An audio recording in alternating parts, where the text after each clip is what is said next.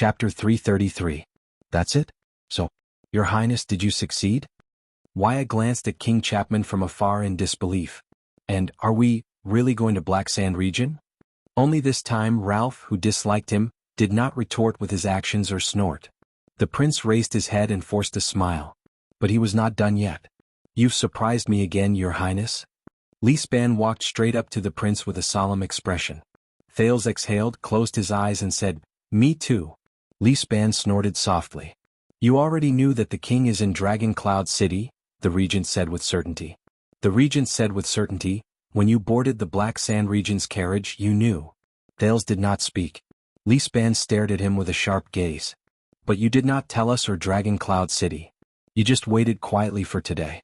Li Span cast a glance at King Chapman, who was still standing leisurely in the middle of the hall and receiving all sorts of gazes, as if he would only stop after he finished touring the hall. You and him. Thales remained silent. Li Span sighed. As the lady said, Dragon Cloud City will remember everything that happened today, Your Highness. Thales finally spoke. Yes, me too, the prince said in a low voice. I will remember and watch you, Your Highness. Li Span gave him a profound look. In the end, the count did not say anything and turned to leave. He was not the only one. The acerbic Count Cotterson did not say anything. He only gave Thales a warning gesture of slitting his throat before he left, along with a hateful gaze. Thales responded with a faint smile. You have guts. You colluded with Black Sand Region and betrayed all of Dragon Cloud City? This was the cold Carkigel. You know, people with guts usually die faster. Congratulations, Your Highness. When Count Liner passed by, he said softly, Do you think Lampard is a good person? Bah, ungrateful and repeatedly treacherous. Count Hurst spat in disdain as he left. A coward of the Empire. Thales could only smile in the face of these gazes and words. It was as if he did not care. But another person's words were exceptionally different. Is she worth it? Thales was slightly startled. It was Count Nazir. The doddering count stood a step away from him and sighed. Is it worth your sacrifice? Thales furrowed his brows slightly. I do not understand you, Count. Humph, I'm old but I'm not blind. Nazir smiled and shook his head. Perhaps what others saw was you colluding with Lampard, betraying Dragon Cloud City, and fleeing to Black Sand Region, but what I saw, he cast Thales a profound glance with an unclear meaning. You cooperated with the City of Faraway Prayers beforehand so that she would not be forced into marriage. You interrupted us 3 times during the meeting, but each time, you saved the girl from her predicament. Thales' face stiffened. As for your collaboration with Black Sand Region, that girl. Nazir paused and said softly, Is she really worth it? Thales' face was livid. He did not speak. When Nazir saw this, he only sighed wordlessly. He patted Thales' shoulder gently and left slowly. Thales watched the old count's footsteps with complicated emotions. Was she worth it? At this moment. Slap. Thales was shocked. His shoulder had already been unceremoniously grabbed by someone. It was Ian. Lampard is the backup you mentioned, isn't he? At that moment, the Viscount of Dual Wind City's eyes were bloodshot. He gritted his teeth and looked at Thales with resentment and anger. Thales stared at the person in front of him in a daze. He had never seen Ian like this. It was as if the young Rockney who had been chatting and laughing with him was already dead. Thales sighed and waved Ralph and Wire away, who were about to step forward. From the beginning to the end, did you look like you were watching a show? Ian's breathing quickened. His gaze was resentful. You cooperated with me on the surface but sold me out like a clown behind my back? It's very interesting, isn't it? Thales was silent. After a long while, he forced out a sentence, I'm sorry. Sorry? Ian seemed to be angered by this sentence. His lips trembled. The City of Faraway Prayers. The City of Faraway Prayers was betrayed just like that. Traitor. Ian's gaze became more and more terrifying. His grip on Thales' shoulder also became stronger. You think this is very smart? You have the king's protection, and the Archduchess has the support of the vassals? Thales did not speak. He turned his head away unnaturally to avoid Ian's gaze. I'm sorry. I didn't have a choice. His attitude seemed to have angered Ian. The latter growled hatefully, No. You can't run away. I promise that one day all of you will regret this. Ian gritted his teeth. His expression was a little crazed as he vowed, One day, all of you will pay the price. Ian turned to the motionless Archduchess on the stairs and threatened sternly, Especially your little girlfriend. You take good care of her, huh? Very well, then I will. Thales tensed up. He flung Ian's arm away abruptly, causing the latter to be stunned. Before you threaten me with something senseless, you'd better take care of yourself first, Ian Rockney. Thales' expression turned cold. He met the extremely resentful Ian's gaze. You and your sister. Ian was slightly startled. You know, even if your sister got 0 points in Defense City, Thales said softly, it's still better than a certain someone getting negative points in Dragon Cloud City? Ian widened his eyes. His expression became more and more unpleasant. That's right, Ian. A long time ago, a terrifying and ugly old witch taught me. Thales' gaze became sharp. Betrayal is the true meaning of an alliance. Ian glared at him as if this was the first day he met Thales. Today I will teach you this sentence. Free of tuition. Ian's expression changed. He was about to flare up, but his shoulder was held down tightly by another person. A loss is a loss. Monty, the Raven of Death, stood behind Ian and said coldly, Ian, at least act like a man. Ian glanced at Monty in disbelief. This isn't over. Finally, Ian gave up on pestering Thales. He approached him and stared into his eyes. Thales Jade Star. Now I know. Lampard isn't the only opponent I have. And you? Thales continued to stare at him coldly, not showing any signs of weakness. In the next second, Ian angrily flung Monty's hand away. With a dark expression, he brushed past Thales and turned to leave. Thales stared at Ian's back and sighed in his heart. What an honor. Monty snorted softly. He glanced at Thales and flashed a somewhat ferocious smile. His malevolent gaze made Thales feel uncomfortable. The Raven of Death walked past him and said lightly, as expected, you live up to your reputation, Your Highness. Thales gulped uncomfortably. But the complicated gaze he saw next made Thales feel uneasy. Accompanied by Nicholas, the young girl silently walked towards the main door. When the Archduchess passed by Thales, the rhythm of her footsteps paused slightly. Thales closed his eyes. A furious voice traveled into his ears, but it was not her. How did you do it? Thales took a deep breath and opened his eyes. The Star Killer stood in front of Thales. There was no longer any anger in his gaze. There was only coldness and hatred. You've lied to us about Lampard for so long, but from Axe District to here there are at least 3 layers of guards. Nicholas sneered. How did Lampard arrive at the entrance of the hall without any obstruction, and then appear at the right time to cooperate with your act?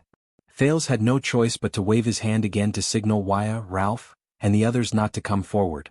Saroma stood not far from them and did not turn her head around. Thales exhaled. At this moment he truly felt a heaviness in his heart. The diplomat group from Black Sand region has been in Dragon Cloud City for a long time, Thales said flatly. Viscount Kentvita came in the name of meeting the Archduchess. As long as no one knows the king, they can smoothly pass through the patrols at the first gatehouse. As for Heroic Spirit Palace, today is a special day. The elite Archduchess guards are all around the Hall of Heroes to protect the nobles. So, the palace guards are in charge of guarding the palace gate, and they have to receive the suzerain's attendants who are waiting outside. Thales said quietly, so, as long as we know their shifts in advance, Ralph's psionic ability and Waya's identity work together. Lampard can avoid the palace guards and reach the entrance of the hall, leaving only your Archduchess guards in front of him. Nicholas narrowed his eyes. The palace guards shifts? Thales nodded with a gloomy expression. The Archduchess guards can't avoid them, but Lampard doesn't need to face them directly. He only needs to have Kentvita find the herald at the entrance and have him inform Count Leespan in the hall that the king is here. Nicholas furrowed his brows. The Archduchess was already at the end of her rope at that time. Thales sighed. What I need to do is to intensify the conflict and push the terrible situation in the hall to a point where no one can handle it. Count Leespan, who knows how to judge the situation, will know what to do. He's very good at making choices. Not far away, Saroma's shoulders trembled slightly. Thales finished speaking. Nicholas stared at him coldly. The palace guard's shifts? Nicholas' voice became more and more terrifying. Every word he uttered was laced with danger. That's a secret that is rearranged every month. Which rat betrayed us? There's no need to disturb the others. Thales shook his head. That head chef's son Joseph. Do you remember him? Nicholas furrowed his brows, as if he was trying hard to search for this name in his mind. He's very lonely in the palace. Thales flashed a bitter smile. I often practice my sword skills with him when he comes to the courtyard to deliver food. Nicholas seemed to have figured something out. His face turned pale. The scullery? Of course I can't get my hands on the monthly shift arrangements. Thales nodded slowly. But the palace guards also need to eat. The scullery's daily cooking arrangements are fixed. For example, when they need to make bread for a small team, where exactly to send it? Nicholas' expression became more and more unpleasant. Don't make things difficult for Joseph. Thales shook his head. His tone was flat. He's still young. He thinks it's just idle chatter during sword practice. So, some of your actions in the palace over the past 6 years, whether it was skipping classes to read books in various corners, talking to animals out of boredom, lowering your status to meddle with the servants' work, or chatting with the servants and guards in a friendly manner. The Star Killer let out a faint sneer, but for some reason, it made people feel a chill run down their spines. Were they all to gather information or to test our defenses? And you've behaved yourself for the past 6 years? All of it was an act? In the distance, Saroma's back stood still. The Archduchess guards waited respectfully around her. Thales' breathing froze for a moment. Nicholas and Thales were silent for a few seconds. Most of the nobles in the hall had left. Only the stern King Chapman, accompanied by Kentvita and Croce, was watching from afar with interest. I talked to animals because I was really bored. As for the rest, the second prince inhaled and squeezed out a gloomy smile. I have no choice. No choice? Thales turned around and stared at the Soul Slayer pike on the shelf. He could not help but sigh as he reminisced. It's been 6 years in Dragon Cloud City. Every letter I wrote had to be opened and checked. Every destination I went to had to be searched beforehand. Every person who spoke to me had to be interrogated 3 times. Even the paper I used in class had to be inspected. Every book I touched had to be recorded by someone specially assigned to record it. If there was anything wrong with my daily schedule or actions, you, Lispan or Madame Gings would interrogate me. Then I would be grounded. Saroma's back trembled slightly. Thales sighed and said, my every move was under your surveillance. If it weren't for the Archduchess' special permission, I wouldn't even be able to step out of Heroic Spirit Palace. As for Waya and Ida, every constellatiate who leaves the palace, not only do they have to be searched, but there are also scouts following them. Even if they throw a copper coin to a beggar, you will catch the beggar and lock him up for 2 months. Even the diplomatic groups from the kingdom who come to visit me are restricted and monitored. Nicholas still stared at him silently with a terrifying gaze. I know that you used King Chapman's name to lock me in this palace, cut off all contact with the outside world, cut off the normal education I should have received, and expect me to muddle through a meaningless life, to become a canary that can only cry in a cage. Nicholas was silent. Thales lowered his head and said dejectedly, Constellation, the Secret Intelligence Department, and I did bring you great trouble and even disaster 6 years ago, but at least we fought side by side. Is this necessary? This time the silence lasted for a long time. Nicholas let out a cold laugh. Not only is it necessary, in my opinion this is far from enough, he said resolutely. Justin is still too lenient with you. He should never have let you come into contact with the people from Black Sand region. That's why you got the chance to betray us. You betrayed all of us. Did you think that you would be safe after escaping to Black Sand region? Nicholas' gaze was cold. Remember this well, little prince of the empire. Thales furrowed his eyebrows slightly. With just you? Forget it. The prince shook his head slightly. Don't overestimate yourself just because someone calls you the Star Killer, dead face. You and I were never on the same level. Nicholas' expression froze. Very well, the Star Killer said hatefully. Be careful, you better not fall into my hands. When that time comes, you won't even have the chance to regret it. Nicholas gave him a fierce glare, caught up with the Archduchess team and strode away. Thank you, dead face. I will be careful. As always. The Archduchess did not stop. Her figure stepped out of the main door. She did not look back. As he listened to the footsteps leave his ears, Thales sighed. There was an indescribable heaviness in his heart.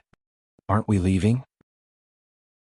As he watched wave after wave of important people make harsh remarks, Waya, who came up to him, did not even dare to breathe loudly. Your Highness? Thales shook his head.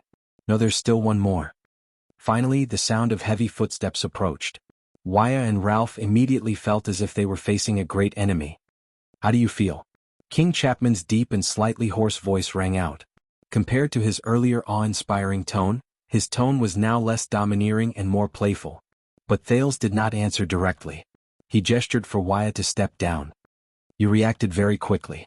Thales turned to the king and sincerely sighed with emotion. I only mentioned a little about Constellation sending troops to the Alliance of Freedom, and you seized the opportunity. King Chapman snorted in disdain. Same here. The prince faced the king and took a deep breath. But just now you said that you have already won against Black Sand region and those vassals who oppose you? The king's gaze shifted slightly. What? Thales narrowed his eyes. You also said that Archduke Trentida will send troops with you to deal with them? King Chapman raised his eyebrows. Thales stared at him, his gaze unwavering for a long time. After a while the prince laughed out loud. Stop joking. Thales shook his head and said, We all know him, Trentida of Reformation Tower. Will he help you? What's the big deal? King Chapman snorted softly. Everyone knows that Porphyus Trentida has always been indecisive, treacherous, and cunning. Thales ran his fingers through his hair in resignation and recalled the Archduke with the bowl cut who had a glint in his eyes. That's right, but let me put it this way. If you invite Trentida to hunt deer with you, he will definitely not agree. Thales sighed and said, unless he knows beforehand that the deer he wants to hunt is already dead, and all he needs to do is to drag the venison back. Only then will Trentida look forthright, generous, tragic, and generous. Like a hero who will never return, he will carry his bow and arrows on his back and ride out on his horse. The two of them stared at each other in silence. After a while, King Chapman laughed. Ha ha ha ha. A hero who will never return? This time, Lampard laughed in an exceptionally carefree manner. Contrary to his previous sneer and mockery, it was as if he was truly happy at this moment. I have to say it's very vivid and appropriate. Thales laughed as well. His shoulders trembled slightly. But his smile disappeared very quickly. So, even though Trentida makes it sound nice, he will never go out with you. The smile in Thales' eyes was replaced by graveness and seriousness. If your vassals gather together, shed all pretenses of cordiality, and fight to the death against the Lampard family, it will be hard to tell who will emerge victorious between you and them. King Chapman's laughter also stopped. Thales stared at him coldly. Your claim that the outcome of the chessboard has already been decided is just empty talk. That's why you came here personally. Just like 6 years ago. King Chapman neither denied nor admitted it. He only stared at Thales with a mysterious expression. Thales looked in the direction of the door and sighed. Ian is still a little too young. He still lacks the experience to face you, that's why he was so easily frightened by you. If it were his father, that resolute, stubborn and callous warrior come Archduke of the city of faraway prayers, Kulgan Rockney, King Chapman sneered. You have quite a high opinion of him. Thales snorted. Looking at Lisban and Nazir's expressions, I'm afraid that they have doubts in their hearts. The prince exercised his aching shoulders and said softly, it's just that they're wary of your relationship with Constellation and don't have confidence in Trentida. They're afraid that you'll really promise him something he can't refuse. That's why they don't dare to bet with you. King Chapman shook his head in a seemingly casual manner. Not everyone has the wisdom to see through the bet and have the courage to make a bet with me. Thales shook his head and snorted softly. But very soon, everything that happened in this hall, whether it was the city of faraway prayers' great defeat in the confrontation with the king, or the news that Dragon Cloud City did not join the alliance to denounce the king and handed over the Prince of Constellation to the king in the end, will spread throughout Ekstedt, especially to Black Sand region. Thales suddenly felt exhausted, as if the morning meeting had drained his energy. The moment the Archduchess agreed to hand me over, you truly won, he said, a little dispirited. What happened before was just a bluff. Are you satisfied now? The two of them stared at each other silently in the middle of the hall. Their delay also caused the Archduchess guards who were still guarding the hall to frown, but Kenvita's smiling face and Croce's cold expression effectively stalled them. But you did not leave empty-handed, Thales. After a while, King Chapman said quietly, first of all, you yourself. Not only did you avoid the fate of being dragged into the war, you also broke free from Dragon Cloud City's evil clutches. Is that so? The prince yawned as if he did not care. Forgive my poor eyesight, but I can't tell what a good thing this is. But the king ignored him. He only said in a slightly cold tone, and according to the conditions we agreed upon, I also gave that girl a chance to cultivate her prestige so that her vassals would no longer be her enemies. This sentence instantly caused Thales' unfocused gaze to focus. Under the pressure of a certain terrifying king, the Archduchess of Dragon Cloud City will not lose their support, at least for the short term, and will not be forced to marry. Under external forces they will instead be more united. Isn't this what you want? Thales furrowed his brows. But she is still a girl, Thales said after a few seconds. No matter what, her existence will make many people in Dragon Cloud City feel uneasy and indignant. King Chapman raised his eyebrows. Then I can't do anything unless you turn her into a man? Thales looked up. So? The prince stared into King Chapman's profound eyes with certainty. You must help her gain a firm foothold no matter what method you use. The king seemed to be a little amused. Must I? Thales nodded. As the king of Extet, he said calmly, it is in your interest to let an archduchess who is controversial and a girl who subverts tradition continue to rule Dragon Cloud City, which is full of capable people and has a strong foundation. You also don't want to see an archduchess of Dragon Cloud City who is as watertight as Lee Span, as cunning as Nazir, and as unyielding and upright as Karkagel, right? King Chapman's expression froze for a moment. Thales stared at him without blinking. A slight ripple appeared on the king's rugged face. Indeed, we don't need a second King Nuvan. Thales breathed a sigh of relief. For this, you even have to help her obtain a considerable amount of power. The second prince's tone became heavier and faster. Don't forget, as an archduchess, the obstacles she faces are similar to the problems you face to a certain extent. For example, the tradition in Northland that has lasted for thousands of years. When King Chapman heard this, the interest in his eyes grew stronger. Moreover, she is the archduchess whom you acknowledge and you are also voting for her. Thales suddenly stopped talking. Moreover, you still have a trump card that can kill her. Her throne is tied to your crown. Thales put on a stern face and did not speak again. King Chapman exhaled slowly. I have a feeling, Thales. The king curled up the corners of his lips. Coupled with his gaze, it gave people a slightly prickly feeling. During the time you are in Black Sand region, we will get along very well. Thales' expression darkened. Is that so? Both of them sank into silence again. After a long while, King Chapman said meaningfully, the same old question, how does it feel? Thales responded with a cold snort. How does it feel? King Chapman took a deep breath. His expression was joyful, as if he was enjoying the beauty of Dragon Cloud City at this moment.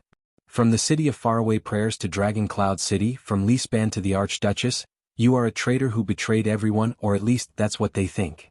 Carrying everything on your shoulders and moving forward alone? King Chapman's gaze became sharper as he stared at him. His words were forceful. How does it feel? Thales was silent. He lowered his head and did not speak for a long time. The prince suddenly remembered how he sat in the carriage of the Marquis from Kemu Union 6 years ago. When he angrily questioned the then Archduke of Black Sand region, who later became King Chapman, the other party's cold reply. Child, you don't know anything. Black Sand region and I are already beyond redemption. King Chapman stared at him and shook his head in what seemed to be disdain. He turned around and left. The moment he turned, the Prince of Constellation's voice came from behind him. But it was gloomy and cold like never before. This feeling? Thales stared at the ground. Without raising his head, he said hoarsely, this feeling is like Chapman Lampard. The king's body froze in the middle of his stride. In the quiet air, Thales snorted softly. With his usual expression, he called for Waya and Ralph and walked towards the door. When the prince reached the entrance of the hall, he paused for a moment.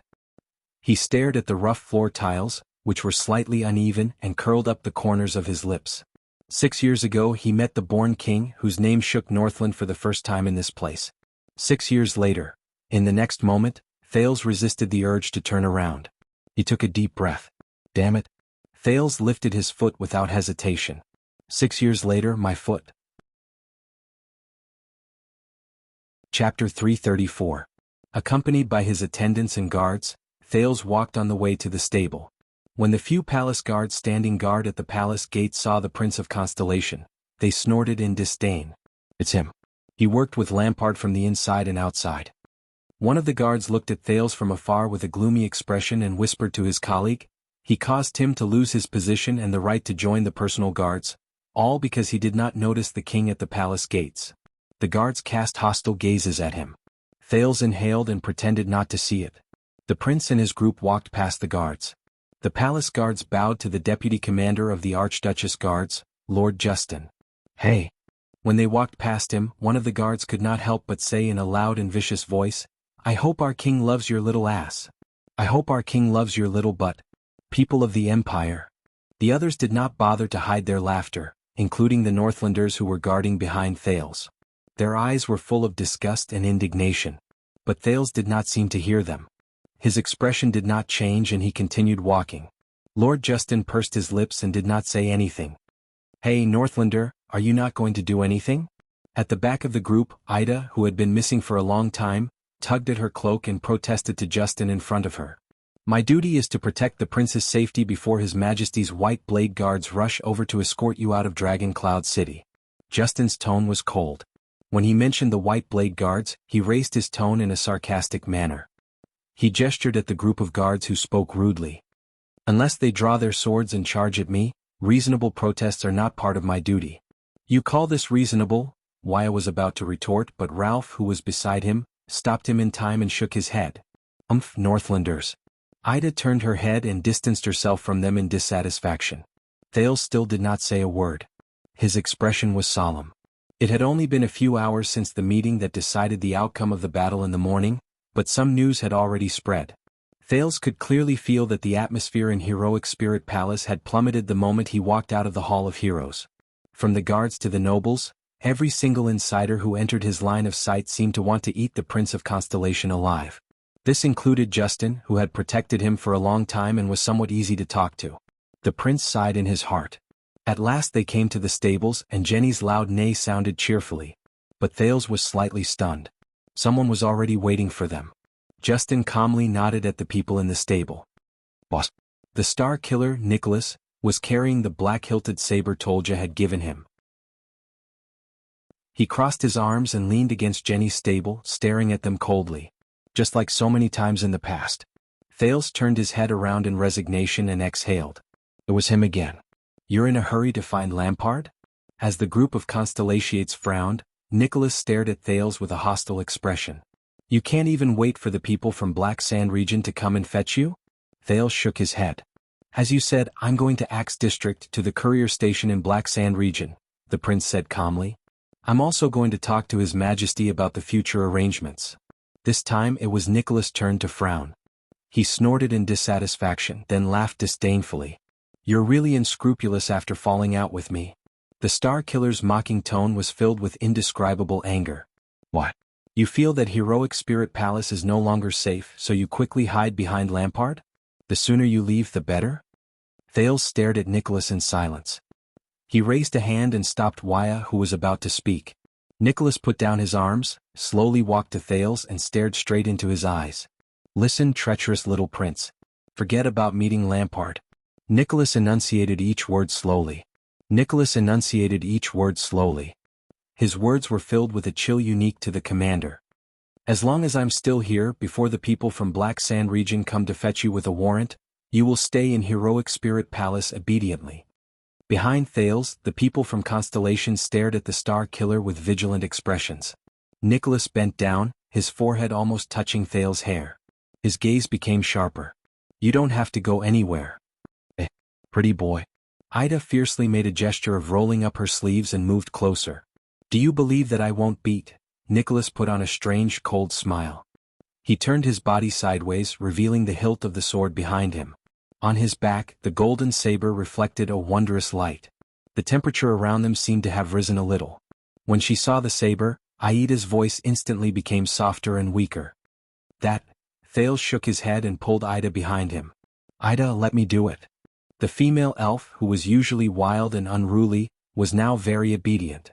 She followed Thales' arm and was gently pulled back. She did not forget to make a fierce gesture at Nicholas that said, I'm not afraid of you. She slit her throat. Thales stepped forward and stared at the Star Killer quietly. Nicholas snorted coldly and leaned against the pillar again. He shook his head at Justin. Bring him back. Make sure he doesn't come into contact with anyone else. But at this moment, Thales suddenly exhaled and shook his head slightly. Do you hate him? Nicholas was slightly startled. What? I'm saying that you must hate him very much. Thales took a deep breath. He remembered the white blade guards who sacrificed their lives to protect them 6 years ago. He raised his head and his gaze was clear. I'm talking about Chapman Lampard. Your king. Nicholas' gaze was focused on Thales' face. His expression became more and more terrifying. His gaze slowly drifted away as if he was looking into the distance. I have only one king.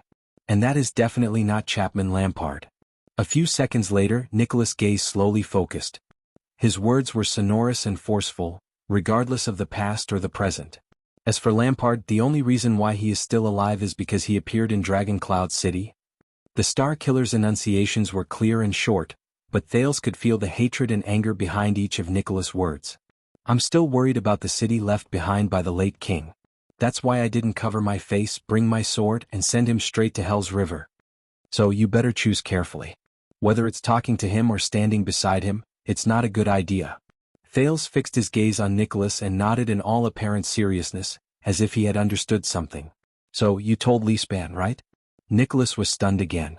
Thales raised his hand and gestured for Waya and the others to step back. He took a step forward and faced Nicholas alone. You told Leespan about the fact that Lampard already has something on Dragon Cloud City, the Archduchess identity. Thales sighed and spoke softly at a volume that only the two of them could hear. That's why Leespan was so restrained in the hall this morning. He didn't want to see Dragon Cloud City destroyed in the internal strife between the archdukes. It's the same for you. Nicholas' gaze on Thales became more and more displeased. I don't want to talk nonsense with you anymore. He gestured in the direction of the blood court with his chin. Now go back to your... But Thales suddenly raised his head. But this is far from over. The sudden increase in his voice surprised Nicholas slightly. But what made his expression even more unpleasant was what Thales said next. Lampard and I talked for a while after the meeting ended, Thales said coldly. Thales said coldly, I can tell that he is not satisfied with the current benefits. He wants more and he needs more. As long as he was still in Dragon Cloud City, he would never be willing to stop at a neutral Dragon Cloud City. Just like 6 years ago, he was not willing to stop at a dead King Nuvan. The prince looked at the Star Killer with an unusually serious expression. So, do you know what kind of predicament the Archduchess in Dragon Cloud City is currently in? Do you know what he's going to do next? Thales continued speaking solemnly, and now, I'm going to talk to that terrifying king again and try my best to convince him to stop for now. The Star Killer was silent for a while. His frown deepened. What else does he want? He asked softly. Thales shrugged. When he recalled the king's methods, he felt a headache coming on. It's obvious that he's very dissatisfied with me keeping the threat of Black Sand region from the Archduchess. The prince lowered his head, looking rather gloomy. I think he'd rather meet the Archduchess directly and place his bargaining chips and threats in front of her so that he can turn Saroma into his puppet. Nicholas did not speak, but his already frightening face became even paler. Thales raised his head. His gaze was burning. And I'm going to convince him that there's no need to force the Walton family to pick a side, that there's no need to secretly contact the restless vassals of Dragon Cloud City, and that there's no need to be greedy enough to tear off another piece of meat from Dragon Cloud City.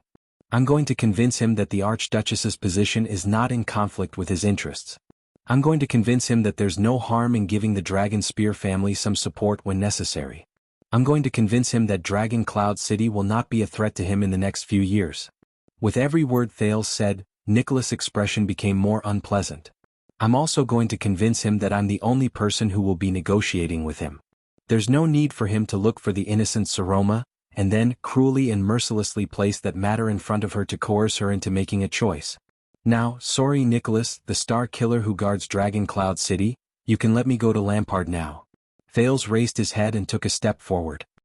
He stared at Nicholas with a piercing gaze, almost touching the other party.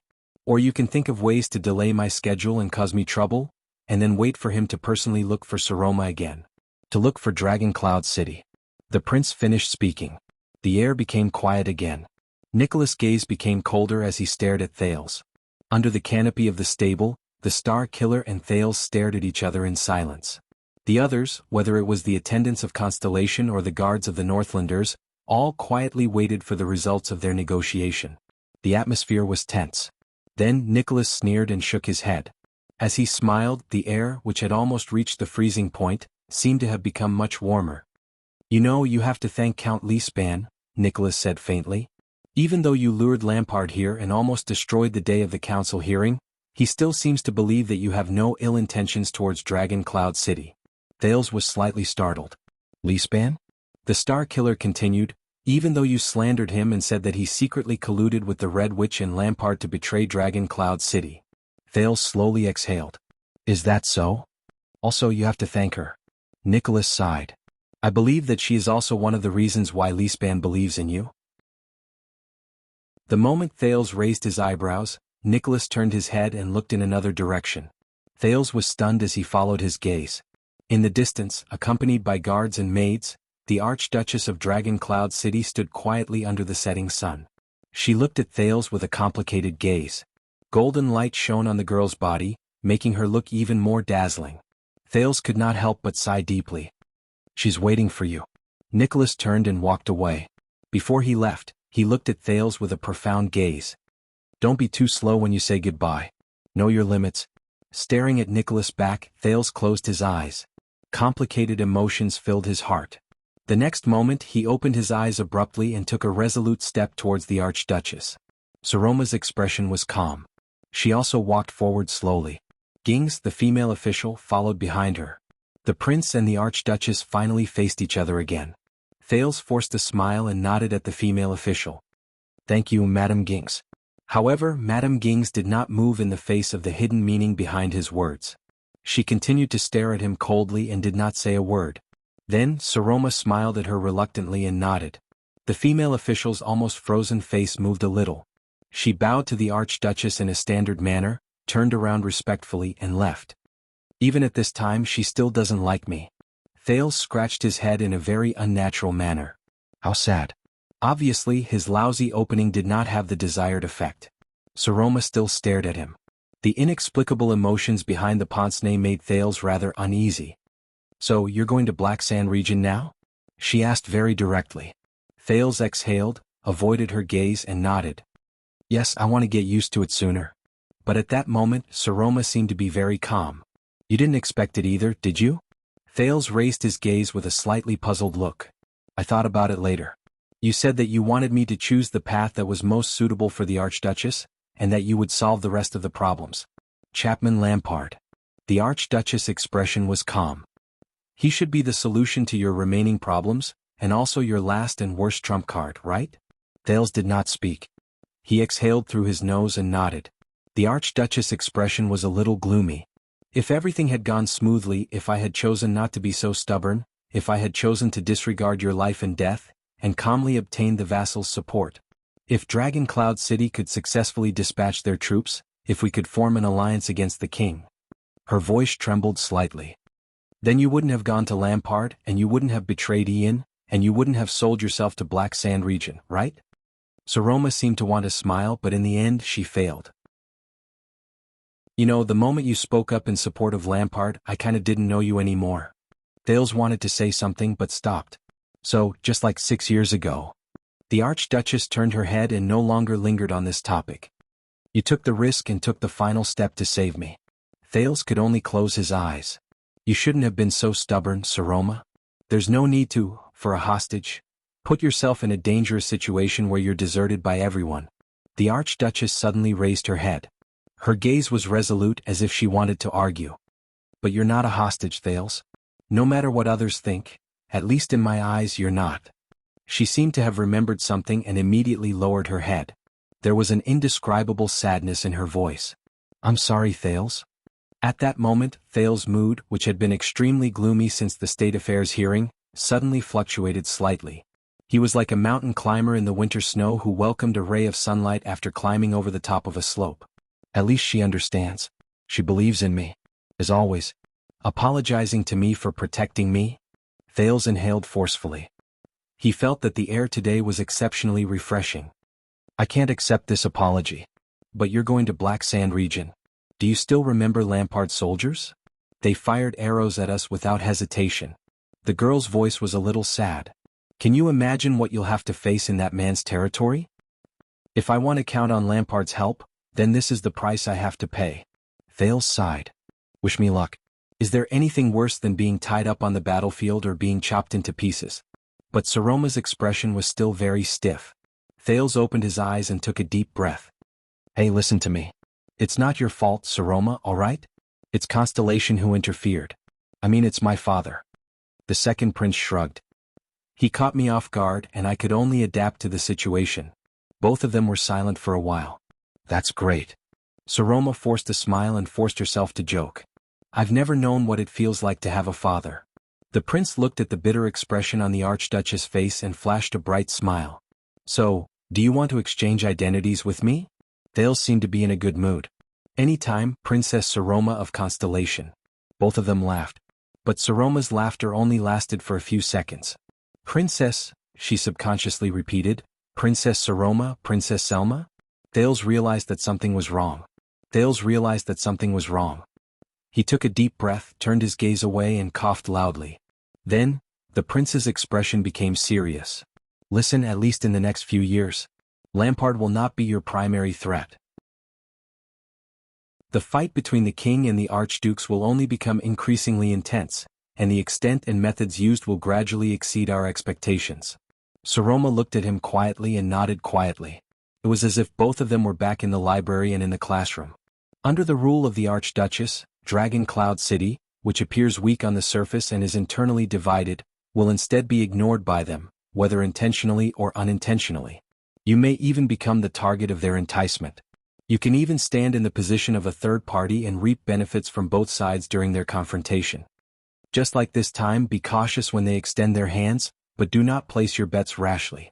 Thales was extremely serious. At this time, sit firmly in your position. This is your top priority. Be a competent, qualified, and even outstanding Archduchess, Saroma. The Archduchess smiled. Her expression was a little forced. King Nuvan left you a good entourage.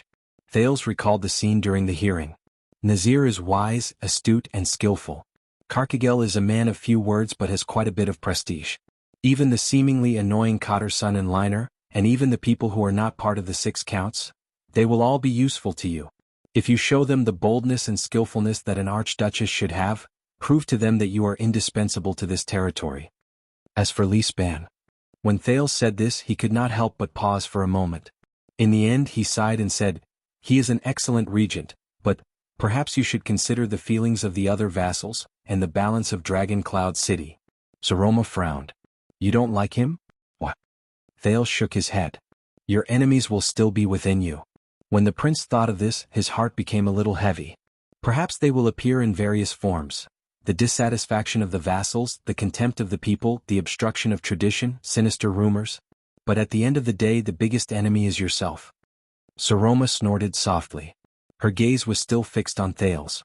It was as if this was the last time they would meet. She smiled and said, the biggest enemy is yourself. It sounds like the pretentious, empty, rubbish encouragement in a knight's novel. Thales could not stand her gaze. He had no choice but to lower his head. Because you are a girl, Saroma?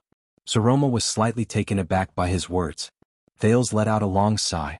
There was a strong sense of sorrow in his words that could not be dispelled. You're a girl. That means that in most games in this world, not just in Northland but also in Northland, you have to pay a higher price than men. You have to work harder than men and achieve better results than men. Only then will you be able to obtain rewards, results, and recognition from the outside world that are comparable to theirs. In other words, if the Archduchess can't come up with a better answer than the late King Nuvan, or even just be on par with King Nuvan. The prince gritted his teeth and looked at Heroic Spirit Palace, which was boorish, imposing, thick, and gave off a heavy, oppressive feeling. Then you will forever be that little girl. Saroma was silent for a long time. Her mood was gloomy. Finally, the Archduchess sneered expressionlessly. It's really not fair. I know it's not fair. Thales frowned and looked at her. He could not hide the worry in his eyes. That's why you can't give up. Do you know what will happen if you don't fight back against the beggars who beat you when you're surrounded by beggars? Saroma raised her eyes. They will continue to bully you, beat you, ridicule you, and isolate you. Thales seemed to have thought of something. He unconsciously tensed up. They will repeat this scene over and over again, forming the impression that you deserve to be bullied. The Archduchess thought of something. She remembered the story of the prince who was born in the lower city district that Thales had told her before. I know. The prince stared at her, his expression was unpleasant. But this is not the worst. The worst is that other people, everyone, whether they are new or old, whether they beat you up or not, will gradually get used to this scene. They will take it for granted. Thus, as they live and eat among the beggars, this impression will be deepened and spread into everyone's consciousness. Until, intentionally or unintentionally, they treat this situation as part of the rules. They make up and derive **t reasons such as born this way, the strong prey on the weak, there will always be bullies, and there will always be people who will be bullied, so that everyone, whether they are new or old, strong or weak, and even the bullied yourself, will subconsciously believe that this is the environment, this is the rule, this is the norm, and you can't change it. So, the best choice is to accept it, adapt to it, acknowledge it, and go along with it. Then, when you are beaten up again, you will suffer less. This idea of everyone subconsciously getting used to the environment and the rules is the worst. In the prince's mind, the hazy sea of memories rippled slightly. At that moment, Thales's gaze became a little unfocused, as if he was staring into the distance. It will make you forget that individuals and society are united and inseparable. Your actions are also one of the factors that shape the environment and the rules. He exhaled and brought his thoughts back to reality. It may be a little complicated, but... Thales looked at the girl in front of him, who had a puzzled look on her face. He pursed his lips. If you don't dare to change and choose to respond in silence, or even exile yourself, then the unfair environment will never change. The prince said softly, "Girl?" Thales looked at the gradually silent girl and sighed softly. "You're right, Saroma. I shouldn't have treated you as a weakling waiting to be rescued." He smiled again. "And you have to learn to grow on your own, learn to believe in yourself, learn to listen to the old crow's lessons," Thales said quietly. "Even without me. Your Excellency, Archduchess. Take care." Once he finished speaking, Thales could not bear to look at the girl's expression anymore. He turned around and left. At this moment, "Thales?" The girl suddenly cried out involuntarily. There was great worry hidden in her voice. "Be careful." Thales' footsteps paused slightly. He did not turn around. He only smiled. "Yes, I will," but Saroma interrupted him regardless of the consequences. "No. On the eve of the council hearing, Count Leespan came to me in private." Saroma seemed to be very anxious. She subconsciously looked around. "He came to advise me that it would be best to stay away from you and the ominous Jade Star family. In order to convince me, he told me some secrets in advance." Thales was stunned. He turned his head sideways. "What secrets?" In the next second, the words that came out of Saroma's mouth made his heart tremble. "Calamities." Thales' expression froze slightly. "What?" At that moment, no one knew what exactly he felt in his heart. He slowly turned his head around, maintaining a normal expression. Saroma's tone was a little hurried. Her expression was the same as when she secretly skipped class when she was young. In the countries built by the people who participated in the Battle of Eradication, such as Extet, even though each family's inheritance is different and has different versions, at least the descendants of the 10 knights and at least the heirs of the 10 archduchy families will be told some secrets about the Battle of Eradication when they come of age. Thales completely turned around and stared at Saroma in a daze. The Battle of Eradication. Saroma pursed her lips and hesitated for a few seconds. Then she made up her mind and said, "After the war more than 600 years ago, we became more vigilant, and the remaining calamities became smarter. With a more complicated, secretive, and dangerous relationship, we lurked on both sides of the world, maintaining a careful balance in all kinds of situations." The Archduchess raised her head. The Archduchess raised her head. Her voice was soft but resolute. "But, the Battle of Eradication has not ended. And they and we are still enemies." Thales' breathing gradually quickened. He could not help but clench his fists. The young girl fixed her gaze on him. Her gaze was filled with worry and vigilance. "Thales, 18 years ago during the bloody year of Constellation, the reason why you were attacked from all sides, ran out of ammunition and food supplies, why Extet invaded the south without any qualms, why the Baron Bone tribe and the orcs were also in a great uproar, even your rebel army and the tragedy of the Jade Star royal family, all of these are related to this, to the calamities." In that second, Thales' pupils shrank abruptly. He could not help but raise his voice. "What does it have to do with this?" But the Archduchess shook her head. "I can't go on. Seal only told me this because he trusted me." Saroma's expression was mournful and hesitant. This is a secret that only the Archduke of Dragon Cloud City knows." She turned her head away. "Don't forget I am now an Archduchess." Thales was stunned. After a while, Thales tried hard to adjust his breathing and snapped out of his daze. "Is that so? A secret that only the Archduke of Dragon Cloud City knows? Then, that means the previous Archduke of Dragon Cloud City, That King Nuvan who decided to invade the south 18 years ago. That king of Extet who told him that there was an inside story behind the Jadestar calamity. He stared at Saroma in a daze. But I think you will find out in the end, Thales. Saroma seemed a little guilty. After all, you are the Jadestar family. Thales closed his eyes and took a deep breath. He hid the lingering haze in his mind deep into a corner. Thank you, Saroma. I know. 6 years ago, a man and a woman, the calamity came to you. Thales gulped. Saroma's voice trembled a little. I won't ask you anything unnecessary, but no matter why they came to you, it's definitely related to that, and it's definitely not a good thing. Not a good thing. You know, the young girl said quietly, I might not be happy in Dragon Cloud City, but at least I can protect you. Nicholas has a legendary anti-mystic equipment, and the Soul Slayer Pike in the Hall of Heroes is always on guard. But in Black Sand region, both of them fell silent. A breeze blew past them. Behind them, Jenny let out a dissatisfied hiss and broke the silence. After a while, Thales sighed deeply. I will remember. In the distance, Nicholas coughed loudly and said without hesitation, My lady. His urging made Saroma snap out of her daze. She seemed to have suddenly remembered something. Also, that man with the black longsword, although he saved us, Saroma said hurriedly, as if she wanted to finish talking about all her worries in these few minutes. Since he participated in the 18 years, then he must be related to these things. As your family's enemy, I can't think of any reason for him to let you go or even protect you. Unless, he has other motives and his plans are far-reaching. Thales stared at the ground without saying a word. The sword-wielding figure and countless doubts rose in his mind. The young girl continued speaking, Nicholas and the Archduchess guards, but the furthest they could find out was that the man's nickname was Black Sword, and that he was related to a foreign gang called the Brotherhood. Thales sucked in a sharp breath. He turned his head. Saroma, I understand. The prince said rather bitterly, Thank you. Thank you for not asking why. At that moment, Saroma saw the prince's bitter and terrible expression clearly, and she could not help but be slightly stunned. Nicholas was urging them on again. Don't, Saroma. In the next second, Thales closed his eyes, turned around and left. Light panting came from behind him, as well as faintly discernible sobs. The sky was very blue and very clear. The few clouds were gradually dyed gold by the sunlight. Ging's, the female officer's orders came from behind him. The Archduchess' footsteps rose and gradually faded away. Thales resisted the desire to turn around and walk towards Jenny, the black horse. He forced himself to smile at Waya and the others. But he paused slightly. Nicholas slowly pulled out another horse and tidied up his equipment in a nimble manner.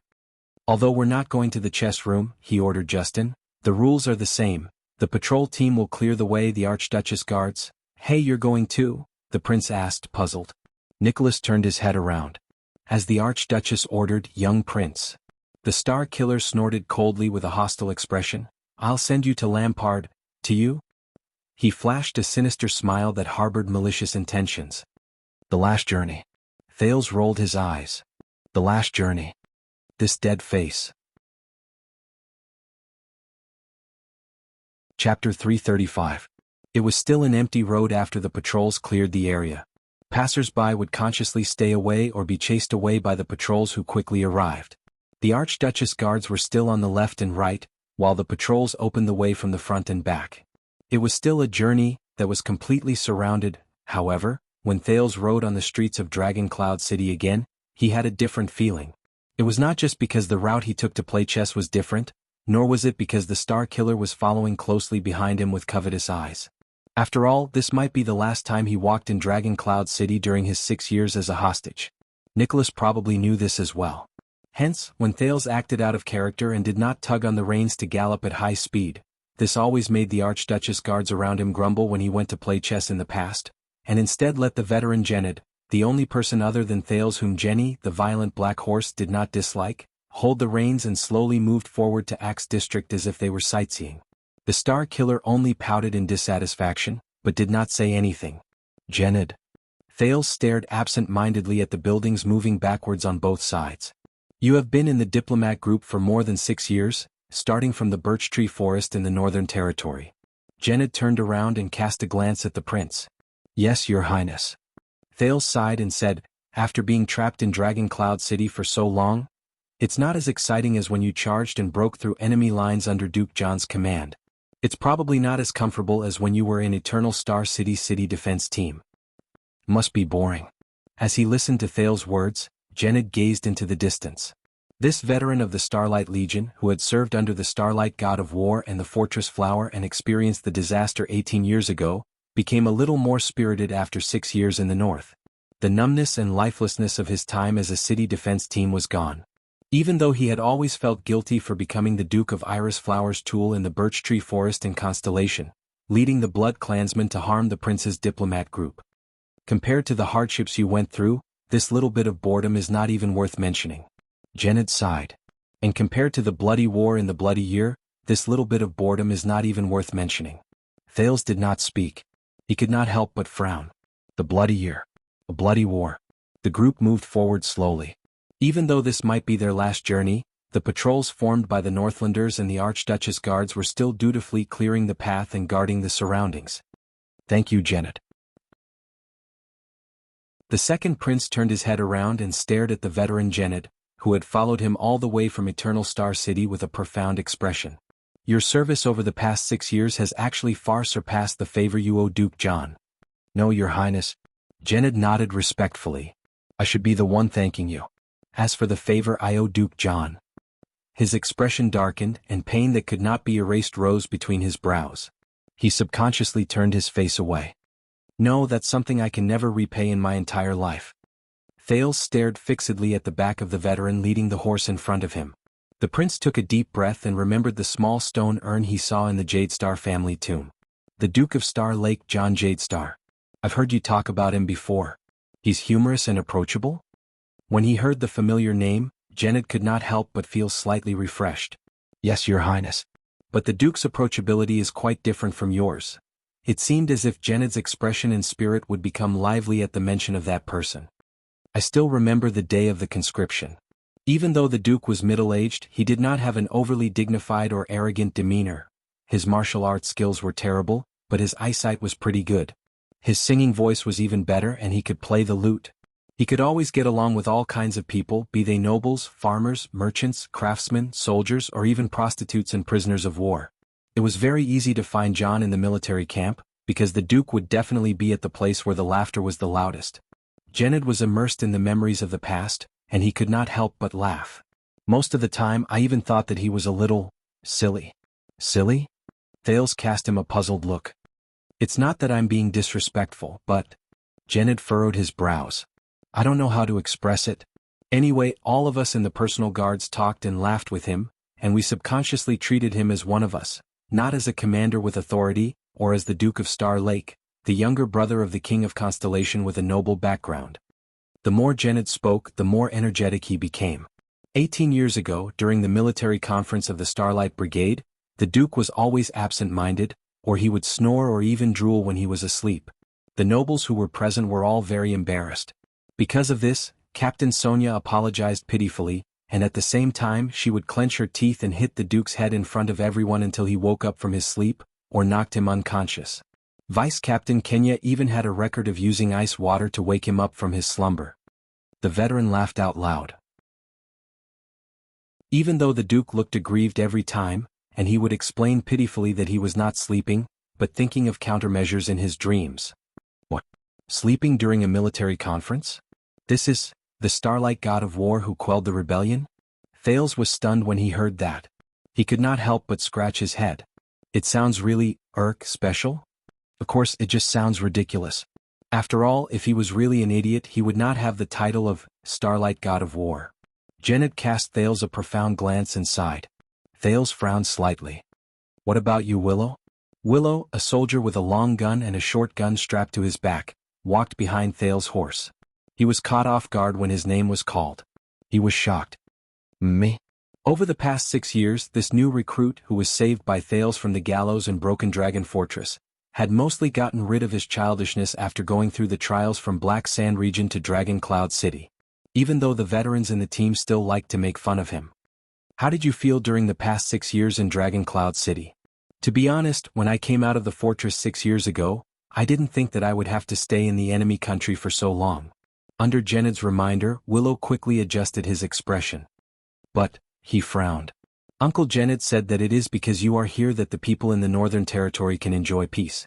So this is probably worth it. Thales was slightly stunned. Willow raised his head. There was a slightly bitter expression on his face. That's right. You know, sometimes I think. Willow sighed. If you had been here 18 years ago and used yourself as a hostage to go to Extet, perhaps the war would not have happened and my sister would not have died of illness.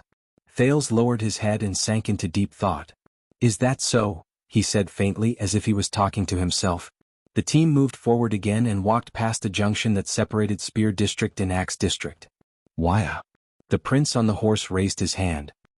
He moved past the heavy guards on both sides and pointed at the 3-story building with a balcony not far away. That house is the chess room that we go to once a month, right?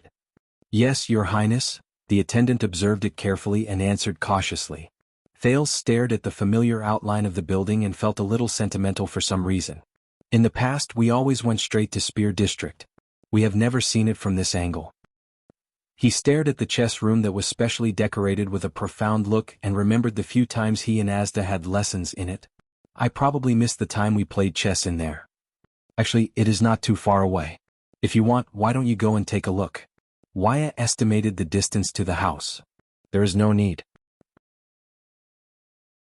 Thales shook his head and pointed at Nicholas beside him. He sighed and said, "Look at his expression. He probably wishes that an assassin would jump out of nowhere and kill me before we go to Black Sand region." These words made Waya frown deeply. He subconsciously looked around. Ralph made a mocking expression at him, and as expected, it attracted the attendant's angry glare. Nicholas turned his head, snorted coldly in disdain, and urged his horse forward. "Where is that vice diplomat of yours?" The Star Killer asked coldly. "Why didn't I see the cunning Putray Nemain with you to Black Sand region?" Thales' expression darkened and he shook his head. "We have not seen each other for 6 years. To be precise, Putray is no longer part of my diplomat group." 6 years, and the moment he appeared he accompanied Constellation in attacking the Alliance of Freedom? Nicholas' expression was tense and his words were stiff. "Perhaps I should have arrested him a long time ago. That man is not simple. He might be the middleman between Constellation and Lampard." Thales raised his eyebrows. "According to Putray, you have been watching him in Dragon Cloud City." Thales sighed and said, "Shouldn't you know his every move better than I do?" Nicholas gritted his teeth and gave him a warning glance. "Speaking of which, you know," the Star Killer said coldly, "I have confirmed that the person who leaked the Archduchess' secret to the secret room was not Leespan." Thales was slightly startled at first. The prince took a second to remember something. Then, the corners of his lips curled up and he secretly exhaled. "You still need confirmation?" But Nicholas' expression immediately became terrifying. "But you were the one who lured Lampard here. So, if it wasn't Leespan, was it you, young prince?" The Star Killer's expression was cold, and he looked as if he was about to beat him up at any moment.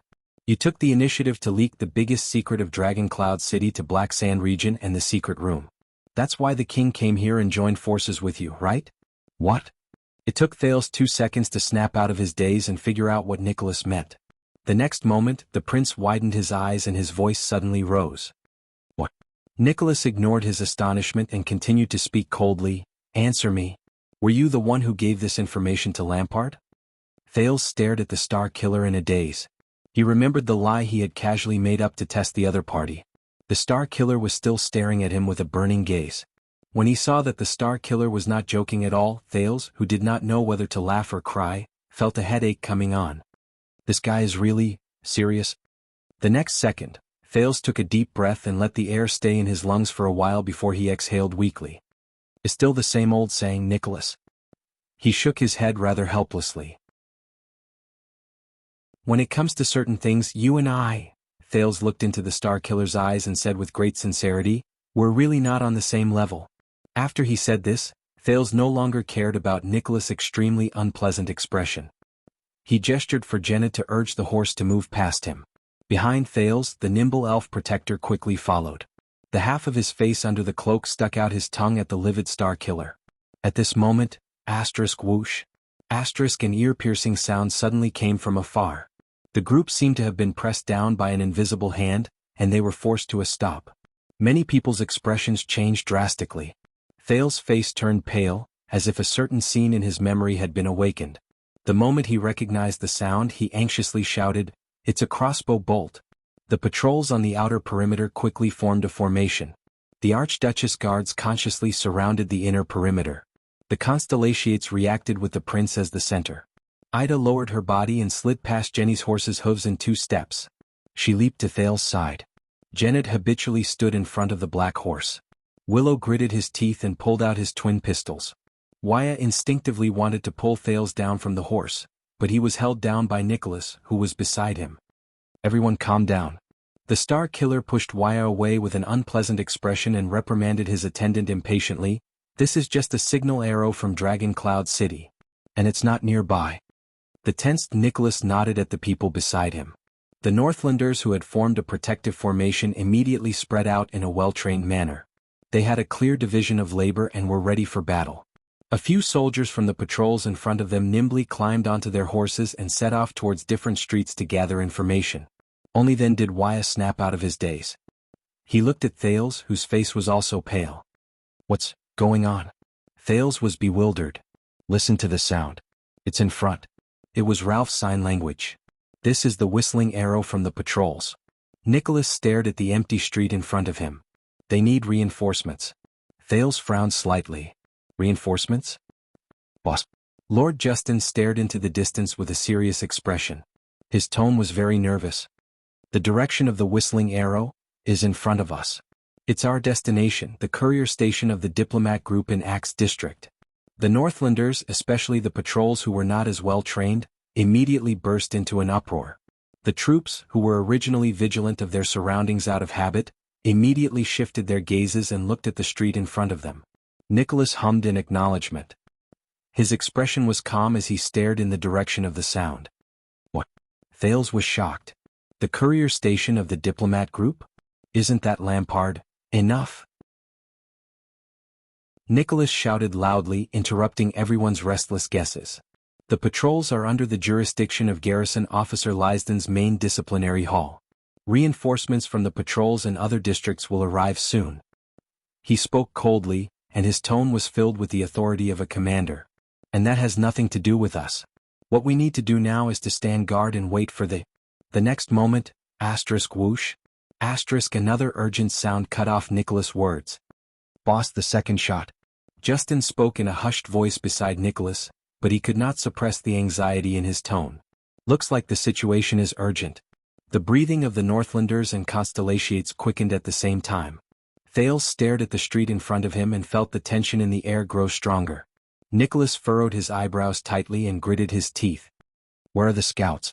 What about the report from the front?" Thales pursed his lips. If something big really happened in front, they might be held up. The prince did not care about the Star Killer's expression. He turned his head and hurriedly spoke to a short person under the cloak. "Ida, I know you can see it." Ida pouted and snorted in dissatisfaction. She said something that Thales did not understand. But her movements were not the least bit sluggish. The elf protector sprinted to the side of the street, grabbed a window pane, and jumped to the top of a 3-story house in a few steps. In everyone's eyes, she was as agile as a gecko, attracting many amazed gazes. On the roof, Ida gently raised her right hand and stopped in front of her forehead, which was covered by the cloak. At that moment, the elf seemed to be very relaxed, as if she was enjoying the breeze. But the people on the street were all staring at her nervously. The Star Killer snorted in dissatisfaction and muttered to Justin in a low voice, "That's why our stalkers can't keep up with her." A few seconds later, Ida turned her head. Her expression also darkened. "I can't see the specific situation, but I can see the fleeing crowd." Faced with everyone's nervous and expectant gazes, Ida muttered and reported in a field of vision that normal people could not see, "Oh, there are sounds of fighting in the air, at least a dozen pairs." Thales narrowed his eyes. "The fleeing crowd?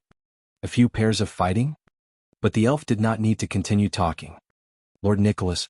As the sound of horse hooves rose, one of the cavaliers from the patrol team rushed back. He panted rapidly, and there was a hint of exasperation in his voice. "Bahat, Black Sand Region Station. Lampard. The King's Post House has been attacked." Everyone was shocked at the same time. "The King's Post House? Attacked?" The cavalier continued to report anxiously. "The guards at the post house seemed to be in a bad situation. The patrol team in Axe District was caught off guard. 2 disciplinary officers and 3 squads are fighting. I saw a few corpses, many people frowned. Stop. Nicholas said firmly, interrupting the cavalier's incoherent report. Just 2 things. What's the enemy's situation? What's the current situation? The cavalier was stunned for a moment. Only then did he recover a little from his panting. It's very chaotic. The cavalier scout who went to gather information shook his head. The enemy has launched surprise attacks from more than one place. The number is unknown. They look like Northlanders. Not only do they have swords but they also have bows. As for our side, the people from Black Sand region and the patrol team are fighting. The disciplinary officers at the perimeter are sealing off the area and setting up defenses. But there are fleeing civilians everywhere. There are even people who are hot-headed enough to pick up weapons and join the battle. When he heard this, Justin's expression tensed. He moved closer to Nicholas' ear. Today is the day of the state affairs hearing. There are too many nobles in Axe district. Their private soldiers and guards are troublesome. Thales furrowed his eyebrows even deeper. Nicholas' expression looked as if it had just been covered in a layer of frost. He nodded. Continue to investigate. Send people to report to the palace and Regent Leespan. The Star Killer turned his head around. He first glanced at the Archduchess guards.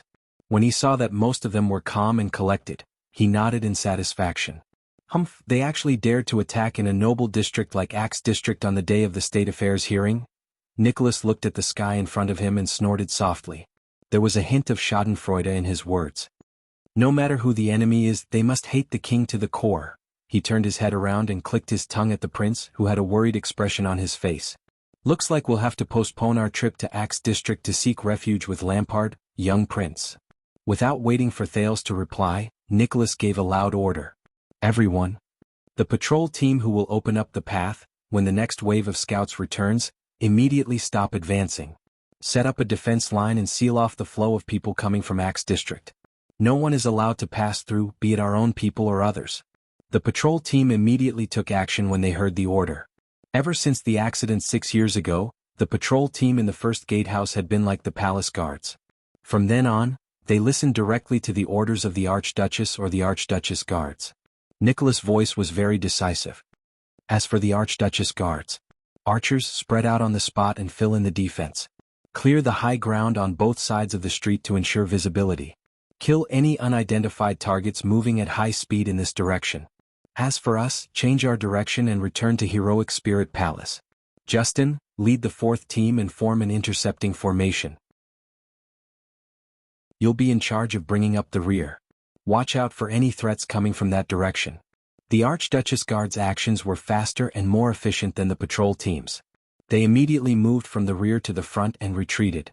Lord Justin's team almost formed a human wall and sealed off the path leading to the chaotic district. Many archers climbed up the houses on both sides of the street, drew their arrows, and aimed in that direction vigilantly. When he heard the other party's orders to seal off the area and retreat, Thales sighed. He knew the Star Killer's attitude now. Thales turned around and reminded the Star Killer indignantly, I know you want to see him die, but if Lampard dies here today, are you sure this is a good thing for Dragon Cloud City? Nicholas shook his head in disdain. My current responsibility is to transport you back to Heroic Spirit Palace in one piece. I don't care about anything else. Thales took a deep breath. All right. The prince spread his hands. Think about it, King Chapman died mysteriously in Dragon Cloud City, which is under the Archduchess rule. If I were the City of Faraway Prayers or Defense City, I would definitely righteously criticize Dragon Cloud City, which did not protect me well and was even more suspicious of me. Then, in the dirty deals of the King Selection Congress, the Star Killer froze for a moment. He turned his head to look at Thales with a cold expression. Thales shrugged in resignation. For Dragon Cloud City? At this moment, the sound of the 3rd whistling arrow came from afar. The atmosphere became even more tense. After a few seconds, Nicholas snorted angrily and turned around while he cursed. Son of AB*T, he yelled in dissatisfaction. Gale, bring the 5th and 6th teams to the post house to reinforce the patrol team over there. We've practiced this kind of situation for the past 6 years. You know what to do. A veteran Archduchess personal guard nodded and smiled with pity on his face. He brought half of the Archduchess personal guards to reinforce them. Nicholas was obviously in a bad mood. The rest of you retreat according to the original plan. In the terrible atmosphere, The group of people turned around with complicated feelings and went back in the direction they came from. They hurriedly retreated for a few minutes until they returned to the border between Axe District and Spear District. When they saw the familiar chess room, the tense atmosphere in the group slowly subsided. Damn it. Waya's expression was tense as he spat. Why do we always run into this kind of thing? Calm down, Waya, Thales said with a gloomy expression. Remember my words, don't panic. But Thales was also adjusting his breathing on the horse's back as he thought about what happened just now. On today's State Affairs hearing in Axe District, where nobles gathered, attack, no, assassinate Chapman Lampard? Who is it? And, if Lampard dies here? When he thought of this, Thales clenched his fists and gripped the saddle tightly. He stayed in the middle of the retreating group with a solemn expression. Hey, young prince. The Star Killer rode to Thales' side and said coldly, you know, if we had maintained our usual galloping speed and arrived at Axe District earlier, we might have been caught up in that attack. Thales frowned. What do you mean? Nicholas shook his head. I mean, your head might not be as valuable as Lampard's life. Thales thought of something and felt his skin crawl. You're saying that group of people might have wanted to intercept me? Nicholas snorted in disdain. The second prince subconsciously looked around. The streets were quiet. Ida was running on the rooftops vigilantly, observing the surroundings from a high vantage point. The Northlanders group was also normal. Thales turned around and said with a face full of suspicion, I'm not that unlucky, am I? Chapter 336. Wait. While Thales and Nicholas were talking, Ida, who was watching from the rooftop, suddenly lowered her head and exclaimed, I'm below. In the next second, a loud sound was heard. Bang. The wooden roof under Aida's feet suddenly shattered. Amid the elves' cries of surprise, she fell from the roof into the house. Everyone in the group on the street changed their expressions. Thales looked worriedly at the house where Ida had disappeared, but the furious Nicholas tugged at his reins to retreat. Guard formation. Thud. The sound of something heavy falling could be heard. Amid the Northlanders' nervous but orderly footsteps, the elven protector's indignant roar came from the house. Who are you? However, before Ida could finish her sentence, the sound of weapons clashing against each other rang out in haste. Ding, clang, clang, ding, ding, clang, clang. Thales' expression changed abruptly. Within 1 second, the sound of metal clashing rang out continuously for more than 10 times. They did not even have the time to breathe. They sounded like wind chimes ringing in a gust of wind. At the same time, Nicholas and Justin were also shocked. They looked at each other in disbelief. 15 times? That means, within 1 second, the two people fighting. Ding. As the last sound faded away, the sound of weapons clashing came to an abrupt end. Bang. Before Thales could react, as the sound of the wind blew, an unfamiliar black figure instantly broke through the window. It went straight for Thales. Thales' expression changed abruptly. Ida lost? From the moment Ida fell into the house to the moment the black figure broke through the window and ambushed him, it was less than 4 to 5 seconds. Moreover, from the moment the sound of weapons clashing started, it was only 1 second of contact. Ida lost? A chill rose in Thales' heart. At that moment, he remembered the terrifying assassin who broke through the layers of encirclement 6 years ago, Bennett Charlton. But there was no time for Thales to think. Under Nicholas' angry roar and the Archduchess Guard's orderly formation, the figure who ambushed him landed on the ground. Since they had already cleared the perimeter before they came, Nicholas placed most of the guards at the periphery. Instead, he relaxed his guard against the intruder who popped up on the way back. The black figure staggered when he landed, but when he stood up shakily, he was only a few meters away from Thales. His body was long and narrow, and he was even a head taller than Nicholas, who was of average height. His entire body was wrapped in a dark black robe. His face and skin could not be seen. It was like the purest night. However, he was holding 2 narrow swords in his hands. The blades were not even 2 fingers wide. Do it. Nicholas got down from his horse resolutely and was the first to attack with a shout. The rising sun saber was unsheathed from his back and he slashed with all his might. Justin, who had rushed over from behind, also had a weapon in his hand and attacked furiously. The 6 Archduchess guards who surrounded Thales blocked his way. Right at this moment, following an explosion, thick gray smoke suddenly emerged from the intruder's body. It's an alchemy ball. Back off. Nicholas' enraged roar came from the gray smoke that obstructed their vision. "Protect the prince and seek cover. I'll deal with him." The surrounding Northlanders surrounded the assassin and surrounded him. Some of the Archduchess guards protected the prince as they retreated to the other side of the street. As the smoke became thicker, Thales felt his vision blur. He could barely see the black figure in Nicholas' back. "Your Highness." Waya used all his strength to pull Thales off the horse. Together with Ralph, he dragged Thales backwards. Willow, Genid, and the other Constellations blocked the front and stood firmly behind the Archduchess guards. Thales' feet were firmly planted on the ground. He broke free from Waya's grip, which was too tight. "Get into formation first." At this moment, through the blurry vision of the smoke, the prince could barely see the black-robed intruder raise his two swords. At that moment, Thales only had one feeling. "Is it raining?" Asterisk clink, clink, clink. Asterisk it was as if an endless storm was violently beating against the fragile eaves of a house in a terrifying gale. Asterisk clink, clink, clink. Asterisk it was pleasing to the ears. It was hair-raising. The storm-like clashing sounds almost drowned out the angry shouts of the Northlanders who pounced forward. However, at that moment, in the center of the thick smoke, no one was more shocked than Nicholas himself. There was no other reason. He had been suppressed. The moment he drew his sword and engaged in battle, Nicholas had just swung his first slash and parried the enemy's slash. Asterisk clink. Asterisk the enemy's sword immediately rushed forward and delivered the next strike. There was no pause. Nicholas' heart clenched.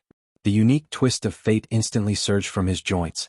At the critical moment when the momentum of the attack was exhausted, he immediately bent his blade upwards and blocked the second strike. Asterisk clang. Asterisk but it was not enough. Because the enemy had just withdrawn his first slash, and without the need for a buffer, he delivered the next slash. Asterisk clang. Asterisk the twist of fate was activated again. Nicholas' face turned red as he blocked the third slash. Not enough. The enemy's fourth slash broke through the thick smoke from his other hand and came at him again. Asterisk clang. Asterisk, still not enough.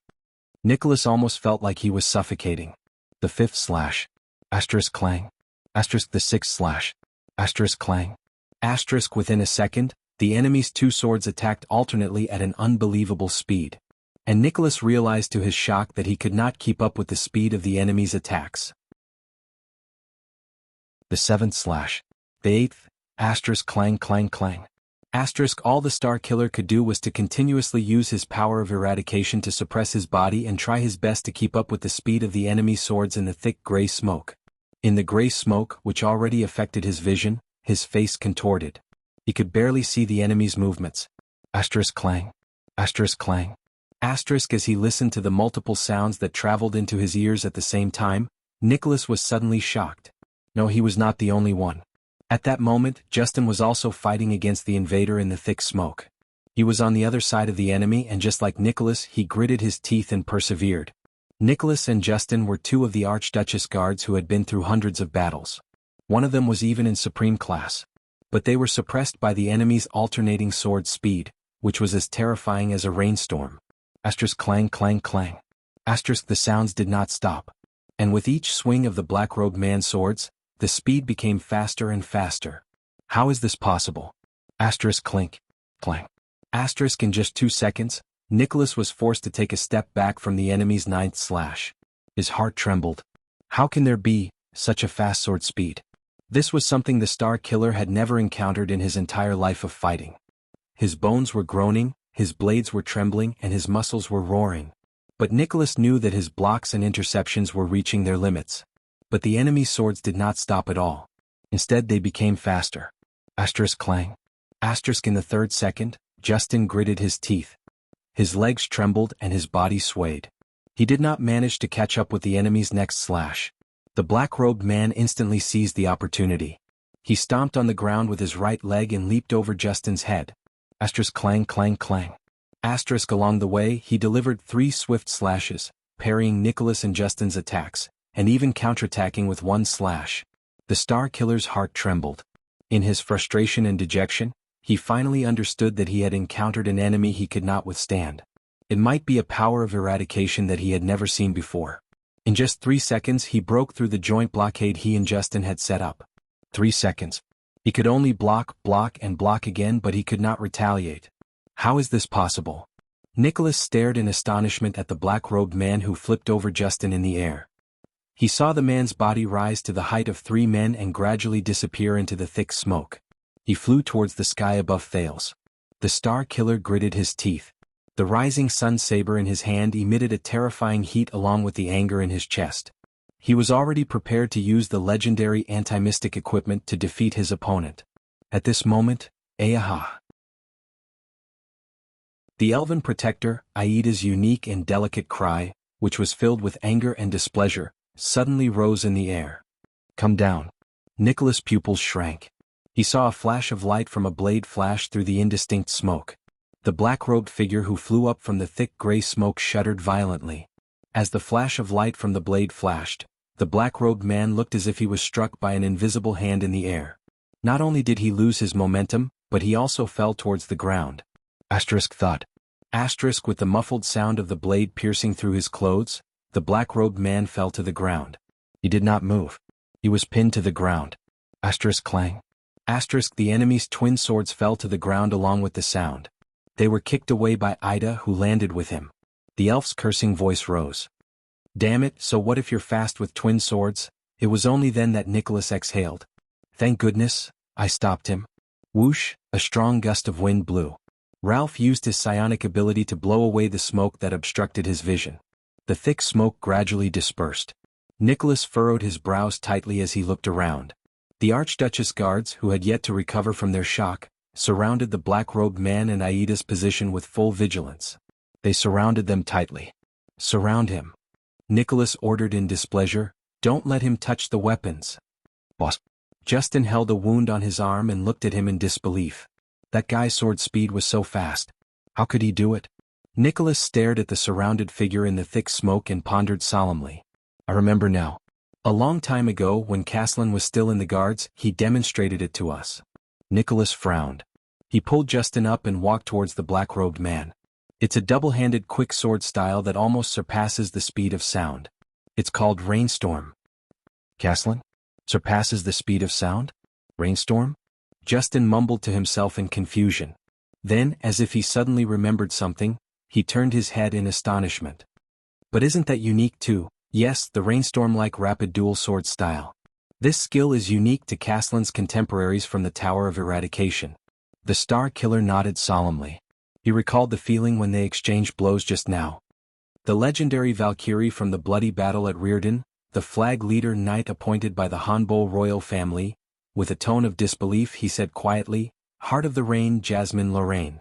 You mean, the female knight Lorraine? Justin's expression changed. He quickly turned to the black-robed man and said in shock, How is it possible? Heart of the Rain, didn't she die 30 years ago in Hanbol in the Eastern Peninsula? Nicholas patted his assistant's shoulder and shook his head. We'll know what's going on soon. In the smoke, they walked towards the black-robed man lying on the ground. Hey. After the smoke dissipated, Aida's short figure appeared in their field of vision, which gradually became clearer. She had her hands on her waist and pointed at the black-robed man who was pinned to the ground by her machete. She kept nagging, With your skills it's one thing to bully a pretty boy, but you even wanted to ambush me? Looking at Aida's expression, Nicholas could not help but furrow his brows. But in the next moment, the elven protector's nagging stopped abruptly. Aida stared at the person on the ground. She opened her mouth wide and looked at the people around her with an innocent and terrified expression. This. Nicholas' expression changed. He did not care that the choking smoke had not completely dissipated. He rushed forward in a few steps and pushed the personal guards aside. Nicholas grabbed the black-robed man with his own hands, then his entire body trembled. He realized that something was wrong. Nicholas pulled out the machete Aida had planted on the ground, scooped the person on the ground, and stood up with a solemn expression. The soldiers around him burst into an uproar when they saw what he was holding. The Star Killer was holding a black robe in his hand. It was an empty black robe. The hem of the robe hung down without any support, swaying back and forth in the air. There was only a black robe.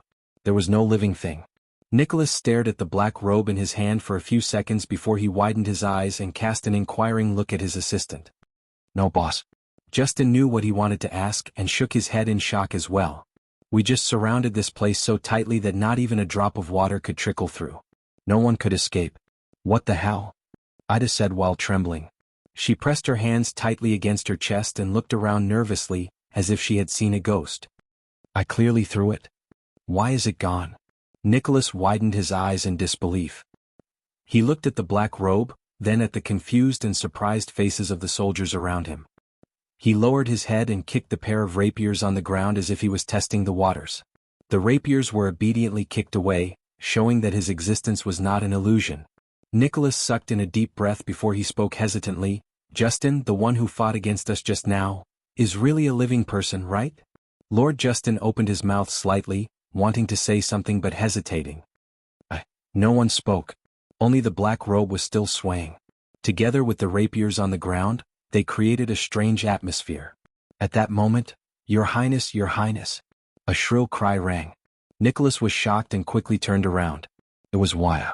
Not far away, beside Jenny the black horse, Wuxia Casso, the prince's attendant, was frantically pushing away the people around him like a madman. He desperately searched for every figure in his field of vision. There was an uncontrollable panic on his face. Thales? Prince Thales. What? The shocked and bewildered Nicholas only managed to say one word before Wuxia, who noticed him, pounced towards the Star Killer in panic. However, he was stopped by an Archduchess personal guard beside him. Hey Northlander! His Highness, where is His Highness? The attendant asked everyone fearfully, Has anyone seen His Highness? What? As the smoke dispersed, the Star Killer subconsciously turned towards Jenny the black horse. However, he could only see a group of panicked constellations, as well as the personal guards who were also at a loss. Willow crouched down and anxiously searched the corners of the crowd.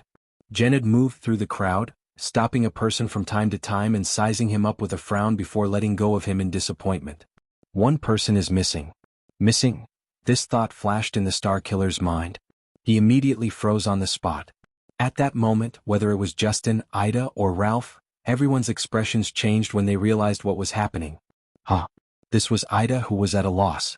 Ralph, on the other hand, widened his eyes and grabbed Wuxia tightly.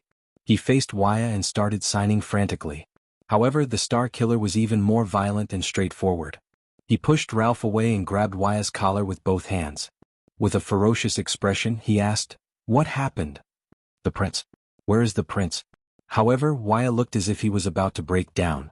He shook his head while trembling. His tone was filled with fear and worry. No, the assassin came too quickly. The smoke was too thick, the noise was too loud, it was too chaotic. I pulled His Highness down from the horse and went to catch him, but I could only catch Jennad. Jennad's expression was unpleasant. Impossible. When you fought, the prince was still by my side a moment ago. How could he? Nicholas suppressed his anger and growled. He pushed Wuxia, who had lost his composure, to the ground. However, no one had the time to deal with the relationship between the Northlanders and the Constellations. Was he abducted by that assassin? Ida said to Nicholas in fear. When he jumped up, he avoided my throwing knives and abducted Thales from the air. With a pale face, Nicholas raised his head abruptly and looked at the roof closest to them. There stood one of the Archduchess guards, who had climbed onto the roof earlier to keep a lookout for the surroundings. He held a crossbow in his hand. No, boss. The personal guard stood on a high spot and said with a puzzled expression, From just now until now, even when there was thick smoke, whether it was the streets, alleys, roofs, or any slightly higher place, I swear on the honor and life of the White Blade Guards that I did not see anyone leave. The same goes for the others. Nicholas clenched his teeth and turned his head to look at the Archduchess guard who rushed over from behind. The personal guard only shook his head. The entrances and exits on the ground are well watched by the sentries we just set up. From the moment the assassin appeared until just now, no one went in or out. We matched their passwords and faces and no one pretended to be one of us. Nicholas was completely dumbfounded. How could that be? There's no one in the sky, on the roof, on the ground, or in the alleys. There's no one going in or out of the surrounding hundreds of meters and no one disguised themselves. The prince was abducted out of thin air? On this street, all the Northlanders and Constellations were dumbfounded. They looked at each other and were at a loss of what to do. The Star Killer turned to the warriors around him. He gritted his teeth so hard that they almost shattered in his mouth. He ordered in exasperation, Form up, search. From here to our outermost perimeter, every wall, every alley, every house, every ditch, and even the backs of every single person. Intercept every suspicious person. Our sentries and blockade line are still here. It's impossible for anyone to leave here without a sound. In the solemn and strange atmosphere, the patrol team and the Archduchess guards, who also had unpleasant expressions on their faces, answered loudly. They took their positions and executed their duties in a well-trained manner. Move, form up, spread out, search. Everyone looked around anxiously and nervously, searching for their target. They refused to let go of any corner. The Constellations, led by Wuxia, were also ready to move, but they were blocked by a few cold Archduchess guards. They could only wait anxiously. They waited for the results of the Northlanders' search. But a few minutes passed. There's nothing in the 4 alleys on the east. The surroundings of Lu Lake Mansion are very clean. There's no one at the intersection between Axe District and Spear District. We've searched both inside and outside the chess room. We've searched all the houses in the south. There's no clue in the ditch on the left. We've almost torn down the house where the assassin appeared. Other than the broken roof, there's not even a fly. Neither the patrol team nor the Archduchess guards found anything in their search. As he listened to his subordinate's report, Nicholas' expression became more and more unpleasant. Finally, Justin walked out of the last alley with his men. He shook his head at the livid Nicholas. When the assassins appeared, our sentry posts and blockades were still in good condition. The area from the highest point to the main road on the ground was completely watertight. The assassin's smoke did not affect them either. Justin's voice sounded very strained. But they did not see anyone break out of the encirclement. Anyone. Nicholas' eyes almost popped out of their sockets. He stared at his deputy in a daze, petrified on the spot. Everyone was silent. The situation was very clear. There was no one around and no one outside. They could not find that figure.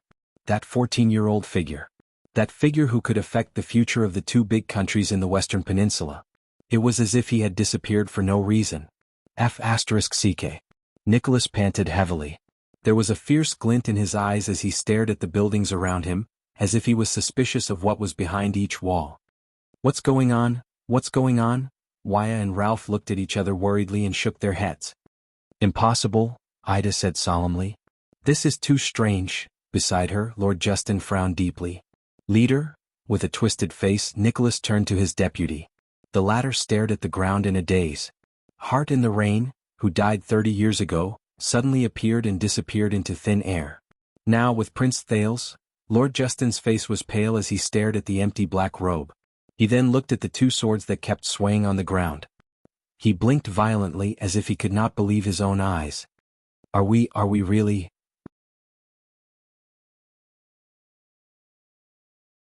Chapter 337. Somewhere in Dragon Cloud City. It was a dark tunnel. There was only one lone everlasting lamp. It barely illuminated the old, mottled mud walls on both sides, which looked like they were about to collapse at any moment. A young man silently leaned against the everlasting lamp and sized up the dagger in his hand.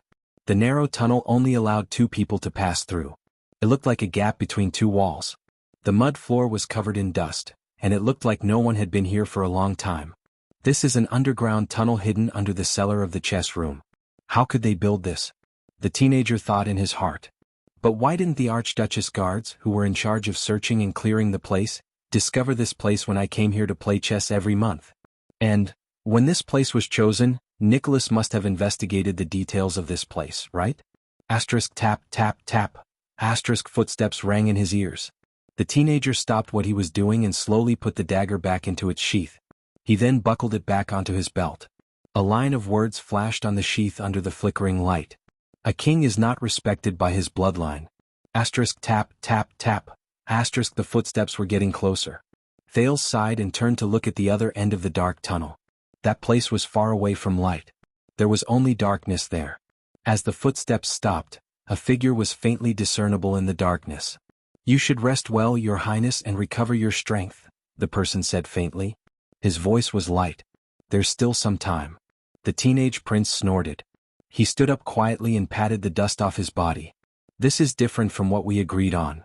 Thales looked at the person's familiar face and the unique pair of dark red eyes. He said coldly, You're not the only one. He said coldly, Raphael Lindbergh. As Thales spoke, Raphael, a cadre of the kingdom's secret intelligence department who had not been seen for 6 years, stepped out of the dark tunnel and revealed himself in front of the everlasting lamp. Thales sized up Raphael carefully. 6 years did not seem to bring much change to this barren bone man who lived in darkness. He was still dressed in a white robe. His posture was elegant and his bearing was calm. Only when he saw the flickering light did he subconsciously frown slightly. Indeed. That's why this wasn't the perfect escape we thought it would be. It was even extremely risky. Raphael's dark red eyes swept past Thales, who had already turned into a teenager. His expression was calm. But Your Highness, whose fault do you think this is? Thales' expression changed. Whose fault is it? Don't play dumb, Raphael. You know what I'm talking about. 5,000 cavaliers forced their way into the city of faraway prayers from the great desert to support the Alliance of Freedom. The prince's voice was as cold as ice. They gave the Northlanders a big surprise, didn't they? And do you know how many people told me in advance and told their hostage princes about this?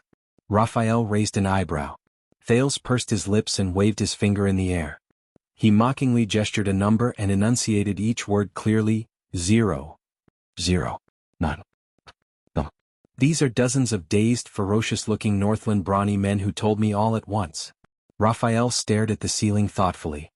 5,000 cavalry? He was slightly moved.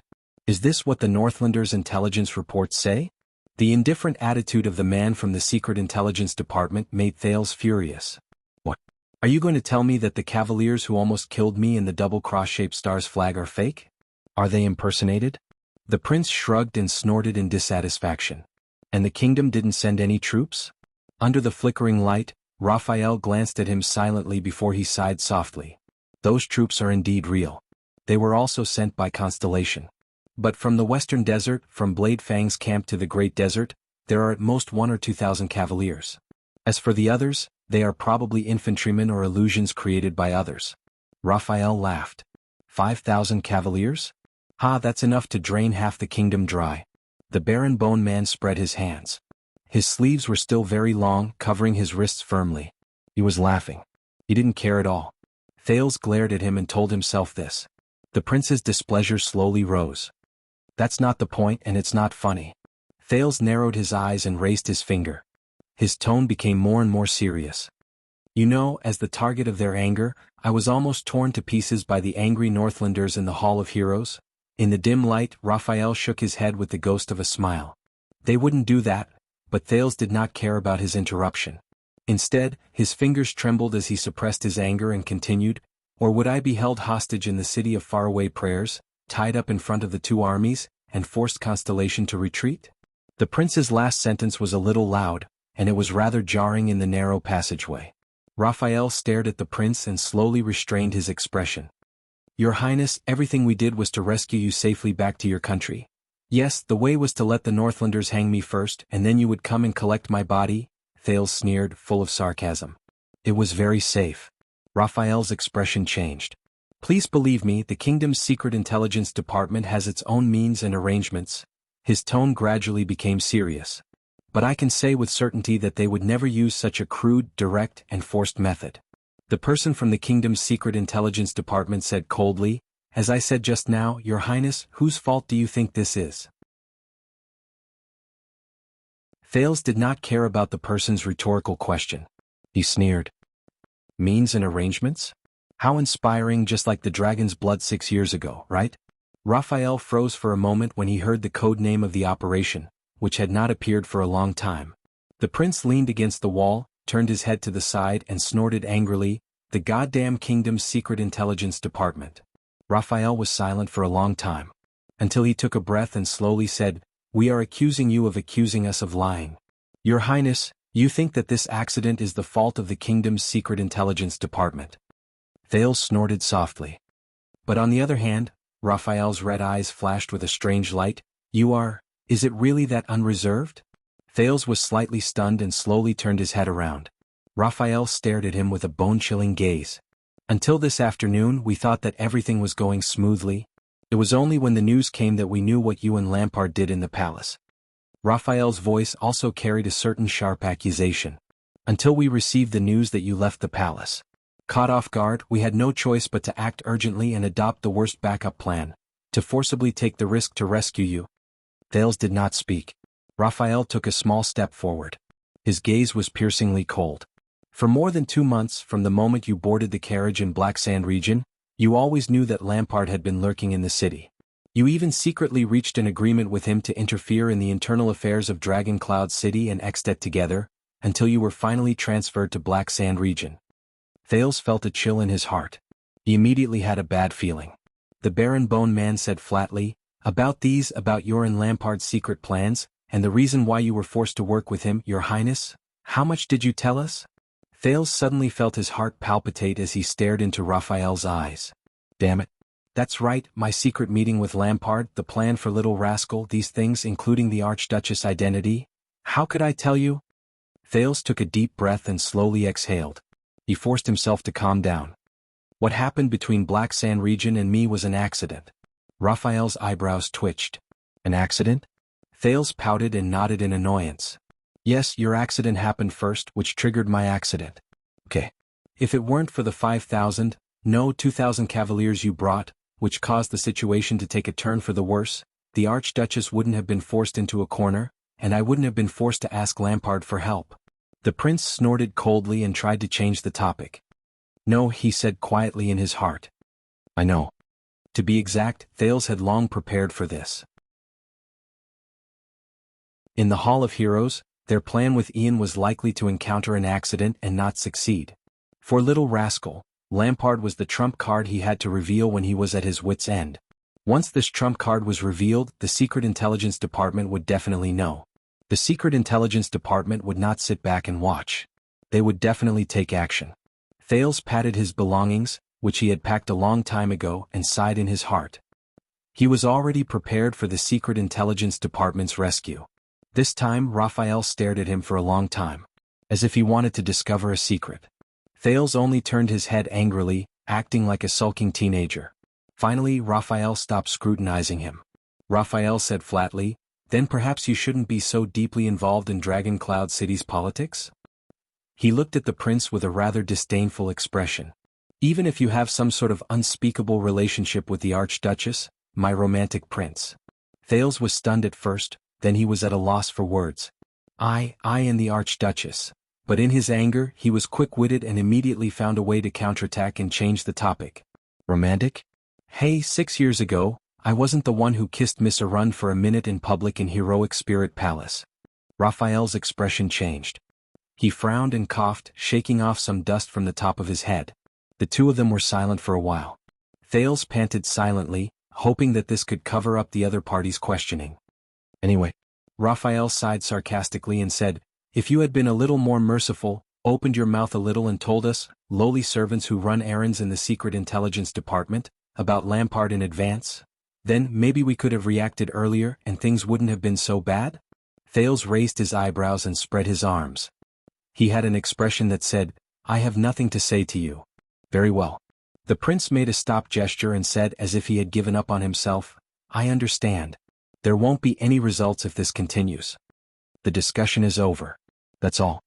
He turned around and leaned against the wall. He shook his head and crossed his arms. Raphael did not speak. Until Thales broke the silence again. Hey, that black robe with the dual swords. When I escaped into the chess room, I saw him surrounded by the guards. The prince said quietly without turning his head, is he all right? No, Thales thought in his heart. The former White Blade guards under Nicholas are not to be trifled with. That person, in order to create a chance for me to escape to the chess rooms underground, probably already.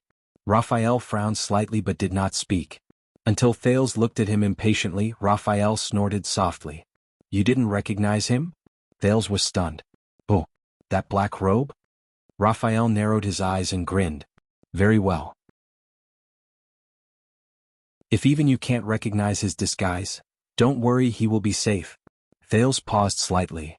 Disguise? That means, that black robe is someone I know? Could it be? Thales shook his head and removed the masked figure from his mind. Impossible. That black robe is tall and thin. He holds two thin swords. It can't be him. At this moment, Thales suddenly remembered something. He raised his head. Attacking Lampard's post house. Was that also a method you used to divert his attention? When he said this, Raphael's expression turned cold. Yes, an impossible suicide attack. His voice was a little quiet. We have thought of any method that could reduce the strength of the guards around you. Thales froze. The light flickered slightly, elongating their shadows on the wall. After a long while, the prince exhaled. How many casualties? Raphael shook his head and said nothing. Thales' expression turned cold as well. Silence returned to the passageway. I'm sorry, the prince said after a long time. Raphael closed his eyes and shook his head. They all know what they have to do. The voice of the Secret Intelligence Department member was gloomy. For this operation, the Secret Intelligence Department even gave up their headquarters in Dragon Cloud City and sacrificed most of their intelligence sources. Thales was puzzled. Headquarters? Raphael gestured with his chin and extended his finger to tap the irregular mud wall beside him. It's here. Thales was stunned. He looked around and sized up the dim passageway. The prince said curiously, but this? Isn't this the underground of the chess room in Spear District where I come every month? In response, Raphael nodded in agreement. His expression returned to its usual indifference. Wait, are you saying that the chess room above us, the place where I come to play chess every month, is the Dragon Cloud City headquarters of the Secret Intelligence Department? Thales stared in disbelief and observed his surroundings. In Spear District? A place just a few steps away from Heroic Spirit Palace? Raphael smiled. He tapped the dilapidated mud wall beside him again. You don't think that the owner of the chess room just happened to be bored, so he built this tunnel under the cellar, do you? You don't also think that when you made a request to Dragon Cloud City and the Archduchess agreed to it, the disciplinary hall official in charge of choosing the location just happened to report this newly opened chess room to Leaspan, do you? Thales stared at Raphael in a daze. So, Raphael's eyes shone brightly as he nodded affirmatively. Yes, the safest place is right under the enemy's nose. For example, the Dragon's Blood 6 years ago, from the beginning of the operation to the preparation to the decision, to the execution of the plan, and even to the final mobilization of manpower and intelligence, to forging Lampard's warrant, to enter the gatehouse occupied by the enemy, to fish out an unlucky prince who acted on his own accord, and to arrange for his evacuation, everything was done here. Raphael glanced at him meaningfully, snorted softly, and shook his head. Thales automatically ignored the words, an unlucky prince, and silently observed his surroundings. The mottled mud wall, the deep tunnel, and the lonely everlasting lamp. I see.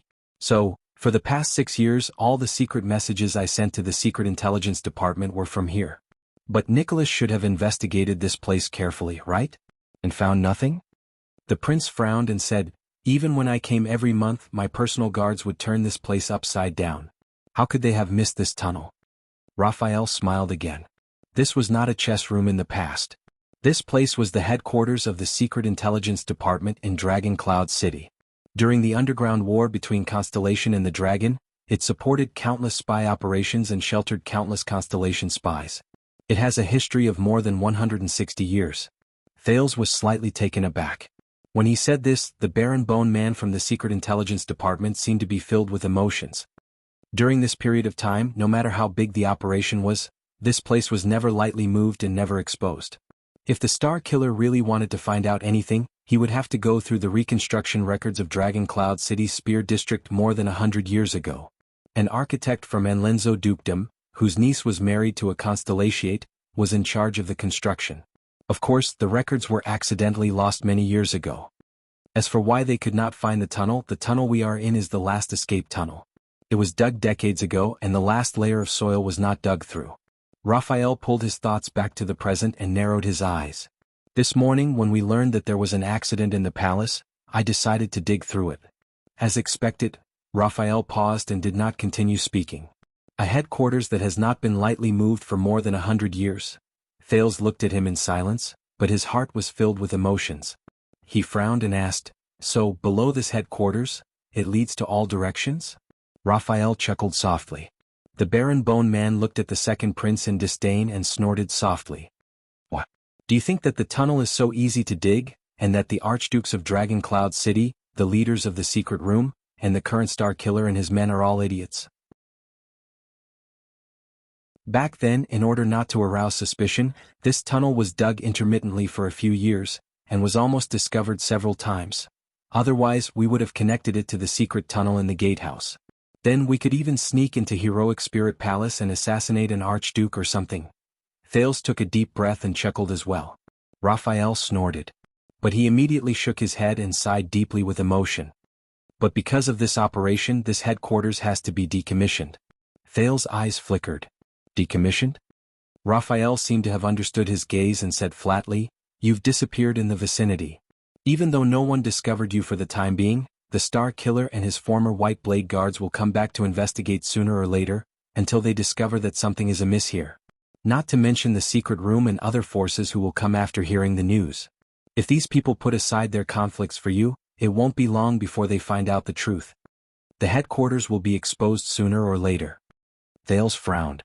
If the headquarters has to be decommissioned, then all the people, things, channels, places that have been involved with the headquarters for more than 100 years will have to be decommissioned together with it. Almost everything the Secret Intelligence Department has here.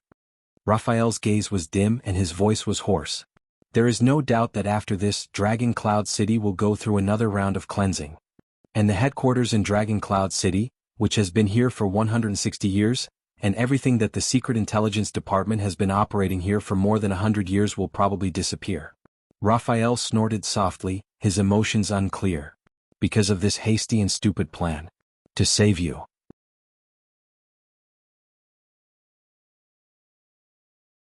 Chapter 338. The two of them sat diagonally facing each other, leaning against the wall. They looked at each other in silence. After a long time, Thales coughed and spoke softly. "What's the situation in Dragon Cloud City up there now?" Raphael opened his eyes. "Very bad." The pupils of the person from the Secret Intelligence Department shrank. Ever since King Nuvan passed away 6 years ago, the Star Killer's White Blade guards have been brandishing their blades with a murderous aura. They've been madly cleaning up Dragon Cloud City's underground intelligence network at all costs. They've practically turned the entire city into an airtight iron bucket. Even the secret room has suffered heavy losses, let alone us. Now, the Prince of Constellation's disappearance has too many implications and it involves war. Dragon Cloud City has been completely locked down. Entry is allowed but exit is not allowed. Strict searches are conducted from house to house. I heard that the Star Killer flew into a rage and madly chased after the Prince of Constellation all over the city, not letting go of any channels and information. He locked up batch after batch of suspicious people, including some great nobles. He doesn't acknowledge anyone's favor, and the cautious Leespan is even supporting him from behind. Thales listened to the person's narration without saying a word. "So, you went to Lampard today and messed up our plans. That was really stupid. And we risked our lives to rescue you, which was the worst of the worst." Raphael's expression was tense. At least at this moment, everyone in Dragon Cloud City is tense, and everyone is in danger. At least, almost all the escape routes in the hands of the Secret Intelligence Department can't be used anymore. When he heard this, Thales sighed heavily. Raphael saw the prince's expression, cleared his throat and changed the topic. "But it's not that there isn't any good news. The day of the State Affairs hearing involves too many people, and there are all sorts of people in the city.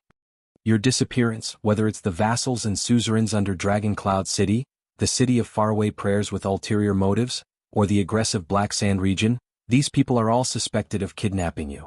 They don't trust each other and even view each other as enemies. This will take up Dragon Cloud City's energy and attention. The Star Killer and Leespan need time and means to investigate them one by one. If it were any other time, they might not have encountered such a good opportunity to take the risk to rescue you." As he listened to the comforting words, Thales forced a smile. The prince braced himself and asked, "Then we're trapped here and can't leave?" Raphael shrugged. Viscount Putre said that he has an unorthodox way of getting in touch. But before he could finish speaking, a third person's voice came from the dark tunnel. "Very soon, Your Highness. You have to leave before dark." Thales and Raphael stood up at the same time and turned to the other side of the tunnel. There, a middle-aged man holding an everlasting lamp slowly walked over. "Putre." Thales' eyelids twitched and he said in pleasant surprise, "I haven't seen you since I came out of the hall. How are you?" The thin Putre looked exhausted and forced a smile. "Thanks to you I'm fine for now. When Lampard appeared in the hall, I had a bad feeling. So, I quickly slipped out to make arrangements." When Thales saw him, his anxious and gloomy mood instantly became much better. Raphael chuckled with an indescribable emotion in his eyes. But Thales' expression immediately changed. "Wait, you said that I have to leave before dark." Thales mulled over this sentence and was immediately shocked. He looked back and forth between Raphael and Putre. You're not coming with me?" Raphael and Putre exchanged a glance. The disappearance of the Prince of Constellation is a huge matter. The Baron Bone Man pursed his lips and his expression changed. If the kingdom's secret intelligence department appears indifferent and quiet, wouldn't it be too suspicious? Raphael looked at the puzzled Thales and nodded. That's right. Not only can I not leave, but I also have to appear immediately and anxiously gather information everywhere, just like a normal person from the kingdom's secret intelligence department would do. It would be best if I'm discovered by the Star Killer and thrown into prison. Only then can I better cover your escape. Thales was stunned. He stared blankly at Raphael, who was dressed in white and appeared calm. He was momentarily speechless. Is that so? It's not just him. Put-Ray sighed, and withdrew the hand which he had put into his pocket for his pipe. It's the same for the people around you, including me. We all have to stay in Dragon Cloud City and maintain the status quo. It's not only to divert attention from you, but also to continue gathering information until everything is settled and you successfully return to the kingdom. Thales pursed his lips. Yes, he escaped. But he was feeling very complicated right now. Yes, Your Highness. Although the arrangements are in place, Put-Ray smiled faintly, but to Thales this smile was rather bitter. But you will have to walk the rest of the way on your own. Thales turned to Put-Ray and raised his eyebrows. But Put-Ray only stared at him silently. In the end, the prince suppressed his other emotions. Is that so? He put away all unnecessary emotions and nodded indifferently. Beside him, Raphael said calmly, apart from that, who else among the people around you could possibly know that you would escape from here today? We have to consider the worst possibility. Thales tried his best to dispel the gloom in his heart and pulled himself together. No one knows. The prince pondered for a moment. Apart from Ida and Genid, who could not avoid it among the others, I only gave Waya some hints. Poor Waya. I hope you can remember why I told you. No matter what happens, do not panic. Fortunately, before I left, the sensitive Ralph should have sensed something. Very good, Raphael said seriously. Are there any loopholes or threats? Thales shifted his gaze and pondered carefully. Just in subordinates, among the Grand Duchess guards that are in charge of protecting me, there are 4 people specifically assigned to monitor my movements. Some of them might suspect Jenny, but it doesn't matter. I've destroyed all communications. Thales shook his head. One of the Archduchess maids is on a mission. She has been eavesdropping on my conversations with the Archduchess for the past 6 years, such as my farewell to the Archduchess this time. But it should be fine. She will think that I said goodbye because I was going to Black Sand region. The servant who cleans my room is Leespan and Nicholas' informant. He often stealthily flips through my books, letters, and even scribbles when I'm not around. But I've confirmed that I didn't leave behind anything suspicious. Thales continued to speak as he pondered. Every time he mentioned a point, the other 2 frowned a little more. Ida told me that an Archduchess guard who used to be a scout and was in charge of guarding the roof can use a reed to eavesdrop on my conversations with my subordinates in my room at night. So, when he starts eavesdropping, I will deliberately change the topic. And these few days, I have rarely talked to them about my recent situation. Nicholas and Gings will judge whether I am abnormal based on my daily routine and habits. But for this reason, I have tried my best to be as casual as possible, whether it is my resting spot in the palace or my daily routine. I should not be able to find any pattern. And this time, I came out in the name of meeting Lampard, so it will not arouse suspicion. Lord Justin has a small notebook. Every time I come out to play chess, he secretly pays attention to my every move, the person I talk to, the route I take, and even my movements when I ride a horse. Even after the game is over, he will come up and record my final game. Justin suspects that it is a secret code. But fortunately, everything I do in the chess room has nothing to do with this cellar. I can't think of anything else at the moment. Thales finished speaking and looked at the other 2 again. Raphael and Put-Ray looked at each other. Both of them seemed a little surprised. This young man has been in Dragon Cloud City for the past 6 years. How did he come here? In fact, it's not just this, Thales thought quietly. In the future I can probably write a book called The Prince in the North, The Days I Battled Wits and Bravery with the Star Killer. Raphael coughed and said a little unnaturally, it sounds all right. Put-Ray sighed almost imperceptibly. He nodded. Very good. I have already made arrangements for leaving the city. I asked some of my friends for help. Even though it is not as reliable as using my own people, it should not be a problem. Thales hummed in acknowledgement, but he immediately thought of something. What about after we leave the city? The prince frowned and said, I can guarantee that after such a major incident, The roads leading south from Dragon Cloud City are all checkpoints. They are strictly guarded against every 13 or 14-year-old boy. The same is probably true for Prestige Orchid region and Black Sand region. To prevent me from returning to Constellation, the area around Broken Dragon Fortress will definitely be under martial law again. Even birds cannot fly over. How do I return to Constellation? This time, Putray and Raphael exchanged glances again. Both of them seemed to be smiling. That's right, Lampard will not let you freely pass through Black Sand region. Putray smiled and shook his head. So no, we are not going south. Not going south? Thales thought for a moment and said solemnly, all right, the other directions, going north is impossible, unless I want to seek refuge with the orcs at Queeker Glacier. So, I can either go east, travel 1,000 miles, pass through Beacon Illumination City to Elafir City, then take a boat south to Constellation. But before Thales, who was thinking hard, Putray only raised a finger and shook it slightly, interrupting him. No, we are also going east and we are not taking a boat. Raphael snorted softly beside him. Neither. He said resolutely and decisively, you go west. Thales was slightly startled. West. Raphael's expression did not change. He continued to nod. First enter the territory of the City of Faraway Prayers, then head south to the Great Desert, then head east from the desert to Constellation's western desert hill. Wait a minute. Thales recalled the words quite often used to threaten them a long time ago when they were child beggars in the abandoned house. Son of AB***, tomorrow? Tomorrow I will sell you to the Great Desert, you little brat. You will become a meal for the barren bone people. Head south to the Great Desert? Thales frowned in disbelief. That chaotic Great Desert filled with desert bandits, rogues, criminals, and even the barren bone tribe and orcs? That terrifying, bloody, complicated, dangerous Great Desert filled with all kinds of strange legends that even the ancient empire could not conquer? Raphael did not speak. He only stared at him. The prince clicked his tongue and repeated the adverb 3 times. That is much, much more difficult than heading south to Black Sand region. Are you serious? Putray snickered. Yes, your highness, what you need to pass through is a certain part of the chaotic Great Desert that was once filled with desert bandits, rogues, criminals, and even the barren bone tribe and orcs. The thin middle-aged man sighed. Thales instantly grasped the key word. His brain seemed to have stopped for a moment before it instantly restarted.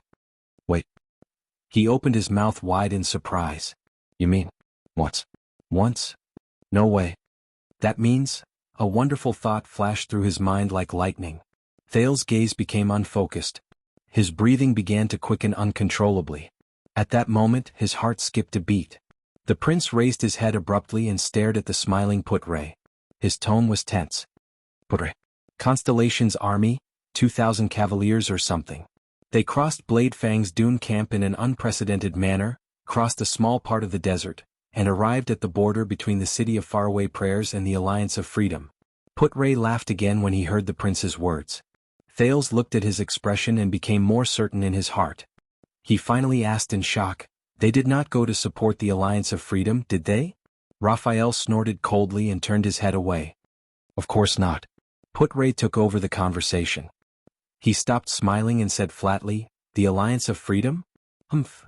He shook his head and said disdainfully, since that group of people could not obtain the Great Dragon's friendship, what makes them think that they can obtain Constellation's friendship?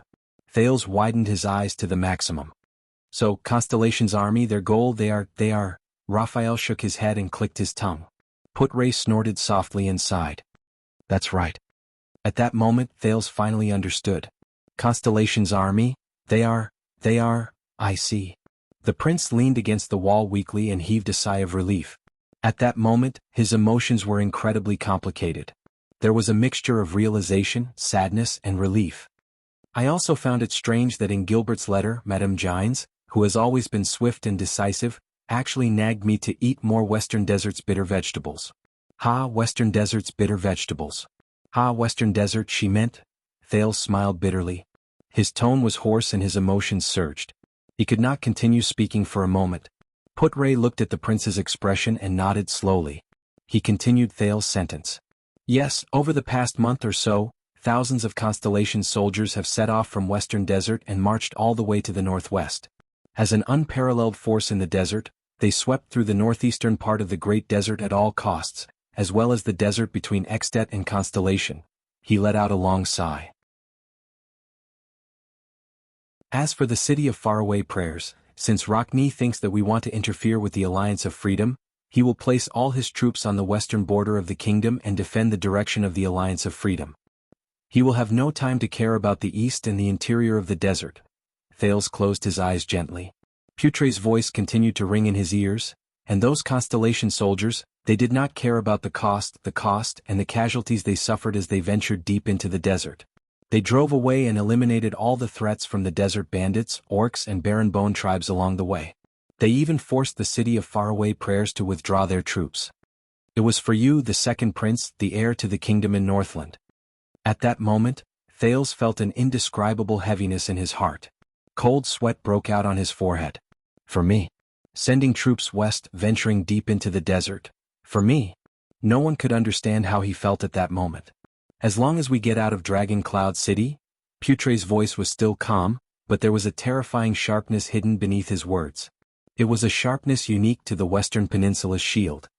From the city of faraway prayers to Western Desert Hill, be it the powerful and threatening Northlanders or the once insurmountable, chaotic Great Desert, be it the army, the checkpoints, the bandits, or the orcs, all obstacles have been completely cleared. Only Constellation's own army and flag are left behind, waiting for your return. At that moment, Thales gritted his teeth lightly. His expression was tense. Putre said calmly and without losing his vigor, with thousands upon thousands of soldiers advancing wave after wave, countless officials working hard day and night, and the kingdom recovering day by day, Your Highness Thales. From now on, your journey back to the kingdom begins.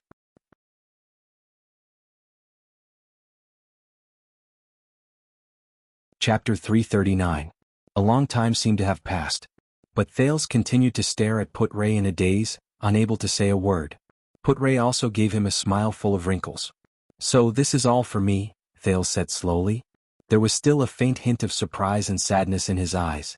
The entire constellation, the mobilizing of the army, the provocation of Extet, the chaos in the Alliance of Freedom, the sudden and frequent communications from the kingdom's secret intelligence department, it's all? Thales stared at the dusty inner wall around him in a daze. It was all connected. Everything was connected again. King Chapman's centralization of power, Dragon Cloud City's internal strife, the city of faraway prayers' instigation, and the Alliance of Freedom's aborigines were not the only ones who insisted on bringing Thales to Black Sand region because they wanted to keep the chips in their hands for the war in the West. Because he might have guessed it. Perhaps he had guessed it the moment he heard that Constellation was marching into the desert. Aside from the complicated relationship between Dragon Cloud City, Black Sand region, and the city of faraway prayers, the factor that truly led Constellation into this misty chess game and caused the shield of the Western Peninsula to enter the game, it was himself, the second prince, Thales Jadestar. Thales fell silent. Raphael looked at the prince and snorted softly. Why, are you overwhelmed by the favor? Putre coughed and cast a displeased look at Raphael. Thales took a deep breath and snapped out of his daze. Yeah, a little bit. Even though it's strange to say this. Thales slowly leaned against the wall, as if he wanted to soothe his fluctuating emotions. He forced a smile as if he was talking to the air that did not exist. It's been 6 years since I became a certain unlucky prince. I really didn't expect that I would also have such a grand treatment one day. Thales, who slid to the floor, squeezed his lips absent-mindedly. Hearing Thales' tone, which was filled with complicated emotions, Putre frowned slightly. Anyway, Putre continued as if nothing had happened. After dark we will start from, but Thales suddenly raised his head and interrupted him. So, the prince sighed slightly. The kingdom's secret intelligence department sacrificed almost all of their intelligence resources in Dragon Cloud City, and perhaps even lost a lot of lives. Raphael's frown deepened when he heard this. The kingdom even sent out thousands of elite troops to clear the desert like never before, just to pave the way for my return. Putre found it hard to get used to Thales' rather stiff tone. Sitting on the ground, Thales slowly raised his head. There was an unreadable light in his eyes. Also, you sent your troops to the desert at this time and forced your way to the borders of the city of faraway prayers. The prince inhaled slowly. His expression returned to normal, but it made the other two people feel even more uneasy. It was no different from helping Lampard. Not only did he escape, he also defeated the city of faraway prayers, subdued Black Sand region, intimidated the kingdom of the Great Dragon, and obtained power in all of Extet that the other 9 archdukes could not hope to attain. And as a result, Thales's expression tensed up. His gaze was solemn. The true enemy of Constellation, Chapman Lampard, that ambitious and terrifying king, that common-elected king who aspired to rebuild Extet and destroy Constellation, will become more powerful from today onwards, even more powerful than before. Intelligence, military affairs, politics, diplomacy, and even the future. So many sacrifices were made just to get me, an invisible prince who has been silent in a foreign country for 6 years, out of here? At that moment, Thales seemed to be talking to himself. Was it worth it? The prince turned to his 2 subjects. His gaze was calm. Raphael's expression tensed up, while Put-Ray lowered his gaze and did not say a word. The silence lasted for a long time. The shadows cast by the everlasting lamps swayed back and forth on the wall, showing the atmosphere at that moment. Umph. The Baron Bone Man from the kingdom's secret intelligence department shook his head in disdain. Ever since the accident 6 years ago. Raphael stared at the prince, who had not been easy to deal with since 6 years ago. His tone was cold. Since the accident 6 years ago, we have been very clear that it is impossible to exchange you, the only heir who will affect the future of the kingdom, from Extet without paying any price. He changed the topic of his speech. However, after we made so many sacrifices and arrived at this point, you asked us this question in return. Was it worth it? Thales's expression darkened slightly. Raphael crossed his arms. His gaze was sharp as he swept his gaze over Thales from above. Don't you think that this is too? But Put-Ray suddenly spoke and cut off Raphael's words. I don't know. Both of them were attracted by Putray's words, and they looked at him in puzzlement. Putray's head was still lowered, but he spoke slowly with a serious tone which was rarely seen on him. But you need to ask yourself. Ask yourself, Thales Jadestar. Thales froze for a moment. You used the 6 years that you wasted by being alone outside as a hostage in exchange for the well-being of thousands of people at the borders of the 2 countries. You used them to make a living and in exchange for the kingdom's long-term stability and recuperation, Put-Ray said with a sigh. Was it worth it? Thales was stunned. He stared at Put-Ray trying to read something from his face. The former deputy of the diplomatic mission slowly raised his head. Under the light of the waning lantern, Putray's face looked stern and sharp. He did not look like the middle-aged man who used to be arrogant, merciless, and eccentric. It's the same. Only you can answer the question you asked just now. Yes, in order to save you we paid a great price. And in the face of these costs that cannot be ignored, if you feel puzzled, if you feel pity, if you feel hesitant, and even if you feel guilty.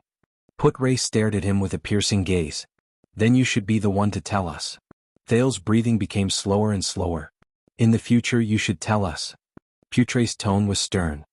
Tell those who died in Dragon Cloud City, tell those who swore to die in the desert, tell the whole of Constellation and even the whole world. Tell us that in the summer of that year, countless people worked hard and spent money, suffered heavy casualties, gave up everything they had, gave up on their own spies, and even did not hesitate to nurture a tiger to become a powerful enemy of Constellation in the future, all for the sake of saving Prince Thales Jadestar from the heavily besieged Dragon Cloud City and Extet.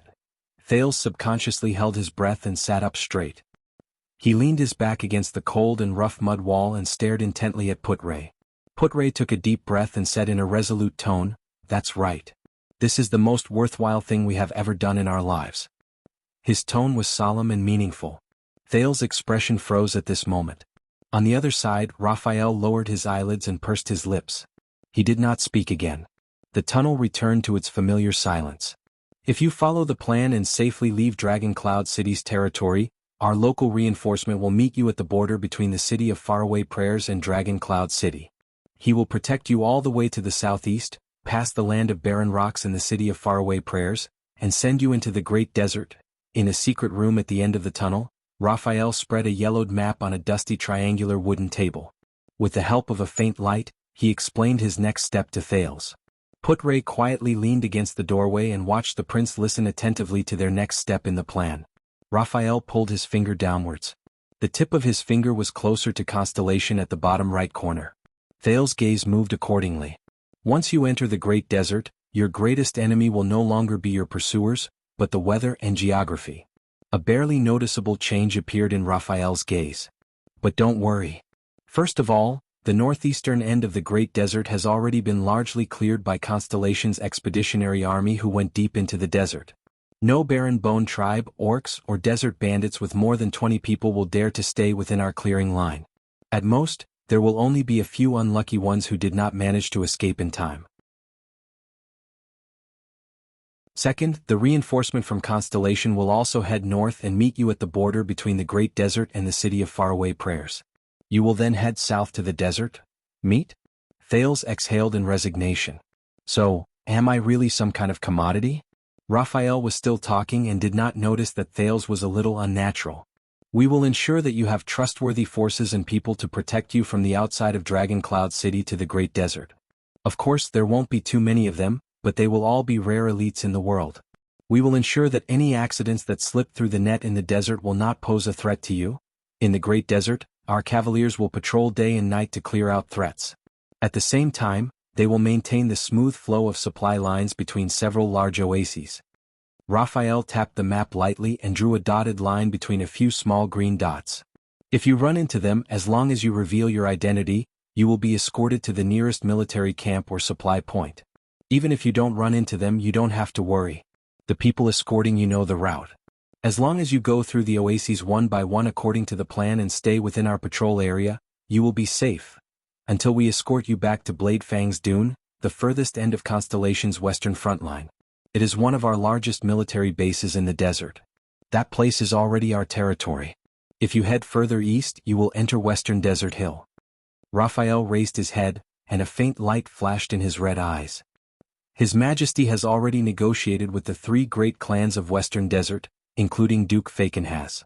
From Bladefang's Dune to the ruins, from Wing Fort to Brave Soul's Fort, you can get all the help you need from the 3 great clans and their vassals. The prince's safe return is their first priority. When he heard this, Thales' gaze froze for a moment. Fakenhas. The guardian duke of Western Desert, the suzerain of the ruins, Cyril Fakenhas. His memory returned to the Hall of Stars a long time ago. The middle-aged duke with sparse hair, a haggard face, and a face that resembled that of a ghost limped into the hall with the support of a walking stick. He had a creepy smile, a cold, sharp voice and merciless sarcasm. It's that unwelcome person. Head east through the ruins. The royal guards and part of the regular army will receive you on the Avenue of Blessings, which runs from east to west. They will escort you safely back to Eternal Star City. Any more questions? Raphael finished his sentence. Thales nodded. Are you talking about the most mysterious 4-eyed skull family among the 6 great clans, Fakenhas of the ruins? Thales pulled his thoughts back to the present. Can they be trusted? Raphael's moving fingers paused on the map. Thales twitched the corner of his mouth. Maybe they don't welcome me as much as I thought they would? I still remember when I left 6 years ago, Sir Zayn Covendier, who was also one of the 6 Grand Dukes, was so friendly. He even specially came to bid me farewell. The prince raised his eyebrows and said sarcastically, Putre, do you still remember? Putre could not help but laugh. Raphael paused. His Majesty will make sure of this. But the Baron Bone Man paused for less than a second. His tone was very firm. The suzerains of the Western Desert, be it Fakenhas, Bosdorf or the Chroma family, can all be trusted. Their soldiers are also in the army entering the desert from the west. The regular army of the royal family in Bladefang's camp alone is not enough to clear the desert. All of them can be trusted. Thales shrugged non-committally. I don't hear that often. Raphael furrowed his eyebrows. Putre chuckled softly. Thales, I know that your 6 years of unique life has made you quite cautious. Putre interrupted the conversation. This is not without reason. After all, the return of the heir will not only affect you, but also the whole of Constellation. This is no less than a political storm and it will affect all parties. Thales snorted softly. The Thin Lord spoke slowly, however, please believe me when I say that in order for you to return to Constellation safely, the nobles in Eternal Star City who hide behind the scenes and play games with each other are not any easier or simpler than the rugged men in Dragon Cloud City. Gilbert is one of them. When he heard the familiar name, Thales moved slightly. Putre stared at him seriously. They have already put in a lot of effort and even paid a great price to ensure that Western Desert is completely on our side. And what you need to worry about the most right now. Putre did not continue. Thales stared at him from afar and remained silent for a few seconds. The prince nodded and closed his eyes. I understand. The desert and the nobles. This journey, he sighed in his heart. Raphael and Put-Ray looked at each other. They did not say anything. Very good. What's left is how you are going to get out of the city. This is the most urgent matter at hand, Raphael said faintly. His Grace will tell you in detail. After all, this is his way. Raphael glanced at Put-Ray. Should be reliable? Put-Ray gently took out his pipe and shook his head in resignation. The Baron Bone Man turned his head back. Then I think we should bid farewell here. Thales was still thinking with his eyes closed. When he heard that, he was shocked and quickly looked at Raphael. Now, you're leaving? But Raphael ignored the prince's surprise. He still had that relaxed smile on his face as if he did not care. Your Highness, although I always say that nothing will happen. Raphael tightened his collar and pulled up his sleeves a little more, but based on your personality and experiences over the past few years, it would not be surprising if you really ran into an accident in the desert. Thales' face immediately darkened. Wait a minute. What do you mean by running into an accident? He silently criticized. Raphael was clearly smiling, but it made Thales speechless. But, since the age of the Empire, there has been a saying in the Great Desert. Thales was stunned for a few seconds. A saying in the Great Desert? Thales looked at the man's red eyes. His limited knowledge and doubts flooded his mind. Is it a proverb and legend of the Baron Bone people? It's your homeland? Put-Ray coughed for no apparent reason. Raphael seemed to have just come back to his senses. His frozen expression moved again. No, the Great Desert is no one's homeland. To the Great Desert, everyone is just a passerby. If you want to go to the Great Desert, please remember this, Your Highness. Raphael changed the topic. His tone became cold and his gaze was sharp and fierce. The desert god has no disasters, but the world has disasters. The desert god has no forgiveness, and the Great Desert will be forgiven. What? Desert god? Thales blinked, trying hard to understand. It doesn't sound like the lingua franca. Thales searched for this special phrase in his mind, and suddenly found a sense of familiarity that he only had when he was studying in Mindy's Hall. It sounds like an ancient poem in Cahill's Yellowhammer's poetry collection. What does it mean? Raphael smiled faintly and put his hand into his pocket. There was a slight sense of melancholy in his eyes. The desert god is one of the most primitive beliefs in the Great Desert. It represents a cruel existence that is one with the Great Desert. The residents of the Great Desert love, hate, respect, and fear it. Put-Ray was coughing again. The Baron Bone Man's dark red eyes slowly focused, but in the next moment, he gently lowered his head and covered his eyes with his hands that were in his pocket. The weak fear disaster and the lucky seek forgiveness. Only those who abandon weakness and luck at the same time can find a foothold in the merciless Great Desert. The moment he finished speaking, Raphael slowly raised his head. Thales shuddered. The moment Raphael put his hand down, the Baron Bone Man's strange red eyes had already turned into the most ordinary dark brown, calm and unchanging. Your Highness, we will meet again in Eternal Star City. While Thales was slightly stunned, Raphael, with a pair of disguised brand-new brown eyes, turned around and left without any reluctance. Only a white robe was left behind, and it gradually disappeared into the darkness. It was silent as if it was an illusion, just like his appearance. Young people always like to pretend to be cool and profound. Put-Ray shook his head, took out a flint and muttered to himself, Don't learn from him, Thales. Otherwise you deserve to be single on Singles Day. Thales ignored Put-Ray. He frowned and stared at the darkness that drowned Raphael. It's so dark around us and that guy didn't even carry a lamp. How did he see the road? The prince complained in a low voice. Thales originally thought that no one heard his complaints. Then in the deep darkness Raphael's smiling voice traveled. As long as you eat more liver and fruits, you can also find light in the darkness. Thales' smile froze on his face. Damn it.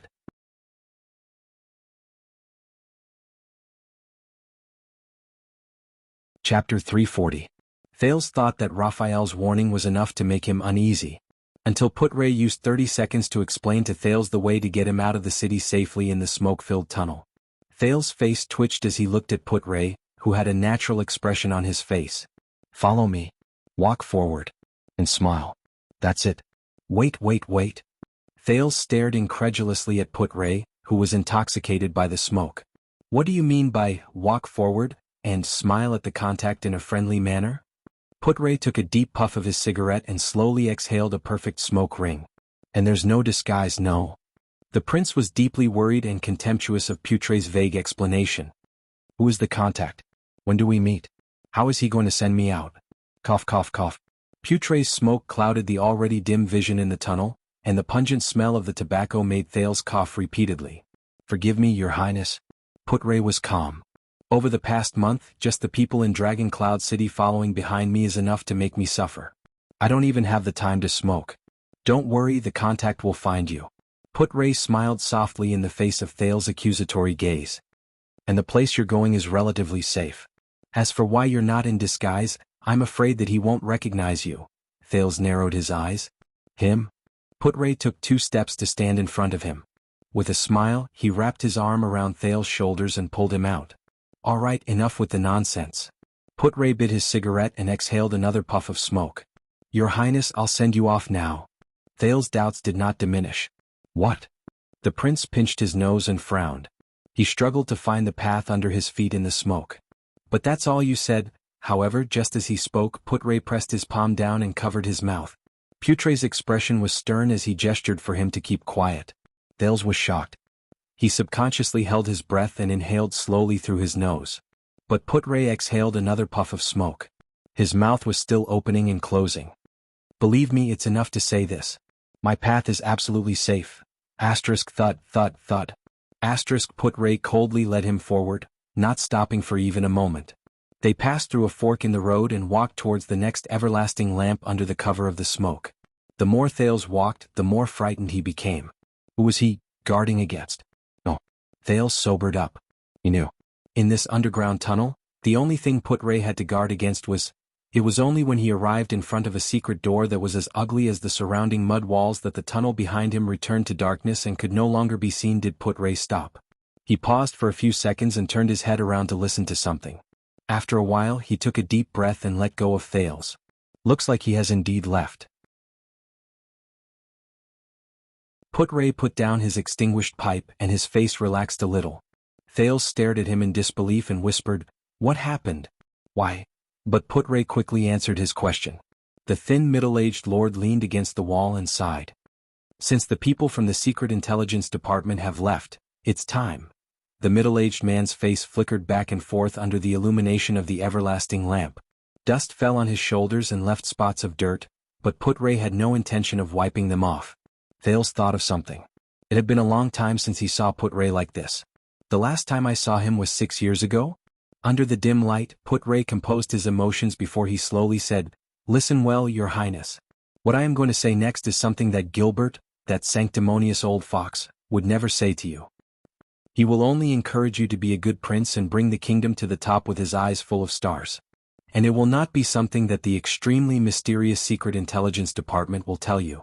Their principle is always the fewer the better, regardless of whether it is an insider or a participant."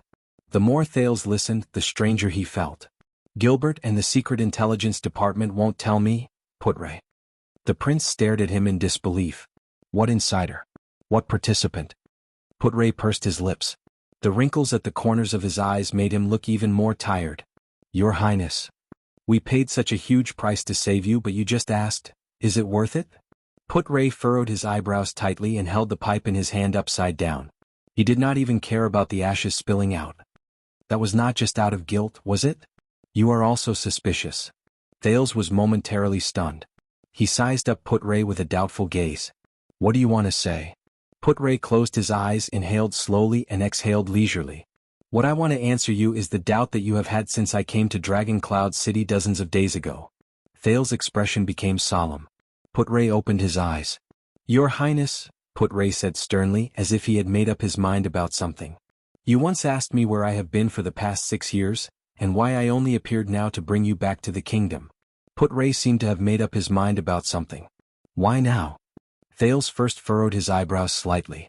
Then, filled with doubts, he nodded slightly under Putre's rather abnormal gaze. "Yes." In the narrow passage, Thales and Putre leaned against the walls on both sides. They faced each other in silence and looked at each other's faces, which were half lit and half dark under the light. "You are right," Putre said softly. "We did not decide to rescue you on a whim or because we felt that 6 years was too long. There is a reason why we, including the Secret Intelligence Department who had been secretly watching over you for 6 years, suddenly appeared in Dragon Cloud City to rescue you. Thale's pupils focused slightly. His heartbeat slowly quickened. You mean? Put-Ray inhaled again as though this action required a great deal of courage from him. I think there are some things you have to know, at least some parts of it. Thales was terrified to realize that Putray's tone was actually trembling slightly. Even he began to feel nervous unknowingly. Your Highness, do you still remember what happened in Dragon Cloud City 6 years ago? Phew. Thales exhaled and tried to recall those unpleasant memories. I would like to forget about the calamity attacking the city, the great dragon returning, Lampard regicide, but Put-Ray interrupted him almost rudely. No, the Thin Lord said coldly, it's not just these. On that day 6 years ago, in a dark place that we cannot see, outside Heroic Spirit Palace and Shield District, some other things happened.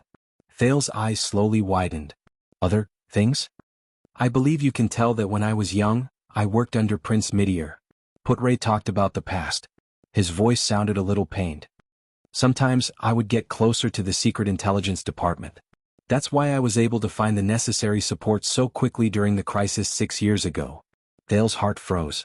He began to size up the man in front of him again. Yes, I can see it. But, this is the first time you admit it? Put-Ray Nemain. Put-Ray heaved a long sigh as if he was still reminiscing about the past. 6 years ago, the headquarters of the Secret Intelligence Department in Dragon Cloud City above us had not yet been renovated into this chess room. At that time it was just an inn. Putray's weariness was clear on his face. That night I received help from the owner of this place. That was how I obtained support, gathered resources, and gave the order to take action. It was all thanks to him that you were able to escape from prison. Thales subconsciously looked up. Of course he could only see a bumpy ceiling and some cobwebs in the corners of the walls. Even his nose was filled with a coldness and slight dampness unique to the basement. The chess room. The headquarters of the Secret Intelligence Department? The prince lowered his head. He was still puzzled. But, Put-Ray nodded as he thought. But, on the morning we broke into the palace and fought against Lampard. Putray's tone was heavy and sad. The owner of this inn was the person in charge of the Extet branch of the Secret Intelligence Department. She was a special class intelligence officer who had been lurking here for nearly 20 years, Karen Booker. Died an unnatural death. Thales was shocked at first. Then he rolled his eyes. He could understand Putray's sadness, and could understand the strangeness of Booker's unnatural death. But, compared to what Put-Ray wanted to say, Thales quickly asked, the intelligence officer died an unnatural death? What happened? Putray's gaze dimmed. His face contorted a few times under the flickering light. Burglary. The robber stabbed Booker in the back 4 times. Thales frowned. But, yes, Booker is my old friend for many years. Put-Ray nodded as if he had the foresight to guess what Thales was thinking. I know his capabilities. Even if the night of the calamity and the dragon's arrival was chaotic, no robber could have taken Booker's life. He stared at him without saying a word, patiently waiting for him to continue speaking. With his next sentence, Put-Ray got to the main point. Put-Ray widened his eyes, his lips trembled slightly, and his expression was solemn. But what was truly terrifying was what he recorded, the Secret Intelligence Department's secret code that Booker recorded in the inn's account book. In those few days he met some people, found some things, and obtained some scattered clues, Your Highness. For the past 6 years, the Secret Intelligence Department and I have been tracking down these clues left behind after Booker's death. In the darkness, Put-Ray turned his face to the side to avoid the light. His entire face sank into the darkness. It was only recently that we managed to track down some results. Thales was a little anxious. What results? Put-Ray first exhaled slowly as if he was expelling something. Then he inhaled deeply as if he was gathering something. His slightly hoarse voice rose tiredly. Some old things, things that even the Black Prophet could not keep calm about. Things that were terrifying enough to shake the entire kingdom. Thales widened his eyes. What? The Black Prophet? Shake the kingdom? Put-Ray nodded solemnly. From that day onwards, we understood that you were actually not safe, and neither was Constellation. So, the matter of your rescue has been elevated to the kingdom's and even the Secret Intelligence Department's most urgent task. With indescribable pity and grief, he stared at Thales. So, On this day 6 years later, Renaissance Palace has decided to bring you out of Extet and back to Eternal Star City at all costs. Thales was stunned. He did not understand. Put Ray seemed to heave a sigh of relief. His entire body relaxed. This is the answer. It is the answer to what I have been doing for the past 6 years, and the answer to why you suddenly returned to the kingdom. But Thales still did not relax. He stood up abruptly. What exactly is it? He could not help but raise his voice. 6 years ago in Dragon Cloud City, what exactly happened above our heads? What was it that could shake all of Constellation? Putre's eyes were fixed on Put-Ray anxiously as he searched for his wording. But Put-Ray disappointed him. The other party shook his head. No, Your Highness, that is all I have to say. Thales immediately became anxious. But Put-Ray raised a hand and interrupted him. Because I do not know either. Putre's face was filled with worry and misery. I do not know, nor do I dare to believe that what I discovered is the truth. I also do not know that the truth I understand and the truth the Secret Intelligence Department saw, and, he paused for a moment. But Put-Ray still continued to speak. Is it the same as the truth His Majesty, who is sitting on the throne, believes in? How far is it from the truth? His Majesty? A chill that came out of nowhere crept up Thales' spine. Put-Ray suddenly raised his head as if he had regained his strength. Remember, Your Highness. His voice was tense and he spoke faster. There was a hint of anguish in his voice that was difficult to hide. Regarding this matter, do not trust anyone, do not be certain of anything, do not be limited to any impressions. Sometimes even the scene before your eyes may be a lie and an illusion. The more Thales listened, the more puzzled he became. What is he saying? What exactly is going on? Finally, like a suffocating and dying patient who finally breathed in for the first time, Put-Ray calmed down from his trembling body and resumed his long drawn-out breaths. The pipe in his hand was almost broken into two. But Putre's next sentence caused Thales to lose his composure.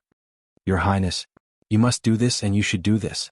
The truth about the bloody year, about your own life, Put-Ray said in a heavy and sorrowful tone.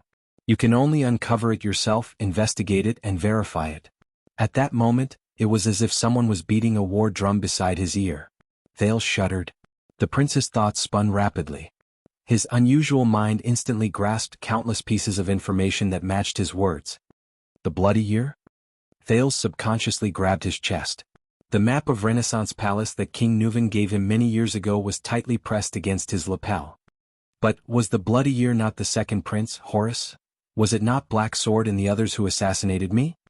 And my life? But didn't the Queen of the Skies say that my name in the Draconic language? Thales' face was pale. He remembered Saroma's warning before he left. Thales, 18 years ago, Constellation's bloody year, is related to the calamities. Aztec Giza? His mind was in a mess. The surplus of information almost made him lose himself. Put-Ray, the Black Prophet, the Secret Intelligence Department, and even King Kessel, did they discover some secret? Discover some secret? How much of it overlaps with the secret I know? Thales swayed a little and leaned against the wall. Silence returned to the tunnel. After a few seconds, the prince slowly raised his head and stared at the person in front of him blankly. He stared at the middle-aged man's dead gaze.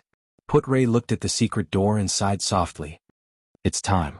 You should depart, Your Highness. This was Putre's parting words. The secret door opened.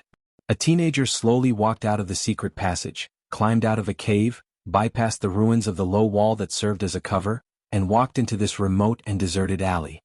He stopped and slowly raised his head. The teenager stood in a daze in the open-air Dragon Cloud City. He stood in a corner filled with junk. His thoughts were in a mess. In the distance, the bright moon had already risen. It illuminated his path home. At this moment, in the distance outside the alley, a rude and unpleasant voice rang out of nowhere. This is impossible.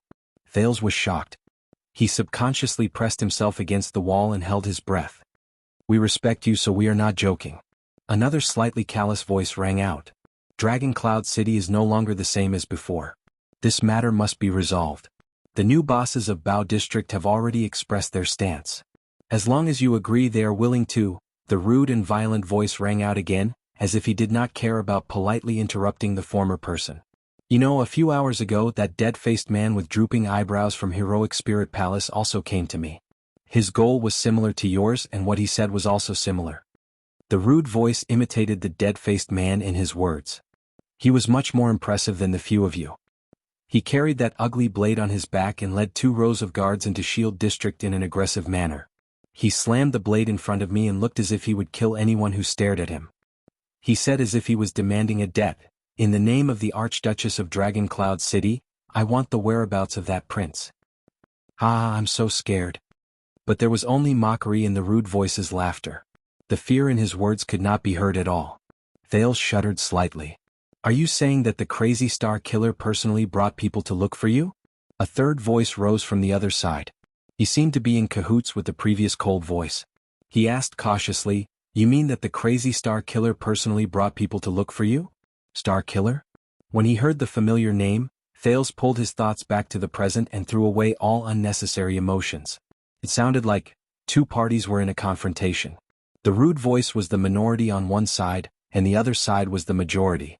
"Ha, do you know how I answered him?" The rude and fierce voice rang out again, and it was filled with disdain. "You better listen carefully because I am also prepared to answer you in the same way." The next moment, it sounded like the owner of the rude voice spat on the ground. "Bah! I don't give a f***ck if you are the star killer, the star manipulator, the Archduchess or the Archduchess."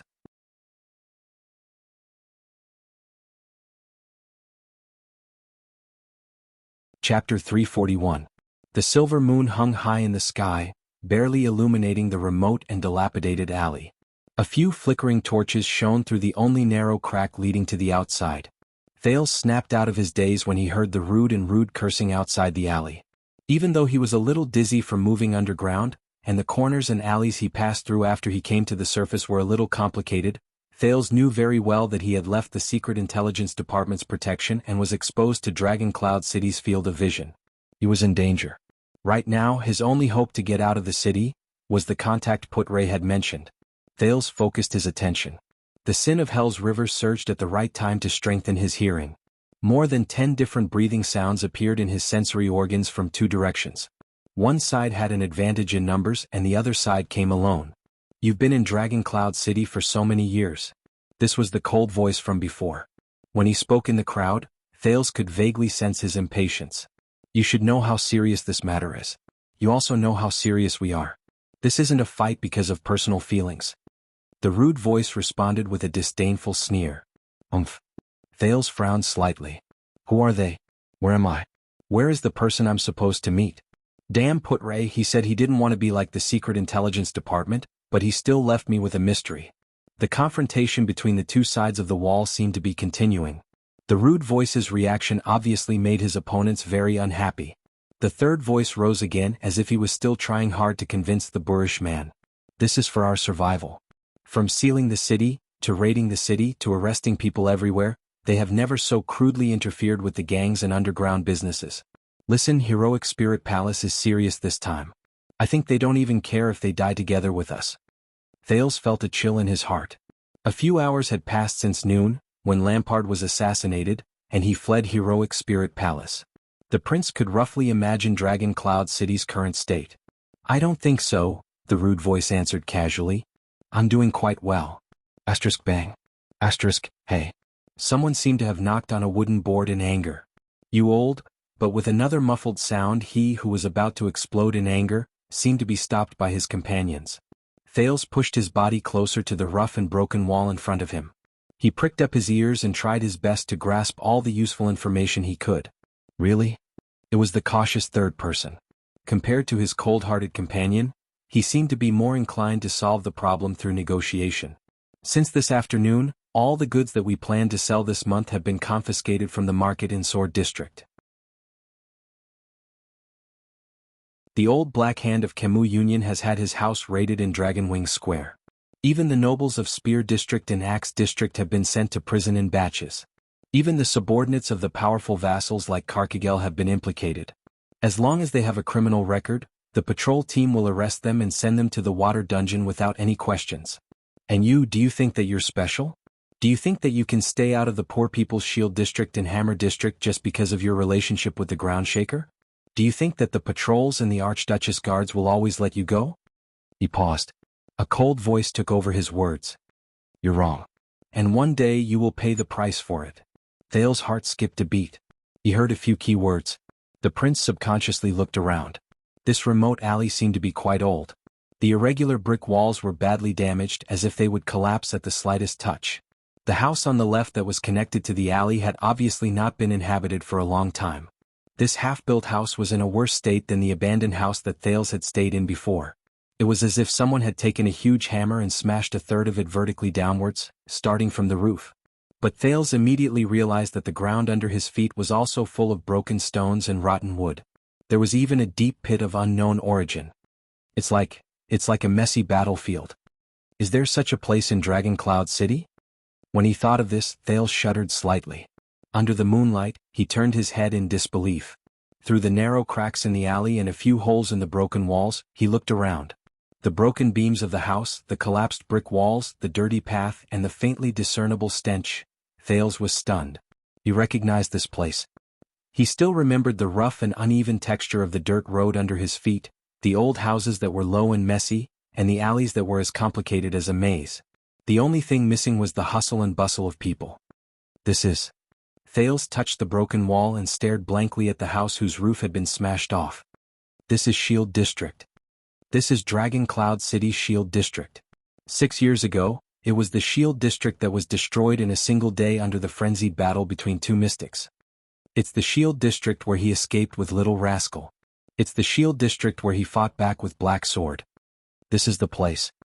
An inexplicable melancholy surged in Thale's heart. It's been so many years. In the end, I still returned to this place. However, doubts arose in Thale's heart. Why did Putre want me to come to this place? Ha ha! The boorish voice suddenly laughed out loud, attracting Thale's attention. You will pay the price. Ha! The laughter was very bold and wild, but Thales could hear the displeasure and anger in it. With his senses strengthened by the sin of Hell's River, Thales could vaguely sense that the breathing of the group of people opposite the rough voice was getting rougher. It seemed like the situation was getting uglier. The laughter gradually stopped. You know. The rough voice stopped for a few seconds before he spoke in a low voice, even deeper than before. 6 years ago, Vlad could no longer survive in Dragon Cloud City, so he played some tricks and turned the bazaar and black market into a mess. Coupled with the disappearance of that Far Easterner, Bao District's business was also empty. So, for a period of time, all the overconfident scums wanted to snatch these few pieces of bones. The rough man paused for a moment, and there was a hint of danger in his voice. And after a few years of fighting, all of you who are still here actually think that you're somebody. Even the way you talk makes you sound like a big boss. Vlad? Is it? The man with 8 braids under Lampart's command 6 years ago? Thales frowned. He subconsciously shrank back a little, completely hiding himself in the darkness behind the wall. Enough. The cold voice spoke again as if he was the leader of this group of people. We don't know about the grudge between you and Vlad in the past, cripple. There was still no warmth in his words. We don't want to get involved, but everyone is making a living in Dragon Cloud City. Ha! The rough voice suddenly rose, interrupting him. Making a living? Even though this person was alone, he seemed to have a lot of guts. Not only was he not afraid in the face of so many people, his tone was even more arrogant. It's been a few years. With Vlad as an example, the increasingly strict patrols have confiscated your goods more than 10 times, be it by water, land, or underground. The amount of money you've lost is enough to buy Dragon Cloud City, but you're still persistent as if you can't lose all your money. Hey, are you really just trying to make a living by occupying the bazaar? In the face of the rough voice's questioning, the group of people did not speak, but Thales could feel that their breathing had become faster and more frequent. Even so, all of you have never given up on giving gifts to the nobles in the inner city, as if you can't spend all your money, including the receptionist who was hanged because he was in cahoots with Black Sand Region. I know that you were the ones who gave him all his benefits. The rough voice coughed and spat. He continued to speak disdainfully. Hey, you're not doing it for fame or profit, and you're still acting like you're worried about the country and its people? Tell me which gang did this just to make a living? The group of people facing him was still silent, but Thales could already hear the sound of some people clenching their fists. Look, I know your background very well. The rough voice snorted and laughed again, but for some reason, it made people feel a chill run down their spines. I know who you're working for. I know whether you're doing it for self-protection or if you have other motives and backers. Hey. Vlad has left, but his stench still lingers in this city, and it has not dissipated. The man's tough and boorish voice left a deep impression on Thales. The more he thought about it, the more he felt that he had met this person before. If I report this to the White Blade Guards, guess what the consequences will be? A silence that was longer than any before lingered between the two parties. White Blade Guards. This is bad. Thales, who was caught in the middle of this confrontation, only felt that the atmosphere was getting worse. He looked around anxiously, but to his disappointment, he realized that there were only two ways to leave the alley. He could either crawl out of the narrow crack in a carefree manner and arrive in front of the two parties, or he could step on the broken stones and broken wood on the ground from the other side and jump over the wall in a flashy manner. Neither of them is a good idea. After a long time, the cold voice in the crowd on the other side slowly sighed. There have been no White Blade Guards for a long time, Gleeward. His tone was soft, but it was malicious. Ever since the calamities descended and the day the great dragon reappeared, the late king has passed away and times have changed. Both Extet and Dragon Cloud City are no longer what they used to be. The words that rang in the night startled Thales a little. He had roughly figured out the identities of both parties. Their positions were probably not very high, but they should not be ignored in Dragon Cloud City. They affected many people's lives, and they were closely related to the middle management of the government like the patrol team. Thales felt a sense of familiarity toward this kind of person, which he had not seen in a long time. As expected, in the next second, the boorish man known as Gleeward spoke coldly. So you found a new master? He spat in disdain. What? Is Chapman Lampart's penis so delicious that you have to queue up to take a sip of it when you pass by while taking a dump? Damn it. One of them seemed to be unable to hold back his temper. He took a step forward, but he was immediately stopped. Silence. This time it was the third voice. He seemed to be the one with the most weight after the cold voice. His words were obviously much more cautious. He spoke in a negotiating tone. I know, Chief Gleeward, we usually don't interfere with each other and we have a tacit understanding, but this time, but Gleeward did not seem to buy it. His boorish voice interrupted the other person. Then get lost. Gleeward's boorish voice was unpleasant and piercing to the ears. I don't care how important that prince is, I don't care who assassinated that kinslayer, I don't care what kind of bullsh *T heroic spirit palace is playing, I don't care whose balls you black-skinned dogs are licking, I don't care whose bones you took to get involved, and I don't care whether you want to rebel or get promoted. I only care about one thing, you sons of B*cheese. Thales bit his lower lip.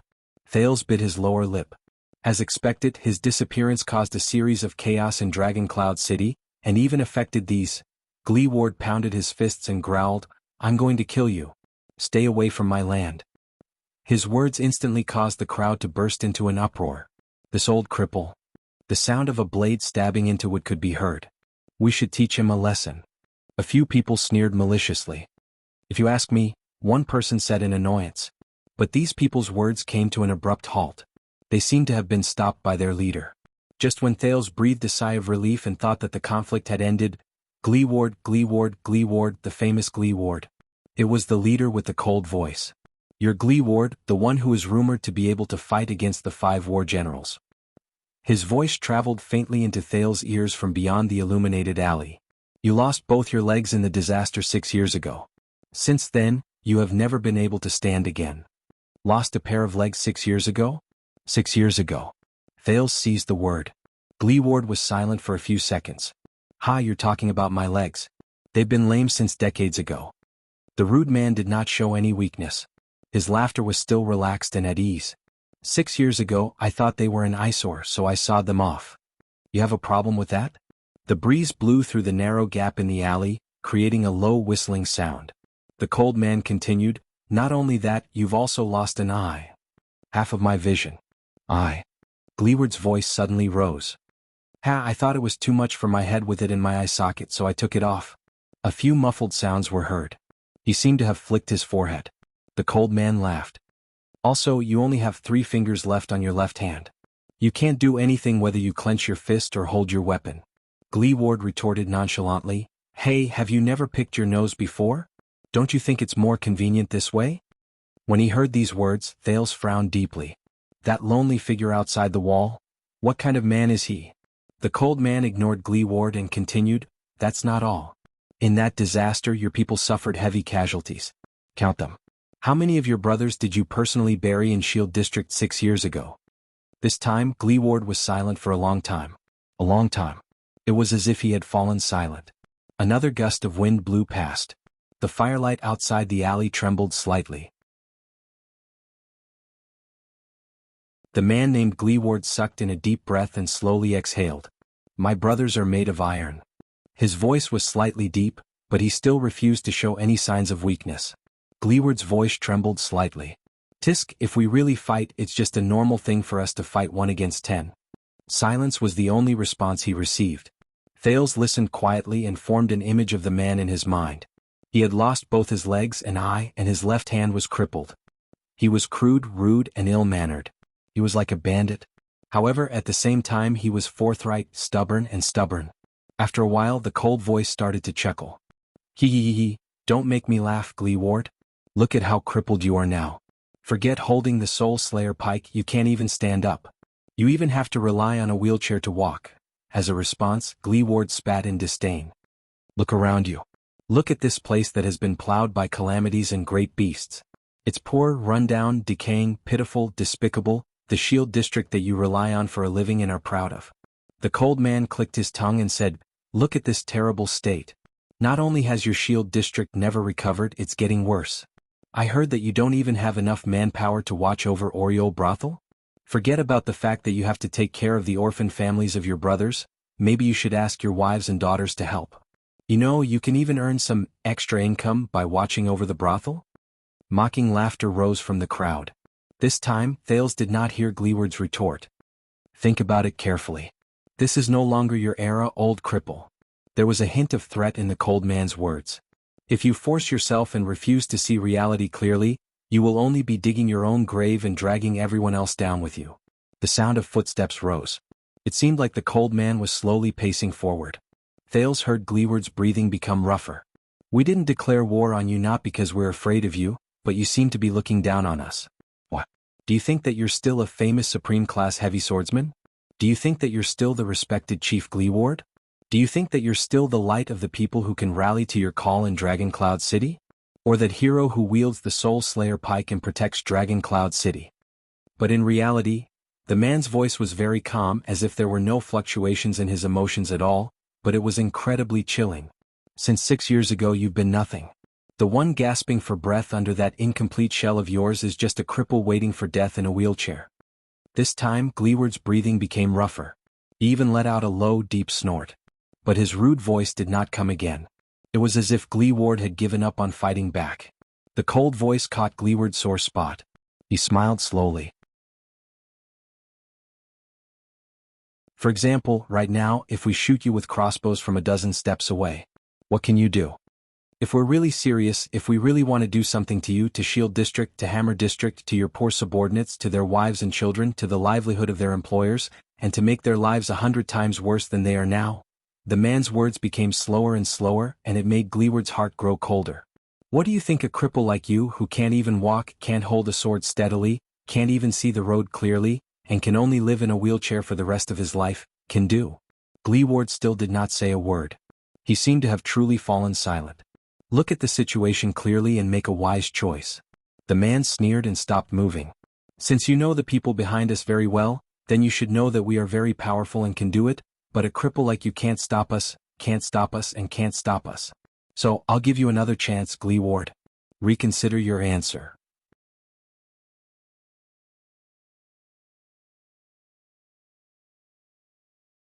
Chapter 342.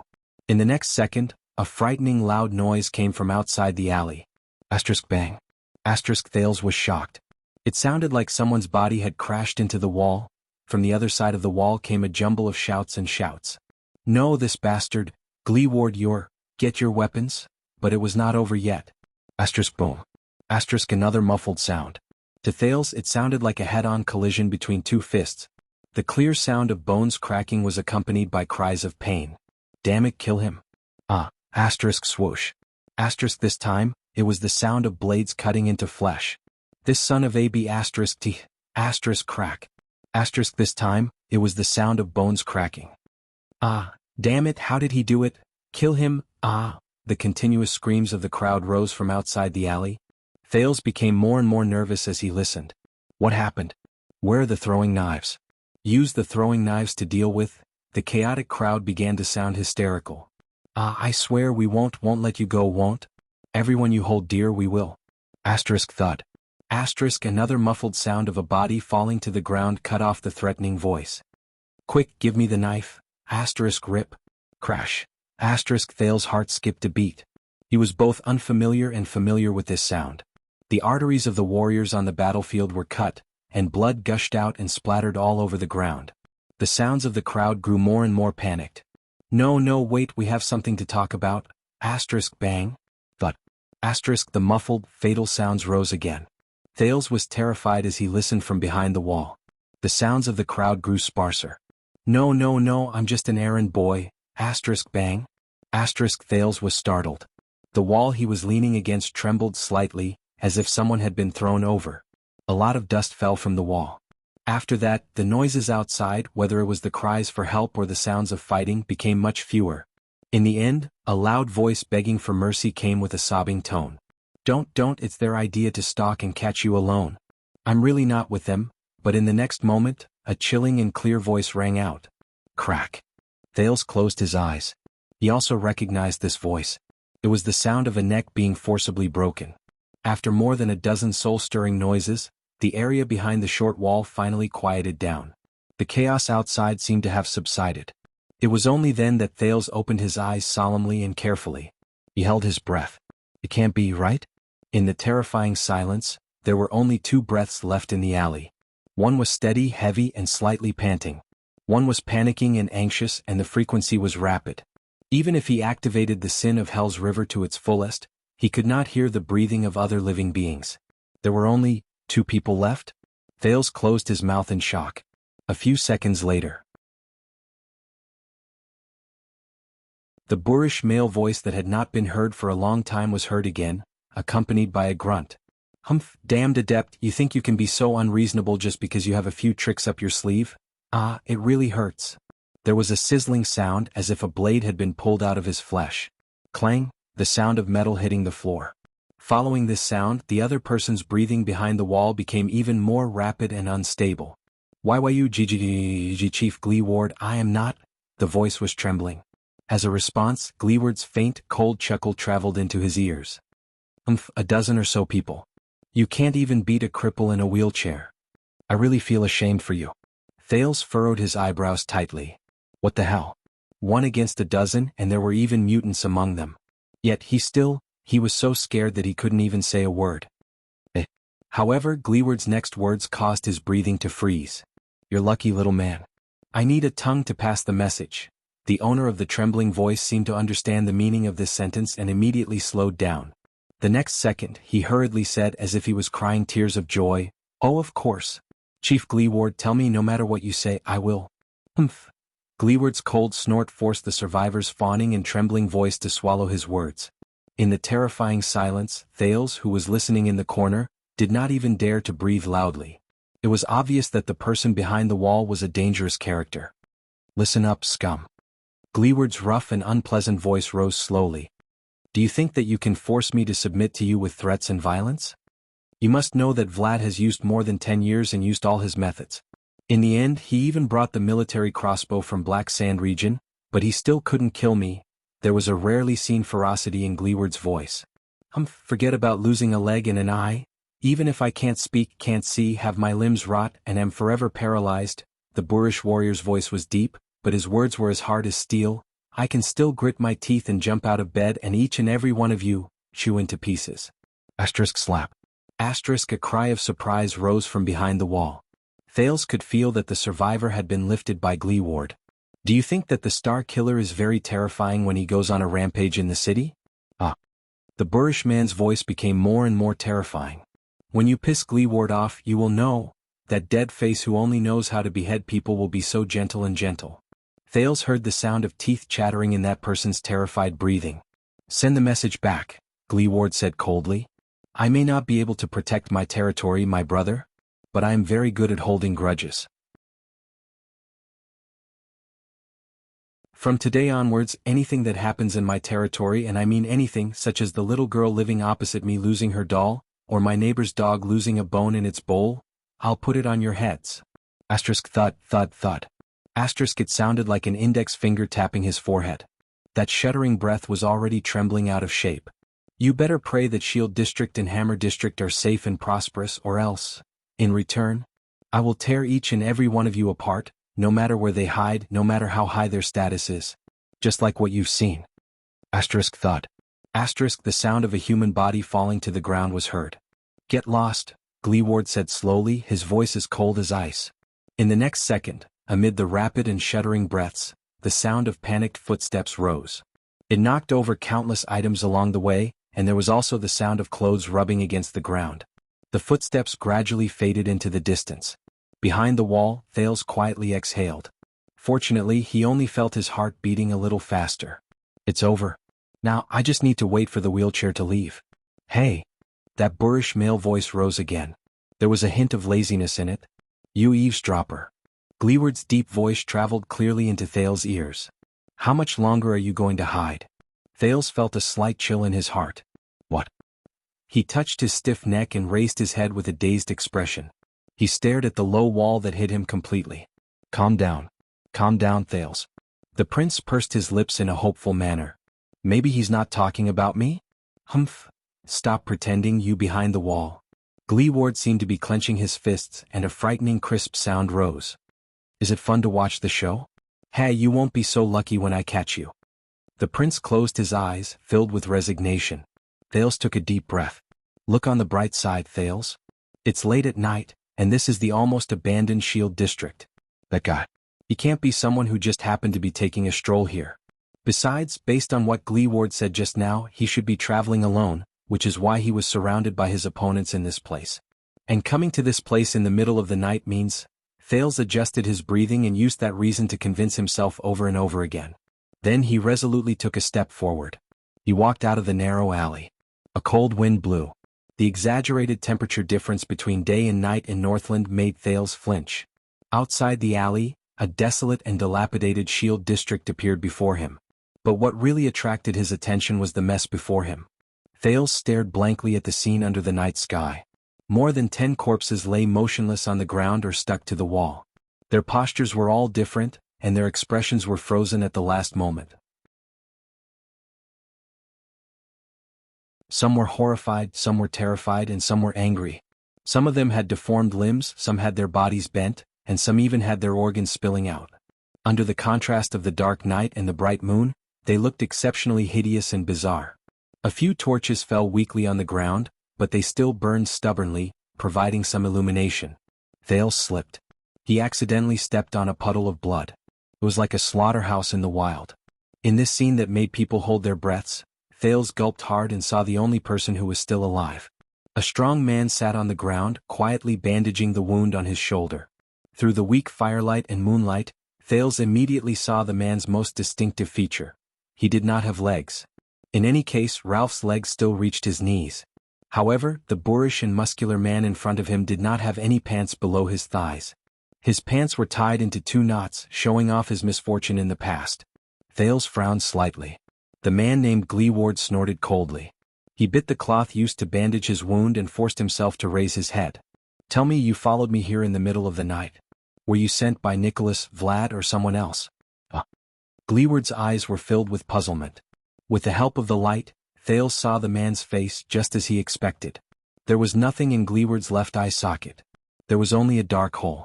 Under his short hair, there was only a round hole where his left ear should have been. It was as if his ear had been cut off at the root. Thales was stunned. A brat. The strong man frowned and he looked puzzled. While Gleeward spoke, he used his left hand, which only had 3 fingers left, to pull up a corner of the cloth.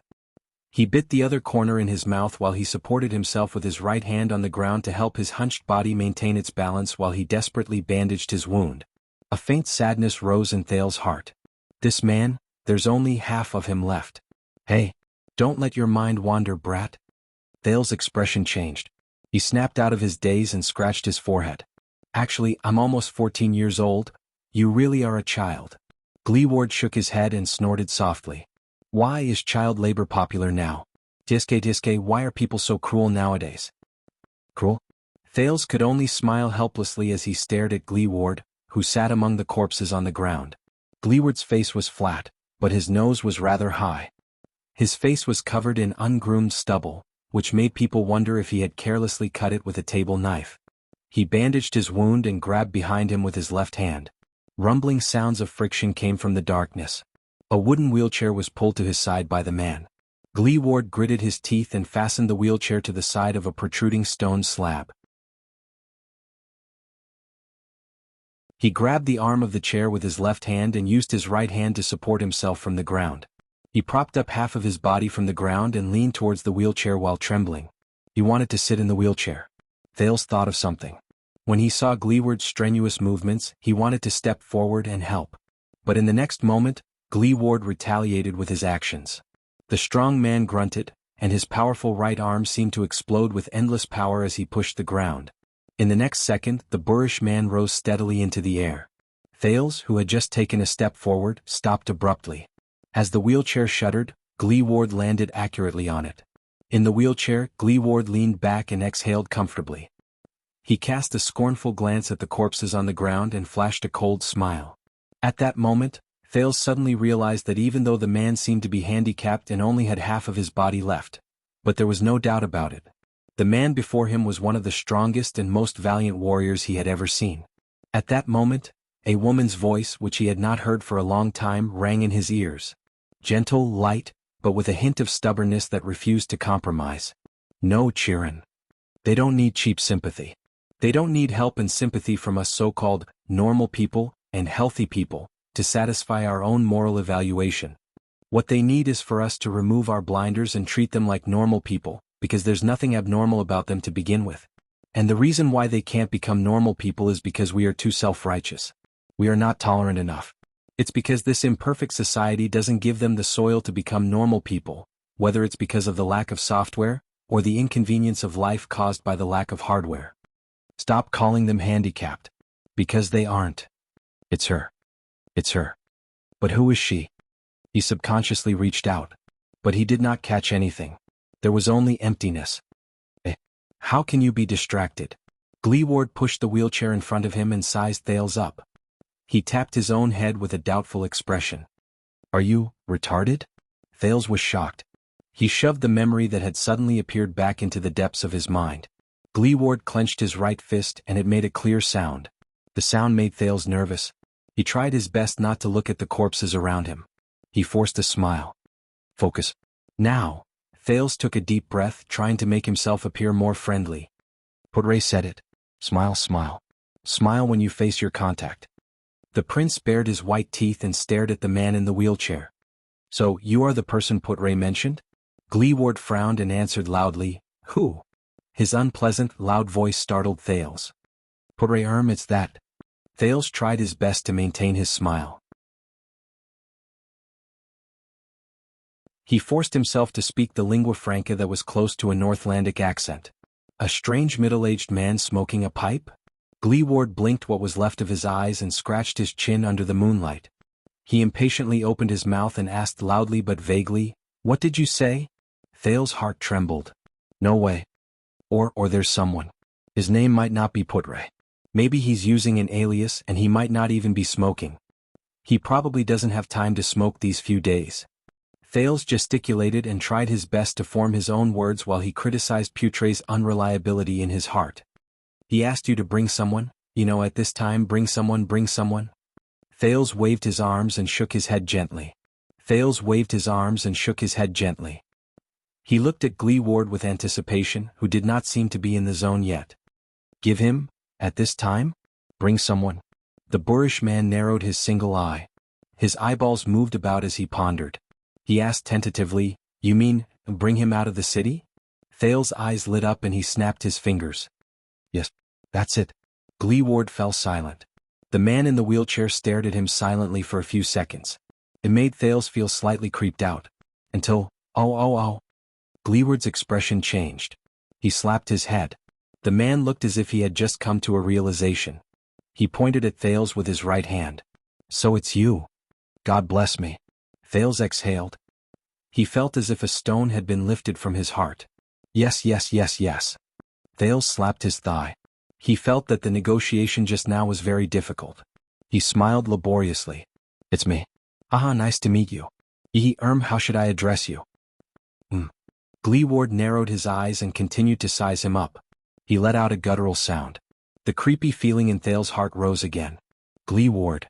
A second later, the boorish man laughed and showed his yellow teeth. He extended his right hand to Thales. Drew Gleeward. Thales breathed a sigh of relief again. Fortunately, this contact seemed to be rather easy to talk to. With lingering fear in his heart, he extended his right hand and held Gleeward's palm. Then, at that moment, bang. Before Thales could react, he felt a weight on his right hand. He felt pain in his neck and his vision swayed. A great force erupted from Gleeward's right palm. Thales lost his balance and fell in Gleeward's direction. Gotcha. Gleeward's delighted laughter traveled into his ears. Aha, you want to leave the city in secret? Hey, you're that little prince of Constellation who was kidnapped, aren't you?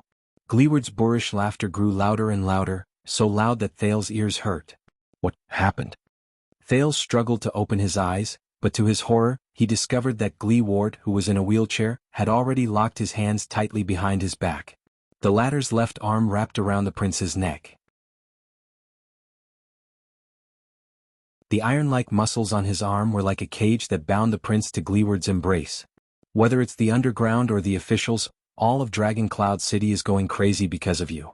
I've always been annoyed by these things and I didn't even want to bother with them, but you actually came to me. No. The sin of Hell's river instantly surged. Thales gritted his teeth and tried to break free, but he realized that his struggle was futile. Gleeward only relied on his powerful right hand and his abdominal muscles to lock Thales' arms tightly behind his back. It was useless. From the moment he was held in Gleeward's arms, he had already lost his best position to exert force. Under Gleeward's restraint, he could not even touch JC's dagger. Guess what price Heroic Spirit Palace is willing to offer me? Gleeward's laughter was rather ferocious and smug. Damn it, that dead face smashed so many things in my territory in the afternoon. This time I'll make him pay for it. Gleeward's left arm suddenly exerted force. Thales only felt his head tilt back, and the bright moon and starry sky appeared before his eyes. Of course, it might not necessarily be Heroic Spirit Palace. At this point in time, many people want you.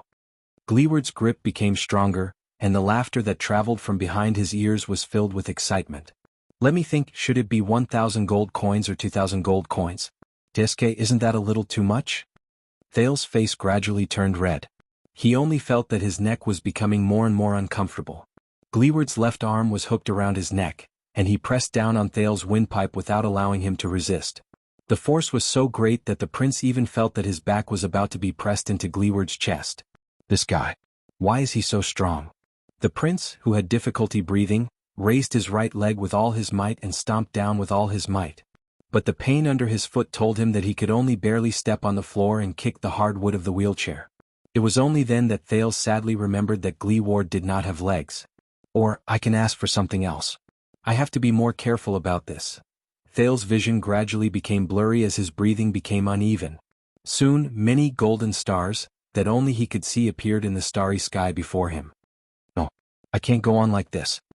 He desperately sucked in a bit of air, and with his rich experience from being choked many times, he held his breath and stopped moving to exhaust his strength. Thales' face turned red. He forced out a few sounds from his windpipe and his breath was weak.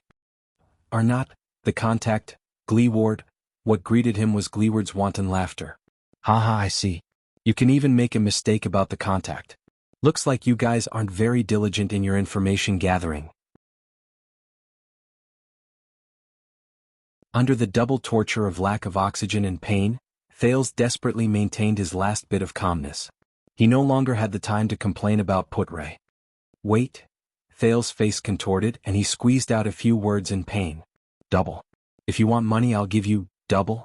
Gleeward was slightly stunned, then he snorted coldly. Shut up.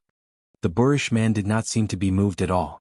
He gritted his teeth and said coldly, Don't treat me like a fool, but his voice gradually became weaker. In the next moment, Thales felt the pressure on his neck loosen slightly. A breath of air that he had not breathed in for a long time, mixed with pain and friction, was sucked into his lungs. The sound of teeth grinding traveled into his ears, along with Gleeward's voice, which was as unpleasant to the ears as before, but he was slightly tempted.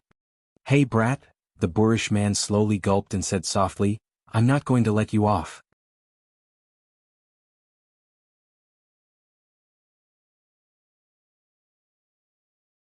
Chapter 343. Thales, who was drenched in sweat, coughed while he sucked in mouthfuls of air as if he was cherishing the water in the desert. His entire body trembled. But Gleeward did not let him go. It was still difficult for him to break free. "Really, whether it's 1,000 or 2,000 gold coins, I'll give you double." Thales regained some of his rationality. He panted and sweated non-stop, feeling weak. The Jadestar royal family is very rich, and so is Constellation. The Secret Intelligence Department's assets in Dragon Cloud City alone are worth more than 100,000. Gleeward raised an eyebrow. "Very well, wait." But a second later, the man's expression darkened. "You mean you want to go to Constellation to get it?" The Secret Intelligence Department will do." Thales, who had just recovered from the stars in his vision, blinked hard. "They will definitely give." The next moment he felt a heavy pressure on his neck and his windpipe was blocked again. "Shut up, do you really think I'm an idiot?" This was Gleeward's exasperated voice. "Listen, I only accept cash." Thales sucked in his last breath of air with great difficulty. "Damn it. This bastard. Do I look like I have cash on me? If you hand me over." Thales tried his best to fight for a chance. "The city of faraway prayers is at war with the Alliance of Freedom and Constellation." Gleeward cut him off impatiently. "Shut up, I don't understand politics." Thales, who was seeing stars again, felt exasperated. What kind of person is this? "Forget it, let's go look for Dead Face." "It's safer there," Gleeward mumbled. He increased his strength trying to knock Thales out. Thales knew that things were not going well. He racked his brain, fighting against the air and his enemy while he desperately shouted that one word. "Shield District." A few seconds after the word left his mouth, Gleeward's arm loosened again. "What?" he asked with a frown. Thales took the opportunity to take a few deep breaths to clear his mind. "Yes, Shield District." "I heard your conversation just now," the prince said painfully, shifting the back of his head slightly away from Gleeward's chest. Just now, no matter how insulted and despised he was, Gleeward did not move. But when the enemy started using Shield District and his brothers and sisters to threaten him, "This is Shield District, right?" Thales panted, and his words gradually became smoother. "And you are probably the person in charge of this place. Look around you, it's already dilapidated. 1 or 2,000 gold coins is not enough to rebuild it. You need more, not just money." Gleeward remained silent for a long time. But in the end, he still coldly snorted and shook his head. "Shut up, I am very content, I have no interest in causing trouble." When he saw that Gleeward was about to strangle him again, Thales quickly spoke. "And I heard it. The people who died in Shield District 6 years ago were your subordinates and brothers, right?" When he said this, Thales felt Gleeward shudder behind him. "During these 6 years, their surviving family members also need to be compensated for their financial losses. They need to live. You should be very worried, right? I guess Dragon Cloud City doesn't have a disaster emergency fund to compensate for Shield District's losses." Thales spoke fluently in an invincible manner while he racked his brains for a way to escape. Gleeward let out a dull, displeased sound. "Shut up." This time there was a hint of displeasure in the veteran's words. But then he was stunned. "Disaster. Gold, what's that? Can it compensate for Shield District's losses?" Thales thought of something. He felt that he had found a way out. "That's not important. What's important is..."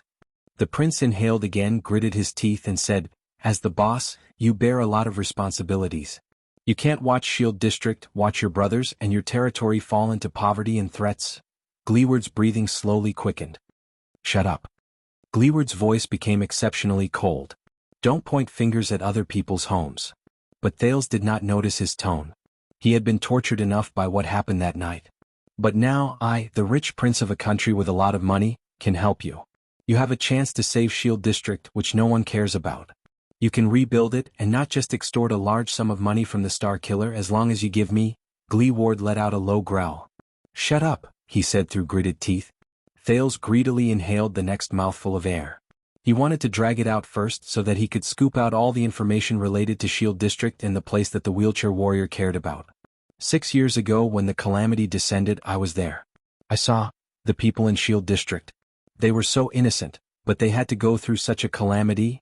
Gleeward did not speak, but he began to tremble slightly. Thales felt that there was hope. He could not help but speak faster. You don't seem like a cold-blooded and selfish person, Gleeward. The chance is right before your eyes. You can't give up on Shield District just because you find it troublesome. You can't just stand by and watch them suffer so that the dead cannot rest in peace. Rest in peace. When he heard this, Gleeward's body swayed violently. Shut up. His voice began to tremble, and there was a warmth in it that was difficult to ignore. Brat. Thales only felt that Gleeward's arm was becoming looser. I should be getting closer and closer to Gleeward's pain point. When he thought of this, he could not help but feel refreshed. After the calamity, the people of Shield District suffered greatly. They relied on you. They can't continue living like this.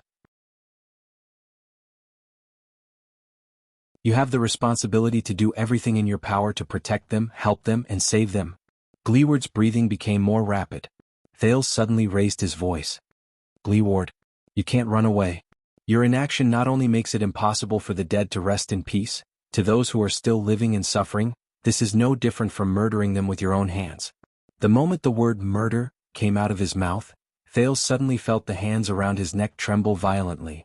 His ears trembled, and Gleeward's shout, which he had never heard before, traveled into his ears.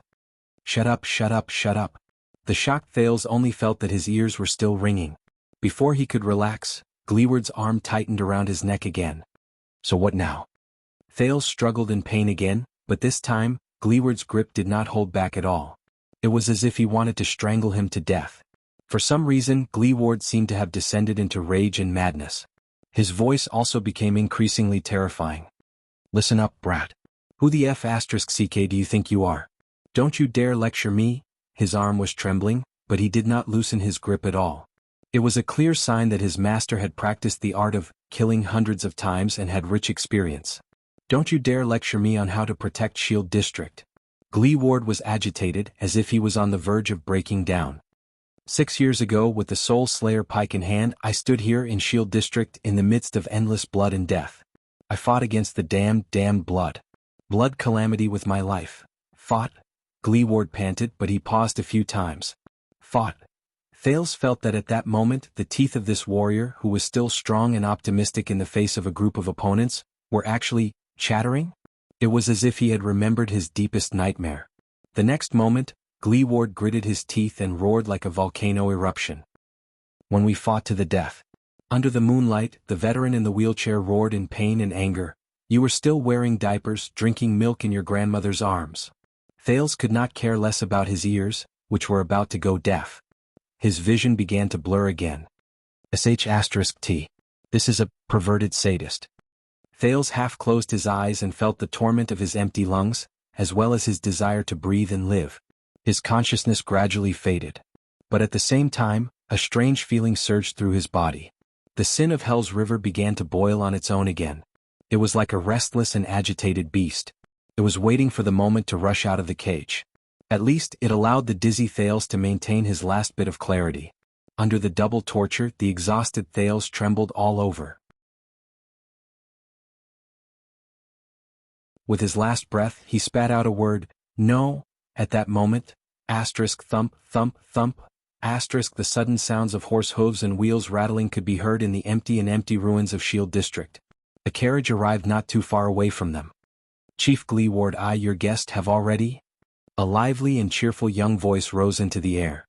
The voice paused for a moment. With a ferocious expression, Gleeward raised his head and met the owner of the voice. He could not help but loosen his grip on Thales as he tried his best to restrain him. The purple-faced Thales breathed in air again. He coughed madly. He had inhaled quite a lot of saliva during the fight just now. The increasingly restless sin of Hell's River in his body gradually calmed down. The next moment, "Wah. Chief, I am sorry, I was wrong. No, I mean I shouldn't, I can't, no, I mean I won't tell anyone, no, I mean I didn't see anything, I don't know anything, I just came for a stroll tonight, no, I mean I didn't even come to Shield District tonight." Gleeward shook his head and tried to clear his mind. He looked at the carriage and its driver. "Is that Kevin?" On an uncovered freight carriage, a young coachman covered his eyes and shouted something in a frenzy. A hunchbacked figure was sitting in the cargo hold at the back of the carriage. He was coughing slightly. Gleeward was stunned. Tonight was different for Kevin, the poor boy from Shield District. He was supposed to drive this shabby, low-quality carriage and bring Chief Gleeward's guest to a special and remote place in Shield District. Kevin did not know why Chief Gleeward had carefully chosen this place to meet, but as long as it was the chief's order, he had to do it. That was Drew Gleeward, the man who single-handedly protected Dragon Cloud City during the legendary disasters of the Calamities and Hydra, Kilika. Yes, Kevin still remembers those years and those disasters. It's like a nightmare. But when Kevin arrived at his destination and met the chief, he could not believe what he saw. What is that? Of course, Kevin was not referring to the corpses and blood all over the ground. As the manliest man in Dragon Cloud City, Chief Gleeward, who could command the wind and clouds, would not cause a storm of blood wherever he went, was a teenager. Yes, a delicate-looking but thin teenager. Under the moonlight, the delicate-looking teenager sat in the chief's arms. He looked excited and in pain. The teenager placed his hands behind his back and placed them on Chief Gleeward's knees. They trembled slightly as if he was touching and rubbing against something. His face was flushed and his lips opened and closed. He looked agitated and excited as he twisted his waist and moved up and down. When he saw this, Kevin's heart froze. No way. What about Chief Gleeward, who has always been open-minded and heroic? Kevin narrowed his eyes and tried to take a closer look. At that moment, the dignified chief of Shield District in his heart, the hero of the people, Gleeward, was sitting in a wheelchair, doing Gleeward's rough and powerful left hand, which was missing 2 fingers, was intimately hugging the teenager's upper body from behind, pressing him tightly into his embrace. Gleeward's right hand was stretched towards the teenager's lower body, where Kevin could not see. It was also trembling slightly as the teenager moved. What? Kevin widened his eyes. His jaw almost dropped. That was not all. Chief Gleeward, who usually did heavy work with ease, was panting violently at that moment. His iron-like body rose and fell in sync with the teenager's suspicious rhythm. He moved to the left and right, up and down, and moved back and forth in a timely manner. The chief's face was contorted, and he was agitated. He even stuck close to the teenager's ear and gritted his teeth as he shouted some words whose meaning was unclear. It was as if he was venting something. Venting? Kevin's heart skipped a beat. This. Kevin's face turned paler and paler as he watched the 2 people moving excitedly on the wheelchair. He watched the teenager and the chief's bodies pressed against each other as they forgot themselves in pain and happiness. The old man in Shield District had told him that for a long time, there had been all sorts of girls and women living in Shield District.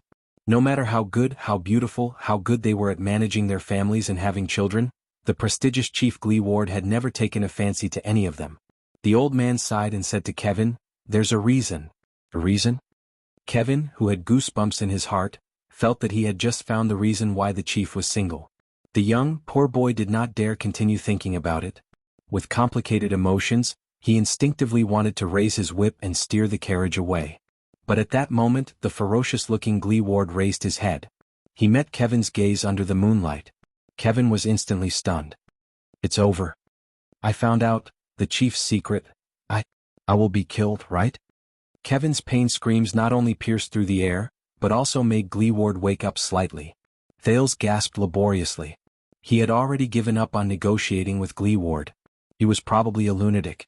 There was no way to talk to him. Boss, since I've never been to Shield District, that means...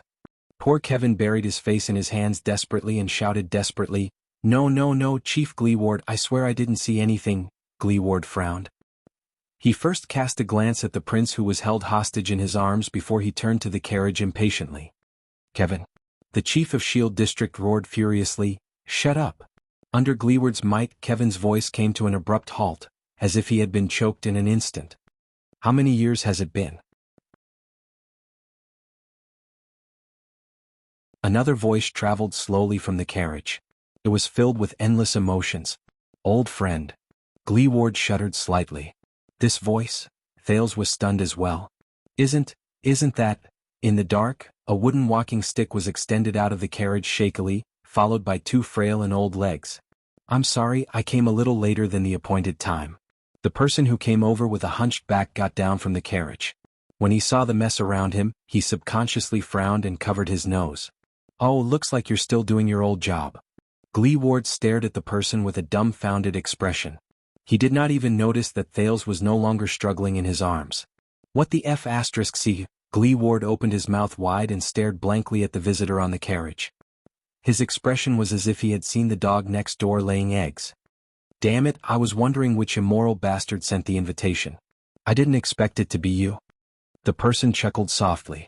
Are you surprised? DSK, you're not dead yet. Gleeward snorted softly. His emotions were complicated. The old crow.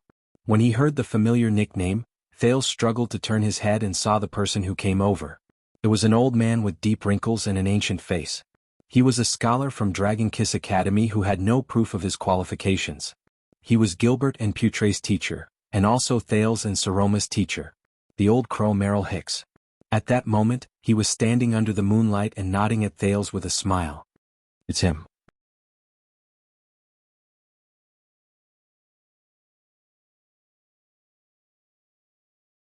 Chapter 344. Haha, of course I'm not dead. Hicks propped himself up with his walking stick and walked towards them laboriously. He chuckled. Did you forget that we had our fortune told in the tent? I will live a long life. Gleeward made a disgusted expression that said, Who would believe you? As for you, Drew? Hicks maintained his usual smile and cast a glance at the stunned Thales. Then he looked at Gleeward again, who was in the wheelchair. His gaze lingered on Gleeward's missing legs for a moment. I can see that you've lost quite a bit. Little hedgehog, I really miss the days when we ate sand together in the desert. The effect of this sentence was quite impressive. Thales, who was held hostage, and Guy, who drove the carriage, were both stunned. Little hedgehog? What little hedgehog? Whose little hedgehog? Gleeward twisted his body in the wheelchair and coughed unnaturally. Cough, cough, all right. But Hicks continued to speak in a seemingly sentimental manner. I still remember that you were forced to be with those barren bone women in the tent. At that moment, Gleeward's face turned the color of a pig's liver. Only the darkness of the night could conceal it. When the other two people shifted their admiring and skeptical gazes to him, Gleeward interrupted Hicks' cheerful chatter in exasperation. Shut up, old man. Hicks shrugged. Gleeward stared at him with an unpleasant expression. He panted as he pondered about something. Guy, thank you for sending him over. Now you should go further away. Gleeward paused as if he felt that it was not safe. He narrowed his single eye and warned Guy in a soft voice, You don't want to hear that I'll kill you if you find out, do you? Guy trembled slightly. He looked at the dying teenager in his chief's arms and squeezed out a terrified and strange smile. All right, Chief. After Kale left, Gleeward exhaled. The veteran looked at Hicks in displeasure. Very well, Old Crow, since you're in Dragon Cloud City, very well, I'll treat you to a meal. As long as it's in my territory, you can choose the location. But, Gleeward's expression changed. He changed the topic and said fiercely, You are not allowed to mention the past. Not even a single word. He looked very serious. Thales listened to their conversation suspiciously, but he had already guessed some things, so he preferred to remain silent. Leave everything to Hicks. Really? What a pity. Hicks sighed. Those precious years can't be easily forgotten. In the desert god's beast cage, we were reduced to slaves and lost all our dignity. You, on the other hand, swallowed fresh blood and fought against human or inhuman opponents. You fought for the last mouthful of stinky food and clenched your teeth to survive. Until, Gleeward's expression changed again. Oh my, I'm so Ked. He closed his eyes in pain and annoyance. Shut up. I told you not to mention it again. Hicks nodded with a smile. He placed his hands on his walking stick and coughed softly. Once Gleeward made sure that Hicks did not speak again, he slowly exhaled as if he had just avoided a great danger. He waved Thales' hand. All right, finish what you wanted to say. I'm still in a hurry to get rich. When Gleeward said this, his words came to an abrupt halt. The veteran frowned. He looked at Thales, who was no longer struggling and was trying his best to recover. Then he looked at the newcomer, Hicks. Hicks still had that mysterious smile on his face as he stared at him quietly. Then Gleeward, I would like to ask you for a favor. Gleeward's expression froze on his face. In the next second, Thales felt his body loosen. Gleeward had let go of him. F***ck Old Crow. The veteran looked at the hostage in disbelief, then at his old friend. You didn't ask to meet me in this strange place on a whim, did you? Thales lay on the ground. He felt that his limbs were sore and powerless after being deprived of oxygen for a long time. This brat didn't suddenly appear out of nowhere because of a coincidence, did he? In the face of Gleeward's bewildered question, Hicks shook his head. Of course not. He walked forward slowly, leaning on his walking stick. That's right. I want to ask you to help him. Hicks' expression slowly became serious. Please send Prince Thales out of Dragon Cloud City in secret and safely to the designated place, despite the many layers of security. Gleeward. The three of them sank into silence. Thales propped his arms up from the ground and stood up with great effort. He flashed a smile that was rarely seen that night. As expected. The contact Putray had spoken of, it's Hicks. Him know their mutual well-respected teacher. It's you, teacher. Following Putray's instructions, he flashed a friendly and grateful smile at Hicks. I'm sorry that I didn't say goodbye to you before. Hicks returned the smile and winked playfully. The eyeballs behind his monocle flickered back and forth. It's not too late now. Thales could not help but laugh and shake his head. So, the way Putray mentioned to get someone to help the Prince of Constellation leave the city in secret is... No way. Gleeward's rude voice rose again. Thales looked at the veteran in front of him with a puzzled expression. Gleeward's expression was angry and his breathing was rapid. He stared at the old crow in front of him. For the sake of our past friendship, it's not a problem for me to treat you to a meal or something, but this? Gleeward pointed at Thales in exasperation. This is not a favor, it's a huge problem. Thales raised his eyebrows. If I send this prince out of the city once I'm discovered, but they won't be able to discover it, right? Hicks interrupted him with a smile. Just like before, we are very good at running away, whether it's the cages or the Barren Bone People's tents. Thales thought of something. Barren Bone People. And the desert god? Gleeward looked as if he was choking. He opened his mouth and twitched for a few seconds before he finally waved his hand. Don't talk about the past. Also, this is not a matter of whether they discover it or not. The veteran turned to Hicks with a displeased expression. This is too risky. It involves the lives and deaths of so many of my subordinates. Do you know how the Star Killer will fix Shield District if he finds out? Forget about him, that Leespan and those rotten people in the disciplinary hall are full of evil tricks. With every sentence Gleeward said, the old Hicks nodded slightly. It was as if he was listening to him pour out his troubles. Gleeward snorted in dissatisfaction. You don't know how chaotic Dragon Cloud City became after Nuvan died. Do you know what will happen to my brothers once I fall? I just want to stay as far away from this stupid matter as possible. Thales coughed. Thales coughed. You wanted to exchange me for the bounty just now? Gleeward's expression stiffened. Exposed, he glared at Thales fiercely. Shut up, brat. He turned his head again and said to Hicks, help him? And he's a constellatiate? No way. No matter how great our friendship is. Gleeward's final tone was firm and brooked no room for doubt. Hicks sighed but did not say anything else. The atmosphere turned cold again. A few seconds later, speaking of which, old crow. Gleeward snorted coldly and gestured at Thales with his chin. For your sake, I won't take him for the bounty. Take him to someone else. The further away from me, the better. I'll pretend that I never saw you. Thales' expression darkened. What? Hicks' eyebrows slowly furrowed. His skinny hands, which rested on the walking stick, trembled slightly. But immediately after, he relaxed his brows. All right, Gleeward. Hicks put on a smile again. Before I leave, I only ask you to do one more thing. Gleeward widened his eyes, tilted his head, and put on an expression that said, What else do you want? Hey you. Hicks' expression changed instantly. He shook his head regretfully. You know, sometimes when I dream about our time in the Flying Squirrel tribe, Gleeward's expression changed again. All right. Gleeward cut him off as if he was begging for mercy. If you have anything to say, just say it. The veteran stared at the old crow in pain again, then looked elsewhere. He waved his hand in despair. I'll just pretend that I accidentally inhaled when I passed by a cesspool. Hicks' satisfied smile appeared on his face again. He nodded and said softly, Look at his eyes. Once he said this, both Thales and Gleeward were stunned. What? The veteran in the wheelchair blinked and scratched his head in confusion. Whose eyes? Thales, who was equally confused, asked. Hicks took a deep breath. He took a step forward and the smile on his face slowly disappeared. It was replaced by a rare coldness and sternness. Drew Gleeward, on account of the countless times I treated and saved you in the desert god's cage when you were on the brink of death, Hicks said, enunciating each word clearly. Look carefully at this child's eyes. When he heard this, the first person to be stunned was Thales.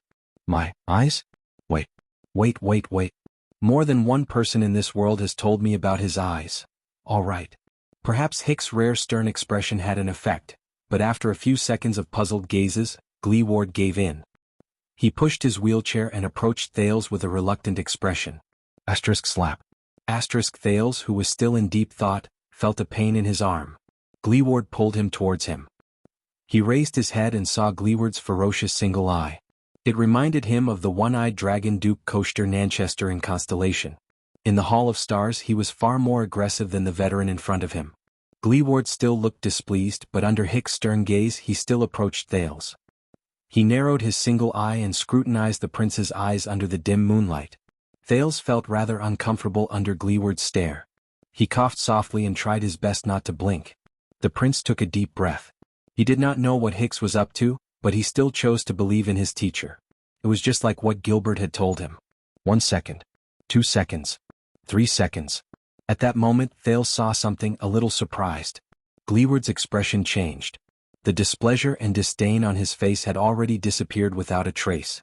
What was left was only shock and astonishment. This made Thales think of something. The veteran turned his head abruptly. Light.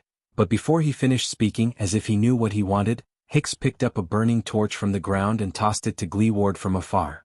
Gleeward frowned and glanced at the indifferent Hicks. He waved the torch to make it burn brighter. Then he moved closer to Thales. The heat and glare of the flame made Thales involuntarily shrink back, but Gleeward held him firmly. Don't move, child. With the light from the torch, Gleeward scrutinized the corner of Thales' eyes again. This time, his expression became more solemn, and he also became more incredulous. Don't blink either. Thales could clearly see that as he observed Gleeward's face, Gleeward's expression changed subtly. His expression changed from surprise to hesitation, from hesitation to stupefaction, from stupefaction to excitement, and from excitement to dejection. Gleeward's eyebrows trembled. His single eye was filled with complicated emotions: conflict and pain, gratitude and relief, remorse and regret, sadness and indecisiveness. Thales was secretly shocked as he watched. How? A long time seemed to have passed. Finally, Gleeward slowly moved the torch away and lowered his head deeply. Impossible. In the darkness where no one could see, Gleeward propped himself up on his wheelchair, bent over, and spoke in a muffled voice. His voice seemed to be separated by a layer of fog, and it was a little indistinct. Hicks sighed softly while leaning on his walking stick. Do you understand now? Thales turned to the old crow in surprise and bewilderment, but he could only see the sorrow and desolation on his face. The prince instinctively said, What's going on? My eyes? No. The veteran in the wheelchair interrupted him. No. Gleeward's head was still lowered, but his voice began to tremble. He stuttered, and it was even more intense than when he was roaring just now. No. He held the torch in his right hand and the arm of the wheelchair in his left. His shoulders rose and fell. Hicks shook his head. You saw it? Gleeward raised his head swiftly. Thales stared at his face in surprise. The veteran's eyes were wide open, and he shook his head in disbelief, like a detective who had just discovered a cruel truth. The prince touched his eyelids. He looked at Hicks, then at Gleeward. A strange sense of panic spread in his heart. They know something. Only me. Only I don't know. No. Gleeward trembled and blinked his single eye. He panted violently while he gritted his teeth and said, This is just a coincidence. There may not be many people like this, but there definitely are. You only need paint, Thales? Thales shuddered and turned to Hicks. Teacher Hicks. The old crow, who interrupted the veteran, snorted softly. My friend may be highly skilled, but he doesn't care much about the high-level politics of the neighboring countries. His words were flat, and there was no inflection in them. It was a stark contrast to Hicks' usual lively and interesting demeanor when he taught. So, can I trouble you to tell him? Hicks did not look at any of them, but stared firmly at his walking stick. What is your full name? Full name? Thales shuddered. He knew what they were conflicted about. That is, the night returned to silence. Only the torch in Gleeward's hand continued to crackle. Thales answered subconsciously. His gaze was fixed on Gleeward's obviously abnormal body. My full name is Thales Therangerana Kessel Jade Star. Asterisk thud. Asterisk the torch fell to the ground and rolled into a pool of blood beside it, struggling helplessly. Gleeward sat in his wheelchair in a daze. He stared blankly at Thales, who was also absent-minded. His right hand was still in the air, still in the position of holding the torch. But he still did not move. It was as if he was living in a dream. Gleeward spoke softly. "This is impossible." The voice that was once rough, hot-tempered, and extremely unpleasant to the ears sounded as if it came from a distant mountain at that moment. It was gentle and calm. It was as if he was afraid of disturbing someone's sweet dreams. Hicks slowly flashed a tired but sincere smile. "That's right, Drew." The old crow raised his head slowly. The meaning in his eyes was complicated and profound. "This is Lady Theron's son. He is her bloodline." Asterisk sizzle. Star.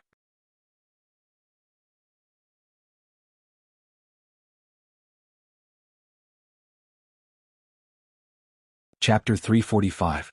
At that moment, it was as if someone had stopped time from moving forward in this dark, remote, and dilapidated corner of Shield District. The three of them faced each other in silence. The stagnant atmosphere fueled their own indescribable emotions. Until, "What's going on?" Thales asked the other two in disbelief. "Hicks and you, what are you talking about? You know my mother?" Under the moonlight, the prince's face was full of surprise. He stared at the veteran in the wheelchair, who was still trembling slightly, and the old man who held his walking stick with his head lowered in dejection. "What? How did you know her? Where is she?" But they did not answer. "How about it, Drew?" Hicks sighed slowly and said, "Is this reason enough?" Gleeward finally managed to calm his trembling breathing. As if a long time had passed, the wheelchair, which was immersed in the darkness, moved slightly and crushed a few stones on the ground.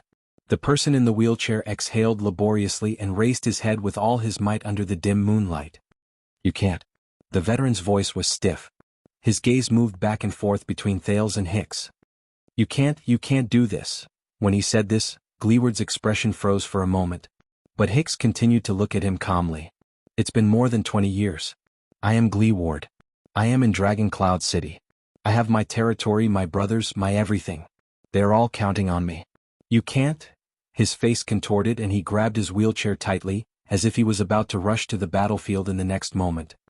"You can't suddenly appear like this and then bring up a bunch of bullsh asterisk T and touching past, to ask me to do this and that. Those are all in the past, old crow." Gleeward waved his hand abruptly and seemed to be speaking more fluently. "So what if you're her son?" "I don't care," Hicks answered him with a flat but firm old voice. "It's precisely because those are all in the past, Drew. That's why it will exist forever." Gleeward's words came to a halt as if he had choked on something. Hicks' gaze was still. "Since we can't change it, we can't run away from it." Gleeward shuddered in the wheelchair. The veteran slowly let go of the wheelchair, clasped his hands together and gritted his teeth. "Shut up." Thales looked at Hicks, then at Gleeward. The puzzlement in his heart was difficult to quell. 20 years ago? The past? They all knew Therangerana. That mysterious mother. He pricked up his ears, wanting to hear more. No one wants to recall the nightmare of the past, whether it was before or after. The aged Hicks sighed softly and said, "But at least think about it. Back then, who was the one who brought people like us, who were struggling and at the end of our lives, and a walking corpse like you out of Caligri? Out of that bottomless cage of darkness, out of that bloody arena shrouded in shadows." Caliguri, the title seemed to remind Gleeward of something. He closed his eyes and his chest began to heave. Thales was puzzled. "Caligri? What is that place?" "Yes, my dear Drew." Hicks stared at Gleeward from afar, who was immersed in his memories and had an uncertain expression. "This is the debt we owe." Gleeward opened his eyes and took a deep breath laboriously. "Shut up." Thales could not hold it in any more. "Sorry to disturb you, but—" He took a step forward and his tone was slightly anxious. "Who exactly is my mother?" Gleeward suddenly raised his head. "I said shut up." The veteran gritted his teeth, widened one of his eyes, and stared at the teenage prince with a contorted face, as if he was going through some kind of torture. His beard and hair stood on end, and he looked as if he was forcefully suppressing his emotions, forcing Thales to swallow his words. "There are always some things, you can't deny and you can't forget." Hicks coughed in slight pain, but he waved his hand and refused Thales' kind offer to help him up. Isn't that so? The old crow took a moment to recover before he slowly opened his mouth and called out a name that Thales was very unfamiliar with. Bloody Thorn Lizard. Asterisk bang. Asterisk Gleeward punched his wheelchair. Shut up, shut up. The veteran leaned forward and glared at Hicks fiercely. Go to hell, old man. You are never allowed to call me that. You know that I F asterisk King hate this the most. His voice was filled with hostility and pain. He slapped his wheelchair fiercely. You know that. Thales stared at Gleeward in astonishment. The prince became increasingly suspicious of Theron's relationship with them. At the same time, he was also worried about his future. But Hicks only continued to support himself with his walking stick. He stood there indifferently. Then send this child away, Drew. This is all I asked of you in the past. Then you can go back and be the local tyrant with a clear conscience. You can flaunt your power as the boss of your gang. Gleeward fell back against his seat and panted a few times. It was as if the conversation just now had exhausted most of his energy. A gust of wind blew past. The huge temperature difference between day and night in Dragon Cloud City made Thales shudder. He could not help but sneeze. No. Gleeward's pained but firm voice traveled into his ears. Dream on. I won't take this job. Thales was shocked. What? That's it? You won't take it? A cold glare appeared behind Hicks' monocle. He said calmly, Is that your answer, Gleeward? Gleeward's chest visibly swayed. That's it. The veteran in the wheelchair raised his head again, gritted his teeth and said angrily, You, get lost. He squeezed out a few words through gritted teeth. Get out of my territory. Immediately, right now. His rough voice rang out in this remote corner, echoing back and forth between the ruins of the wall. But Hicks said nothing. He only stared at Gleeward in silence. Gleeward, whose expression was contorted, and Hicks, whose expression was cold, stared at each other under the moonlight. This atmosphere made Thales rather uneasy. For a moment, it overshadowed his curiosity about his mysterious mother, and made him even more confused about how he could escape. After a long time, Hicks sighed slowly. Is that so? The veteran in the wheelchair stared at the old man in front of him. His gaze was filled with a hidden meaning that Thales could not understand. Boss. In the distance, Kevin, who heard the roar, drove the carriage closer and asked anxiously, What's wrong? Gleeward panted a few times, adjusted his breathing, and restrained his emotions that were out of control. Kevin, the veteran said stiffly to the young man in the carriage, Where did they come from? Send them back to where they came from. Kevin was slightly taken aback. Huh. Gleeward closed his eyes, then opened them again. Damn it. The boss of Shield District gritted his teeth stiffly and slammed his wheelchair. Get them. Them. His voice was rough and his words were cold. Thales sighed in his heart. Kevin was shocked by the way the boss behaved. He first trembled a little, then immediately nodded. Okay, Gleeward snorted coldly. He gave Hicks, who was still silent, a rude glare as if he was his mortal enemy. The next moment, the veteran moved abruptly. He turned his wheelchair to face the opposite direction from Hicks. On the way, he violently pushed aside a corpse that was blocking his path. Then, he cast a glance in Thales' direction with a complicated expression. But the moment before his gaze met the latter's, he quickly looked away. *CK, you old crow. Then, amidst the friction between the wheels and the ground, Gleeward's figure on the wheelchair disappeared into the night.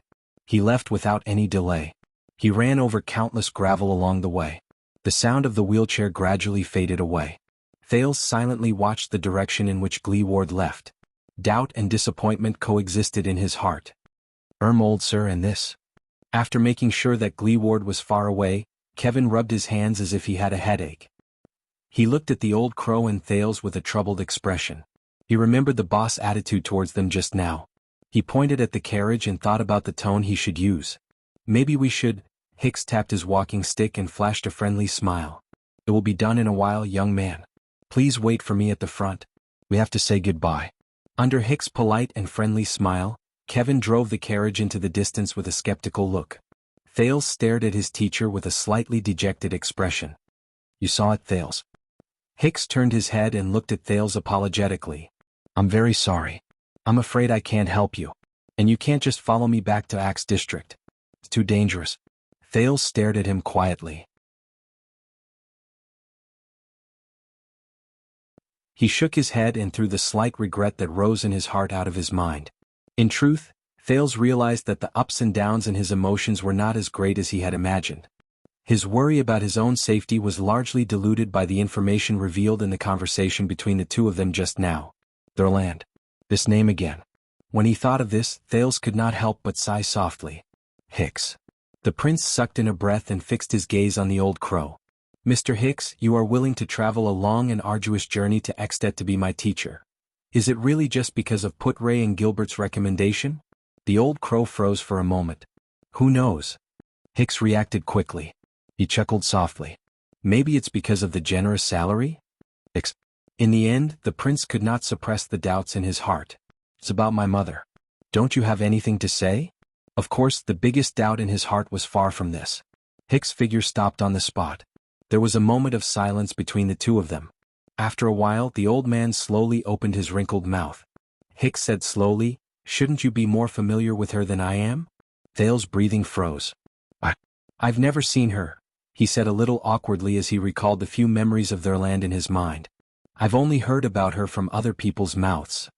Yes, Thales thought quietly. The abnormality I was born with. In Mindy's hall, the king and Gilbert told him the strangely pronounced name with certainty. There was also the stern high priestess Lycia. The insane Queen Kia during the Bloody Year. The majestic queen of the sky who descended from the sky. Every bit of information about his mother made him more and more confused. Who exactly is there in Jirana? What kind of existence is she? So that's how it is. Hicks looked at him and sighed slowly. It's such a pity. Thales cast him a questioning look. So? Hicks looked at him for a long time before he smiled faintly. When I was not so old and not so young, I was quite unlucky for a while. Hicks recalled the past and sighed. The process was too complicated. In any case, I was robbed and sold to the Great Desert as a slave. Thales was stunned. The Great Desert? Hicks nodded with a smile. Yes, it's the place you're about to go. The Great Desert. The old crow sighed faintly. His gaze moved past Thales as if he was looking somewhere else. What a big place. There are only 3 things left in the world there, sand. The old crow narrowed his eyes. And sand. Thales could not help but frown. No matter how far you walk, how long you walk, and how fast you walk, you will never reach the end. All the rules of the world, morality, order, fairness, strength, and even time lose their meaning there. As for slaves. Hicks patted the back of his hand and said with a sigh, it's hard to imagine that this system, which disappeared after the ancient empire, still exists in the Great Desert. You can exaggerate and imagine my miserable state at that time. As he recalled the past, Hicks' gaze was indifferent, but his tone was thought-provoking. A group of people who had lost all hope, all dignity, and most of their selves. Prisoners of war, criminals, drunkards, cripples, prostitutes, beggars, lunatics, exiles. Just like that, like wild beasts and livestock, they were kept in filthy, cruel, hopeless, and painful cages. They were given all kinds of slave codes and they went through all kinds of hell that people could imagine, waiting for death. Thales listened attentively and resisted the urge to ask questions. He searched his heart for a piece of relevant information. Hicks coughed softly. A strange light shone in his eyes.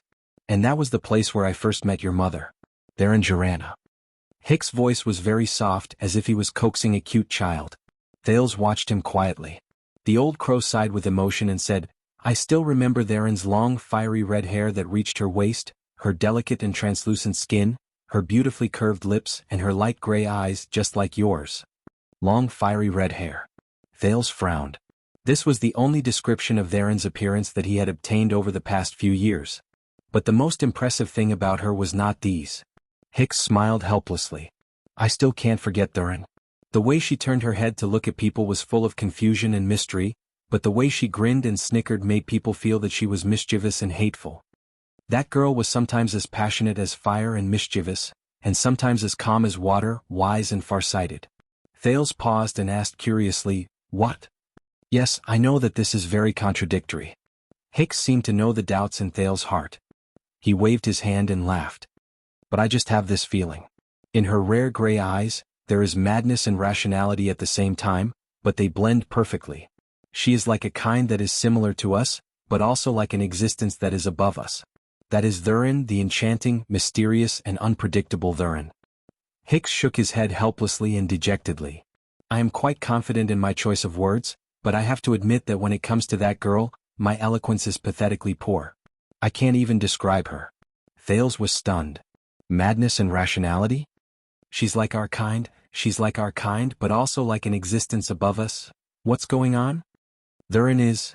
The more the old crow went on, the more ethereal his gaze became, as if it was shining into a corner that ordinary people could not see. The amazing Thurin was the nickname given to her by the cage masters. She was the only slave who could retain her original name. Thales thought of something. Slave? Thales' eyes were filled with surprise and bewilderment. You mean my mother was a slave in the desert? How is that possible? Doubts arose in his heart. If it's according to what the Queen of the Sky said, she was. As if unwilling to let Thales continue thinking about it, Hicks raised his voice. Until she proved that she was not. Slave. The amazing Thurin. Thales pondered and subconsciously continued, What do you mean? When he said this, the old crow exhaled and paused for a moment. He closed his eyes gently and a warm smile appeared on his face. Your mother. She was very smart and very persuasive. That girl used 2 to 3 years to pull the hopeless slaves who lived like walking corpses out of the abyss, out of hell, out of quagmires, out of despair. She brought us together. Thales listened attentively.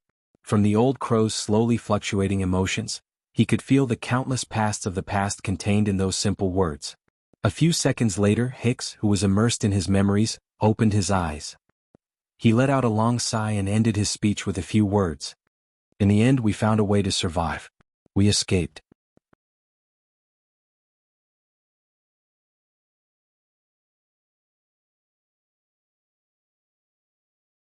Chapter 346. Thales' eyes brightened. Thurin. Slave. Survived. Escaped. That's it. Hicks chuckled softly and shrugged. That was my meeting with Thurin. It wasn't long, but it left a deep impression. I hope it will be of some help to you. Thales was slightly startled. A sense of disappointment rose in him, as if he was listening to a story but did not continue. That's all? The old crow's oily smile answered him. What else? Thales could not get rid of his doubts. He quickly asked, Where did she come from? Where is she from? Where did she go after that? How did he get involved with my father and Constellation? Hicks coughed softly and interrupted Thales' continuous questioning. I am very willing to describe my impression of your mother to you, Thales. If my drawing skills were good enough, I could even write a sketch for you. But I am afraid that this is all I know. I don't know her identity before she became a slave, and I can't tell where she came from. Hicks looked at him regretfully and gestured to the surroundings. And now is not the time for us to sit down and talk about the past. Thales was momentarily speechless in the face of Hicks' apologetic and helpless smile. Hicks sighed and stroked his walking stick. An indecipherable emotion surged in his eyes behind the monocle. As for Gleeward, I can only say that I am truly sorry. His voice was hoarse. Take care of yourself. Thales seemed to have woken up from a dream. The shock of receiving the information was instantly washed away by the threat in front of him. The prince paused for a long while. No. Thales forced a smile. I should be the one apologizing. You took a huge risk to save me. If Heroic Spirit Palace finds out, don't worry about me, child. Hicks shook his head. My channels are perfectly normal. It won't arouse suspicion. Putray is worried about his missing prince, and as his teacher, I came to ask an old friend for information out of consideration for his feelings.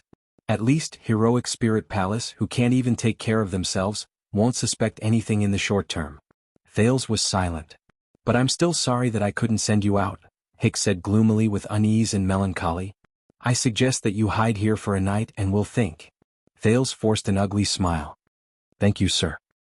He looked at the ruins around him, and the shocking battle in Shield District all those years ago flashed past his mind. I tried not to think about the bleak future. Thales pursed his lips and hesitated for a moment. I will find a way to get out myself. When Gleeward refused to help him, Thales was indeed disappointed and terrified. After all, Dragon Cloud City was under heavy lockdown, and the Star Killer was chasing after him all over the city. But Hicks had already done enough for him. He had no right to ask for more. Hicks silently watched the prince try his best to maintain the smile on his face. He did not speak. Of course. Hicks flashed a slightly bitter smile. But for some reason, Thales felt that there was an indecipherable meaning hidden in his gaze. "Of course you can, then I will." The old man said nothing more. He bowed apologetically and turned away, leaning on his crutch. He walked towards Kevin, who was waiting impatiently in the distance. Thales stared at his back from afar and suddenly remembered something. "One last question." Thales' words made Hicks stop in his tracks. "Our first lesson, remember?" Thales rubbed his hands together, as if this could drive away the coldness of the night. "The boundaries of governance." Hicks paused visibly. He turned completely around to face Thales. "Of course." Thales glanced at the desolate scene around him again and faced the old Hicks. "At the end of that day, you told us that all our speculations and conclusions in class that day were actually wrong." The prince took a deep breath. He took a few steps forward and looked into Hicks' eyes seriously. "I originally thought that you wanted to tell us that history can be interpreted in many ways, but during the second lesson, even though we did a lot of homework, I could feel that you were not satisfied with our da." Hicks stared at him silently and did not say a word. Thales raised his eyebrows at him. "Why?" Thales raised an eyebrow at him. "Why? What is it? What is it in your mind?" The horse that pulled the carriage in the distance neighed in boredom. Under the night sky, the hunched old man and the teenager with his head held high stood in a corner of the ruins, facing each other in silence. The old crow smiled. "You know, I originally planned to talk about this a long time later, or when we graduate and stop our lessons. I didn't even care about anything and let all of you figure it out on your own." The old man's words faltered for a moment. "But in view of your current situation," Thales still stared at him with bright, piercing eyes. "All right." Hicks smiled helplessly, like an old grandfather who could not stand being bothered by his child. Why was our discussion that day wrong?" "Because times have changed." Thales furrowed his eyebrows. Hicks clasped his hands around his walking stick again. He tried his best to straighten his hunched back and coughed softly. The old man suddenly became serious. "Let me clarify something first, Thales.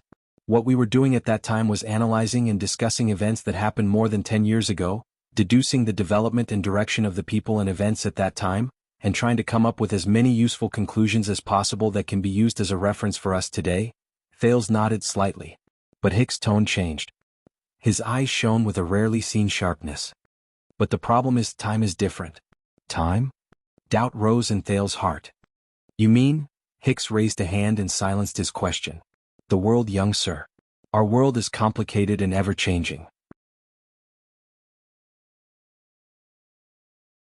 As if to save time, Hicks did not give Thales another chance to interrupt him. "Time is moving forward and times are changing. People may have seen that in the past few thousand years, the iron hooves of humans have created boundless prosperity. The powerful empire has ended the divided governance of various kings. The bright God's church has purified the treacherous hearts of people. The turbulent waves overturned the decadent imperial family. The division of the church has rebuilt the gods. The battle of eradication, which is the closest to us, has determined today's situation." Hicks' gaze shifted. "But at the same time, many people will also overlook that thousands of years ago, the merchants on the land had just gotten used to bartering. Farmers could only rely on iron and fire to harvest crops. People did not even know how to domesticate messenger crows.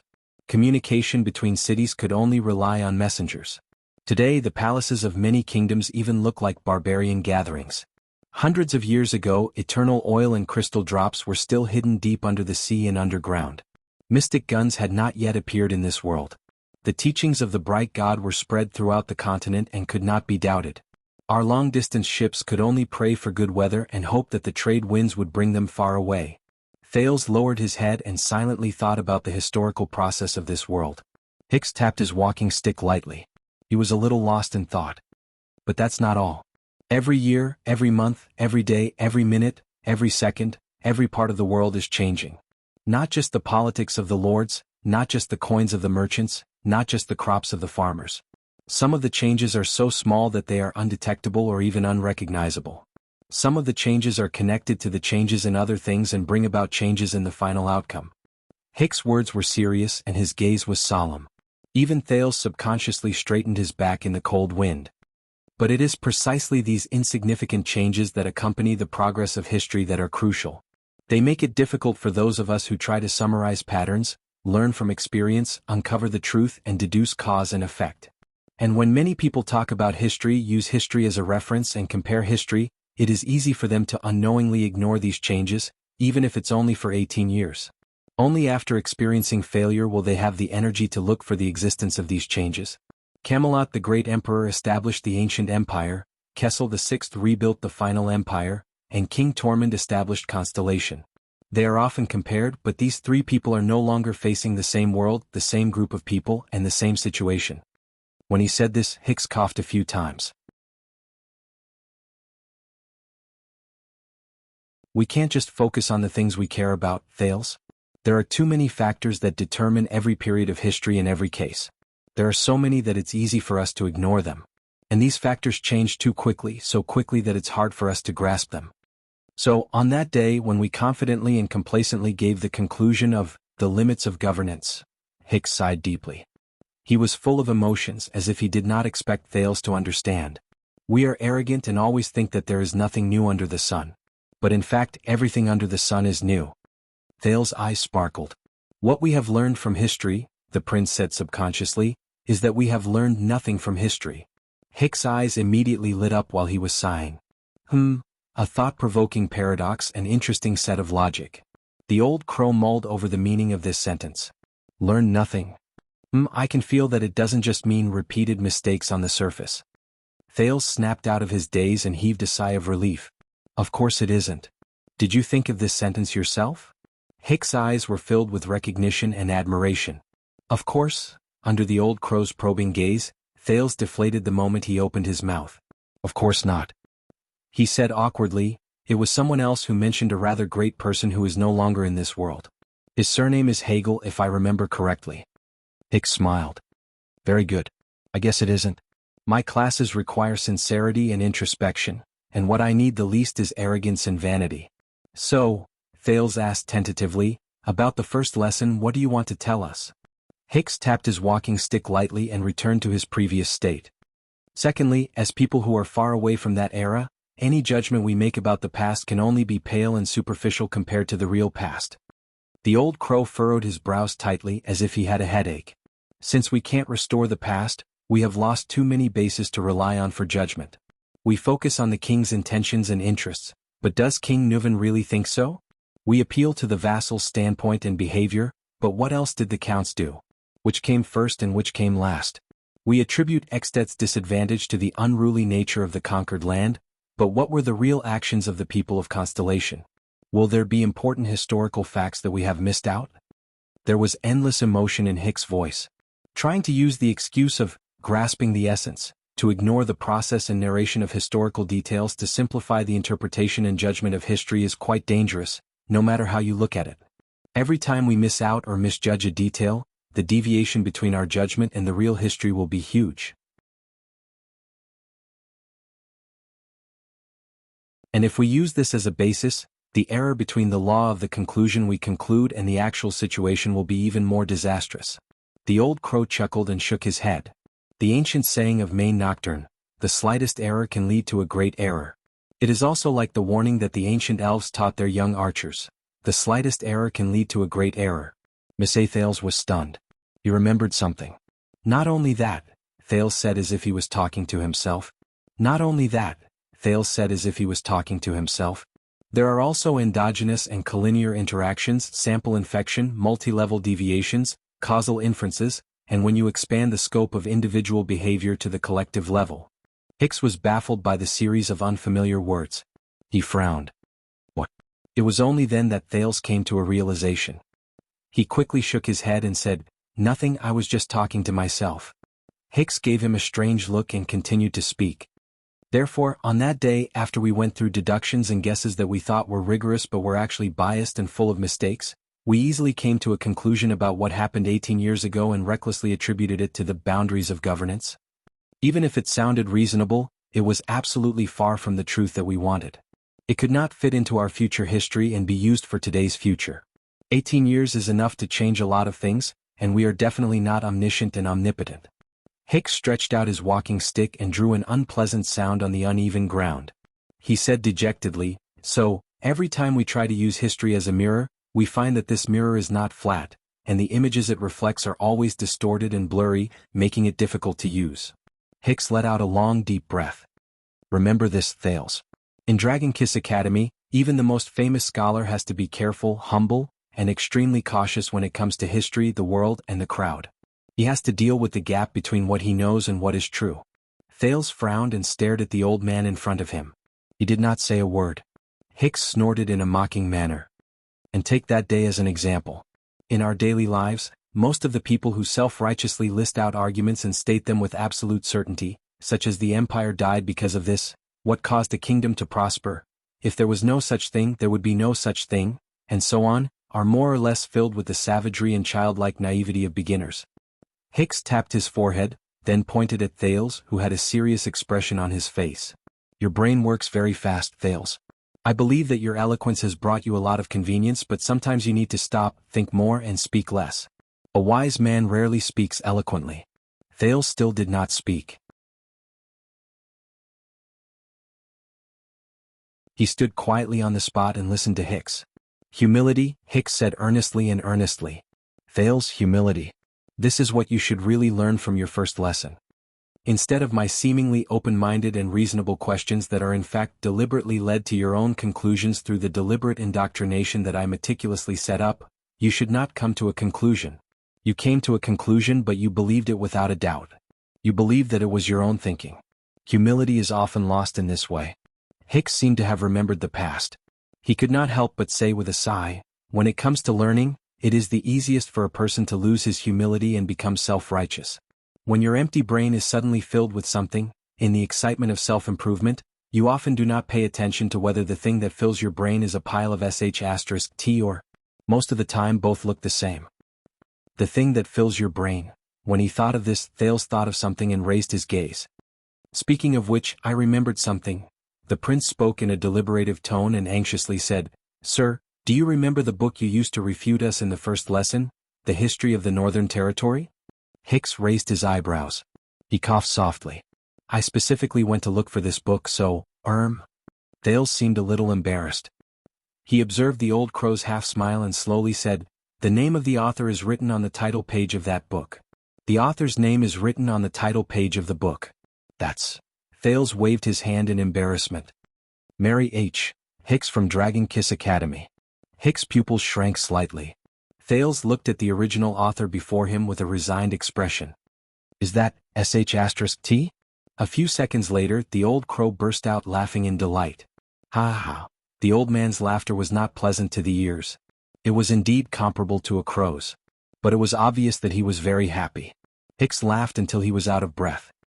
He supported himself on his walking stick, and his shoulders shook as he laughed and looked at Thales. You really went. Ha ha. Thales shrugged helplessly and faked an awkward smile. Tracing the source of quotes and looking through the publication information. Aren't these the basic qualities of a postgraduate student? So, the corners of Thales' mouth twitched awkwardly. He wanted to end the topic. My thoughts were never mine but everyone's? Hicks' laughter stopped. Another interesting sentence. Hicks paused for a moment and put on a thoughtful expression. Did you think of this yourself? Thales shrugged. I really want to say no, but this sentence? Yes. Very good. Hicks put away his smile and looked at Thales in a steady and serious manner. And the only thing that can guarantee that your brain won't be immersed in shit is, Thales? Thales nodded respectfully and continued his teacher's words. Humility. Hicks flashed a smile again. But then Thales changed the tone of his voice. But you left out one thing, reflect on yourself. Remember the lesson rules you told us? Before questioning something, it's best to ask yourself. Thank you, Bordeaux. Thales smiled in his heart. Hicks' expression changed slightly. He narrowed his eyes and sized up the teenager in front of him again. Not just before, Thales. He said calmly. But those are advanced lessons and they are options for advancement. Not everyone has the aptitude to reach that stage. Hicks blinked. And we will do it step by step. We will start with humility. Then we will plan for other things. Thales smiled. One step at a time. He looked at the strangely interesting old man in front of him and thought of his uncertain future. He suddenly sighed. Thales suddenly raised his index finger. Sir. I was thinking. Although you told me that the meaning of the first lesson was humility, wise men rarely speak eloquently, and so on. Thales narrowed his eyes. But I thought about it again, The prince clicked his tongue and looked at the old man in front of him from head to toe as if he was sizing up a suspect. Is there a possibility that the moment you turn around and return to Heroic Spirit Palace, you will say to young rascal, to Saroma? Hicks showed a puzzled expression. Thales cleared his throat and slowed down his tone. With a rough voice, he imitated Hicks's usual tone. Dear little Saroma, my dear little brother. Jie, you must know that wise men are not afraid of eloquence. Madam, what you need is to confidently stuff your opinion into other people's minds, even if it's a pile of shit. Before Thales finished speaking, Hicks laughed out loud and his expression was exaggerated. He kept hitting the ground with his walking stick. Ha ha, Thales laughed as well. Under the moonlight, the old man and the teenager who were thousands of miles away from home looked at each other and laughed. In the distance, Kevin, who was waiting with his head in his hands, let out another yawn in resignation. Finally, the laughter of the two people gradually weakened. Thales closed his mouth. Hicks also stopped smiling and looked at him calmly and peacefully. It's time. Thales spoke subconsciously. But Hicks was one step faster than him. You know, your mother did tell me where she was going, the old crow said flatly, but Thales was momentarily stunned. Hicks straightened his back in the darkness and sighed at the vast starry sky. Before we parted, she stood alone with her back to us. She faced the blood-red setting sun on the vast desert and said with a chuckle. Thales felt an inexplicable sense of nervousness in his heart. He knew that what came next was that person's original words. Hicks said faintly, since I escaped with much difficulty, of course I want to go to a wider world. Perhaps I can pry open this boring world. Thales was stunned. Pry open this boring? I believe that she did it, Hicks said softly, but his words traveled clearly into Thales' ears through the quiet night sky. Perhaps she will eventually do it. A breeze blew past, and it let out a long whimper through the hole in the wall behind them. Hicks straightened his scarf. With a solemn expression, he nodded slightly at Thales. Take care, young sir. Thales put away his thoughts and nodded solemnly as well. You too, sir. And so, Thales stood alone in the quiet night, listening to the sound of Hicks' walking stick slowly fade into the distance. He watched as the old man's hunched figure gradually disappeared. He listened as Hicks boarded the dilapidated, shoddy truck, which was a stark contrast to Shield District, and explained to Kevin in a low voice why the teenager did not come. He watched from afar as the truck left under Kevin's whip and the dissatisfied neigh of the old horse, never to return. The prince greedily sucked in a mouthful of air in the cold wind of the night, but his lungs were frozen. Thales turned around in resignation. The problem he faced and the melancholy in his heart surged before his eyes again. From now on he was alone again. Just like in the past. Thales absent-mindedly kicked away a large piece of gravel that almost tripped him. He looked at the corpses Glee Ward left behind on the ground, and then at the grand scene of Shield District before him. He felt a headache coming on. All of Dragon Cloud City is looking for me. In fact, it was not just Dragon Cloud City. Lampard, Count Leespan, Count Nazir, and all the vassals. What should I do?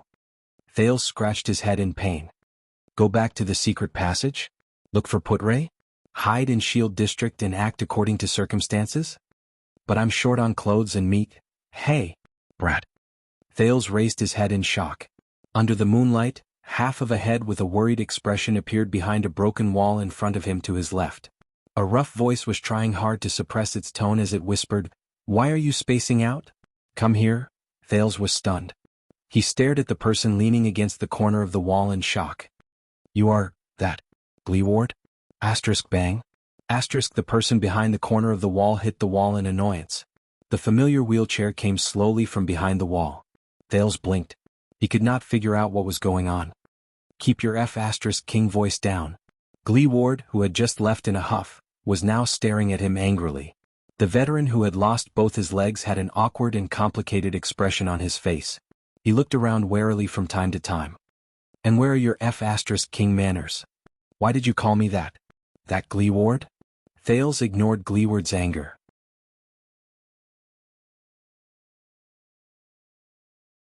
He just stared at the other person in a daze and scratched his head, trying to figure out what was going on. But why are you? Glee Ward interrupted him from the wheelchair. His remaining eyes were filled with the words, I don't like the look of you. Shut up. Come with me. Go with him? Thales was stunned again. He did not understand the logic behind the other person's actions. But didn't you say that you would let me go and not take me for the reward? Hey! Gleeward made a threatening expression like a wild beast. I said shut up. The veteran drove the wheelchair in front of Thales. He looked at the surprised prince and snorted coldly in displeasure. Aren't you going out of the city? Come with me obediently. Thales rolled his eyes 3 times. Out of the city? He smiled stiffly, waved his hand tentatively, and pointed in the direction where Hicks left. But didn't you just reject the old crow? The impatient Gleeward's expression changed. He supported the wheelchair with his left hand, pulled himself up a few inches and raised his right fist at Thales. Thales, who still had lingering fear in his heart, subconsciously took a few steps back and raised his hands in front of his chest. Wait.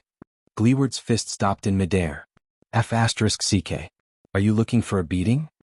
The veteran said angrily without hesitation. Are you going out of the city to live or not? Thales' ears were ringing because of his loud voice. He felt dizzy and nodded subconsciously. Yes, yes? In the awkward atmosphere, the two of them stared at each other. One of them was furious and the other was confused. A few seconds later, Gleeward put down his fist, snorted, and turned his wheelchair around. Follow me obediently. Brat. He snorted in disdain. Thales, who was still in a state of shock, put down his hands. He shrugged as if he had understood something, and followed Gleeward in a contemplative manner. Hence, amid the sound of wheels rolling over the gravel, the shadows of a wheelchair and a teenager slowly elongated on the rough ground of Shield District. They moved forward side by side under the quiet night sky. Slap, slap, slap. Thales punched his left palm 3 times with his right fist. I understand now. While walking, Thales carefully observed Gleeward, whose expression was unpleasant. He seemed to be aggrieved but also angry. The teenager seemed to have made a new discovery. There was a hint of surprise in his voice.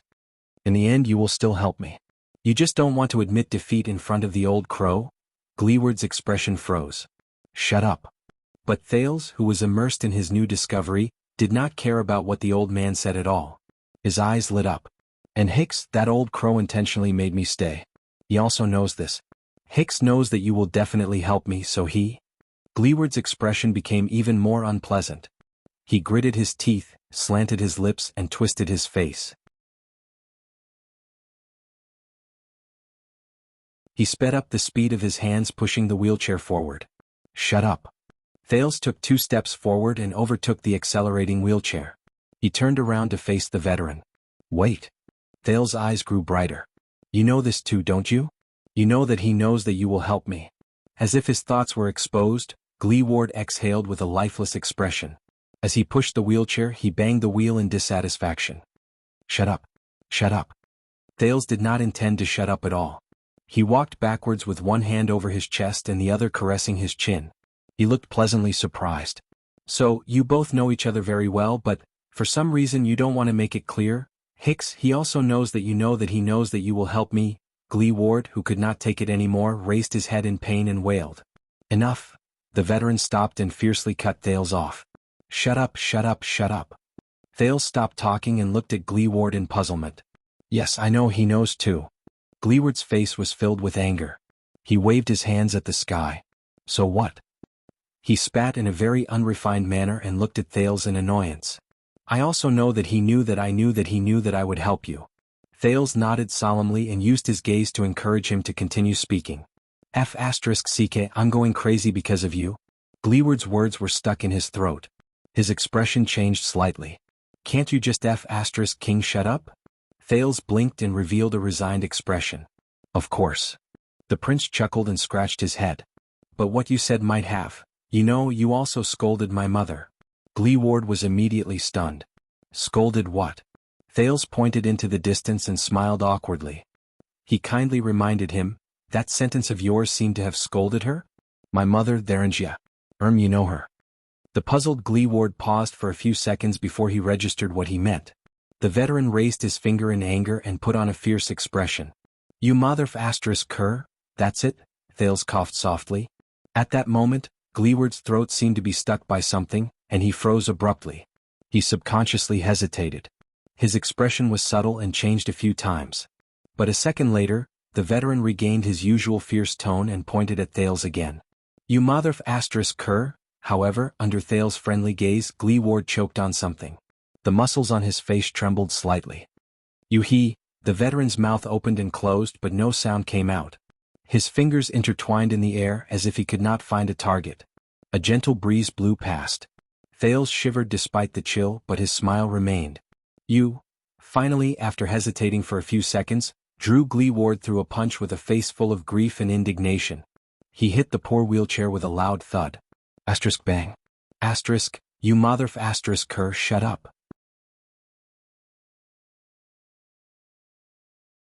Hicks and his history of the Northern Territory War did happen in reality.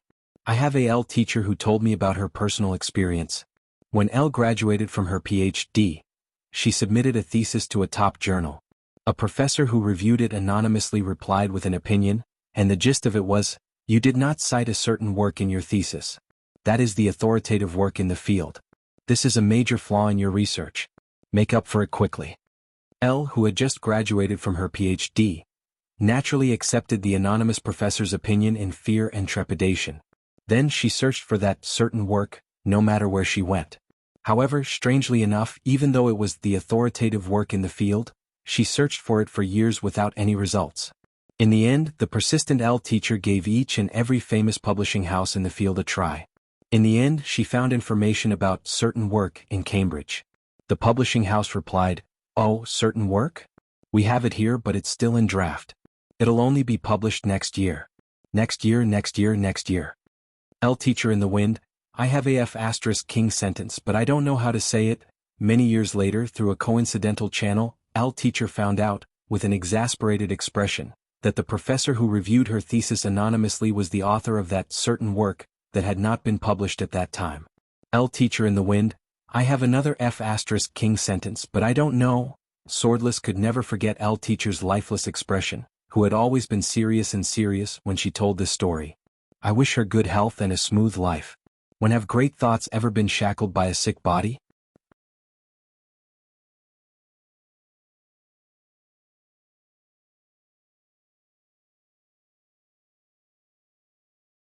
Chapter 347. Reality proved that Gleeward was indeed the local tyrant of Shield District. Even if it was night, even if it was difficult for him to move around, even if Shield District was a maze of ruins with very few people, the veteran could still accurately find the small paths and find his way out after making several turns. Under the moonlight, Thales quietly followed behind him with his head lowered, pretending to be the person who pushed Gleeward's wheelchair. He watched as Gleeward moved through the streets and alleys without any obstacles, as if he was in his own backyard. Jumping over fences, and even making secret signals and hand signals to different people living in different corners. Thales kicked away a pebble by his feet and patted the dust off his body. He felt slightly sentimental. It had been a long time since he felt this way, especially since Shield District had turned into such a desolate scene. This was especially the case when Shield District was reduced to such a miserable state. It made him remember the days when he begged in the smelly gutters and alleys of Eternal Star City a long time ago. When they arrived at a single-story house with mottled bricks, Gleeward coughed and knocked on the door 4 times, twice quickly and twice slowly. Thales was surprised to hear a series of crackling sounds coming from inside the house. Did someone fall off the bed? Footsteps came from behind the door, followed by an impatient female voice. For bright moon's sake. If you want to buy something, can't you come tomorrow morning? Gleeward, who was in the wheelchair, spoke in a dull voice. Kurtz, it's me. The voice behind the door stopped. As the wooden door opened, a sleepy face appeared before them. It was a woman in her 30s. She had messy long hair and looked down at Gleeward from above. Her clothes were thin and her eyes were misty. Her breasts were faintly discernible. She looked as if she had just woken up and stared at the 2 people in front of the door in confusion. Thales politely moved his gaze away from her breasts, which she could not cover. He suppressed the question of who she was and looked at Gleeward. Gleeward snorted coldly. Tell me, Kurtz, you didn't drink, or else I'll have to F*** you awake. He glanced inside the house. And it's best if there aren't any girls here to measure your size. Just by relying on a cowardly cripple like you? We don't even know who's going to F*** who. The woman at the door rubbed her eyes. It's not my fault that I'm popular with women. After all, I'm one of the few in Shield District. Wait. After seeing the person in front of her clearly, the woman's expression changed. Her hand behind the door dropped, followed by the heavy sound of metal hitting the ground. You're injured? I have a bad feeling about this cripple. It's just like the first time we met.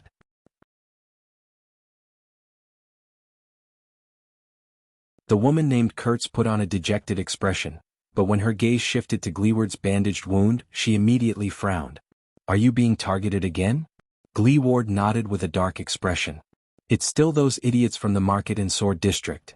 The veteran pointed at his wound and said disdainfully, this time they even brought the real deal.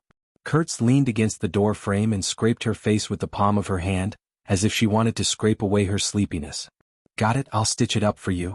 She sighed and looked around cautiously. There was an annoyed expression on her face. Dragon Cloud City is in such a mess and they still have the time to mess with you. Damn it. Thales stared curiously at the disheveled woman who had a seductive body and a foul mouth. He thought about her relationship with Gleeward. And you cripple. I've told you 100 times things are different now. Kurtz raised her head with a resigned expression. She advised earnestly, don't go out alone at night anymore. At least bring, hey, Gleeward interrupted her and his gaze became stern. I've already taken care of it and taught them a small lesson. Kurtz stared at Gleeward's expression, and her annoyed expression froze slightly. She asked tentatively, your small lesson? Gleeward did not answer. Thales remembered the slaughterhouse he saw just now and blinked helplessly at a corner where no one could see. Yes. A small lesson. Kurtz seemed to understand what he meant. She then narrowed her eyes. I understand. Then we'll go to war. We won't stop until one of us dies. Her expression became solemn. She lowered her head and thought carefully. I'll look for Farron right away. Even though the city is under martial law, I think we can get 100 good fighters here before dawn, and another 50 after dawn. We can catch them off guard. Thales thought of something. What? This woman is also out to make a living? Gleeward coughed and interrupted. Before that, I have something else to do. They won't expect us to counterattack so soon. The patrols are busy. Kurtz mumbled to herself about the fight between the gangs. When she heard Gleeward's words, she was slightly stunned. She looked up. Something else. It was only then that Kurtz noticed the teenager behind Gleeward. She subconsciously tightened the thin shirt around her chest and looked at the 9-pointed star emblem on Thales' shoulder. She frowned in puzzlement. Wait, who is this brat? Is he a noble? Come and meet Kurtz, Thales. Gleeward turned his head and looked at Thales. He extended his hand and gestured at Kurtz in a leisurely manner. The most unlucky tailor trader in Northland. Dr. G. The veteran pointed at an ugly scar on his arm and sneered. My specialty is suturing. Thales smiled awkwardly at Kurtz. Hey, nice to meet you. As a tailor come doctor, Kurtz's face was filled with suspicion. Nice to meet you? Gleeward turned his head around and sneered in a self-deprecating manner. Stop guessing. He's that prince. Kurtz did not manage to react. She asked in puzzlement, which prince? Gleeward snorted. Which other prince could it be? The man in the wheelchair grinned. Wherever he goes, who's the unlucky one? The Prince of Constellation. Thales coughed softly and pretended not to hear her. In the next moment, as expected, the prince saw the puzzlement on Kurtz's face turn into shock. She froze on the spot. In the house, Thales sat on a chair and gnawed on the extremely disgusting rye bread in his hand, which was probably left over from a season ago. He looked at the similarly simple and dilapidated house. There was a bare wooden table with a lot of cloth piled on it. There were also cheap boxes of female perfume placed haphazardly on it. Many patterns of clothes hung from the ceiling. On the floor, the table, and the bed, cloth and clothes were piled everywhere. Even undergarments were no exception. Needles, threads, scissors, measuring rulers, and coils could be seen everywhere. There was also a mirror with 3 cracks on the wall and a saw in the corner. Behind the door was a ferocious-looking June 1st. Now, Thales knew what the metallic sound was when the woman let go of his hand. Thales picked up the wooden bowl and drank a mouthful of water that had a slightly strange smell. He then looked at Kurtz. The woman's identity was already clear. She was a tailor. Thales sighed secretly. But, a doctor? Sewing with one hand and sewing people with the other? Treating the sick, tailoring the clothes according to the person's needs. He looked at the ferocious-looking June 1st behind the door. Perhaps it's also a rape? Causing a gang conflict? The prince glanced at the unflattering style of clothes around him. Also, why does a tailor need a saw? With the evilest imagination in his head, Thales thought, no wonder she's so poor. On the other side of the house, Kurtz, who had finished dressing, sat on a wooden bed with a broken leg and was supported by bricks. She was arguing with Gleeward in a low voice, but it did not escape Thale's ears. "Are you crazy?" Kurtz pushed aside a woman's long dress made of coarse cloth that hung above her head and looked anxiously at the calm Gleeward. "It's not just the westbound street. From the city gate, the top of the city wall, the city walls, the gatehouses between the districts and the key fork streets, they've set up checkpoints almost everywhere. The patrols have received their bounty, and they've been working overtime day and night, never slacking off. I heard that even places as far as Sunset Snow River's ferry are no exception." Gleeward narrowed his single eye slightly. "Is that so?" Kurtz exhaled and subconsciously glanced at Thales, who was still eating. Over the past few decades, aside from collecting taxes, no one has paid any attention to Shield District and Hammer District. Even murder cases don't bother those men. The seamstress counted with her fingers and told Gleeward about the pros and cons, but today it's not just the patrols, even the white blade guards came to our door. Forget Spear District and Bow District, which have close ties with the nobles and the rich, even the dozens of houses on Crazy Street in Hammer District were searched. Even the underwear of the dancers was searched until 10 at night. I heard that the search will continue tomorrow morning. Kurtz slapped him fiercely. In a very inelegant manner, she lifted one of her legs and placed it on top of her breasts, which were about to pop out. She allowed her other leg to swing freely under the bed. She gritted her teeth, and there was not a hint of a woman's gentleness. "This is a major incident, Gleeward. It's definitely a major incident, comparable to what happened 6 years ago." Gleeward flashed a sarcastic smile. Thales took a bite of his bread. For some reason he thought of Gines, the female officer from a long time ago. In comparison, the seamstress in front of him was obviously much more boorish, but she was just like Gines. She was not pretentious at all. But, with how troublesome Thales' identity is, since Gleeward could bring me to her without hesitation. On the other side, Kurtz exhaled in pain. "You heard how the Star Killer threatened us during the day. But it's not just us." She extended her finger in a very serious manner and spoke with great emotion, trying her best to make Gleeward understand the severity of the matter. "Almost all the local tyrants or people with prestige in Spear District, Sword District, and Bow District have been informed. Whoever gets involved in this will be Dragon Cloud City's enemy." Gleeward sneered and said, "Can those lackeys represent Dragon Cloud City?" "No, you don't know.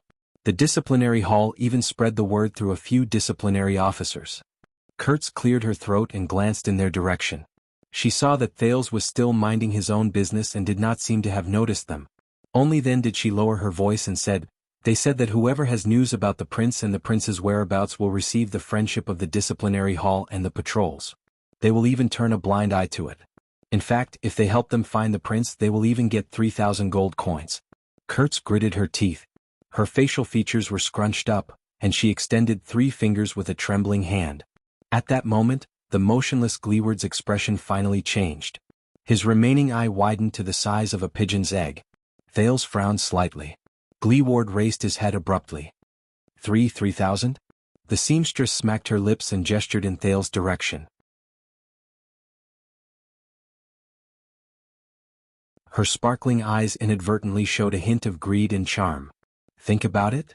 After a second, Gleeward desperately tucked his jaw away, which was about to fall to the ground. He coughed unnaturally. "Humph," the veteran said sternly. "Do I look like a money grubber? Do I look like the kind of person who would be tempted by a few gold coins?" Kurtz's smile fell. She looked at him with a complicated expression. Gleeward was a little embarrassed by the woman's gaze. He turned his face away and said sternly, "We want to send him out, that's all." When he heard this, Thales ground his lips with his upper molars. He was in a strange mood. Kurtz exhaled. There was a look of pity and hesitation on her face. Both of them were silent for a while. Thales took the opportunity to force himself to swallow the last mouthful of the disgusting bread. "They will soon suspect this place." The seamstress sat on her bed and crossed her arms worriedly. "Even though Shield District isn't easy to search, they'll come sooner or later. It's in ruins and it's a mess. Is there a better hiding spot than this?" Gleeward raised his head and frowned. "That's why we have to send him out as soon as possible." When Kurtz heard this, she sighed. "This is a deal that will cost all of Shield District and Hammer District. You better have a good reason." Gleeward was silent for a few seconds. "I want to send him out," he said faintly, That is the reason. Kurtz was slightly stunned. The woman's expression was solemn. She stared at Gleeward quietly. Gleeward pursed his lips in his wheelchair. God. After a while, Kurtz covered her face in pain and lay on the bed. Cripple, sooner or later, I will be dragged to the gallows because of you. Yes, you will be dragged to the gallows. Gleeward snorted coldly. Then what are you doing? Kurtz pulled the blanket over her. She trembled slightly in an exaggerated manner and let out weak sobs. Thales looked up without batting an eyelid and observed the exit in the house. 3 seconds later, forget it. Kurtz lifted the blanket and sat up with great difficulty. She extended a trembling finger in anger and pointed at Gleeward. Let me tell you, you stupid cripple, from now on, the poor seamstress had a sorrowful expression on her face as if her life had come to an end. I really King fell in love with the gallows. Kurtz looked at Thales with a look of disdain. She stared at his dusty face, which was a combination of luxurious clothes and luxurious accessories. It's telling everyone that you're that damned prince. Thales looked at Kurtz, who was standing in front of her, with a face full of disdain. Thales shrugged and ignored her malice. He stayed away from a bunch of women's summer dresses with strange styles and readily grabbed a set of shabby and ugly linen clothes. He removed the complicated leather belt and replaced it with the simplest and cheapest belt made of coarse cloth.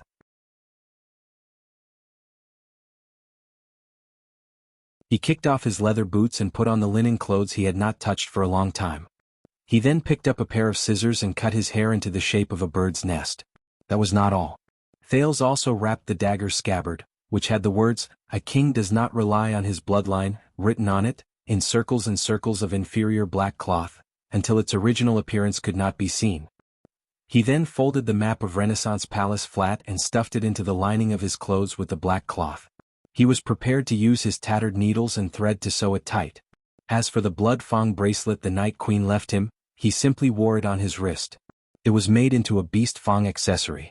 Finally, Thales finished changing his clothes according to the standards of a child beggar. He walked to the mirror and saw an unfamiliar teenager. Thales nodded in satisfaction.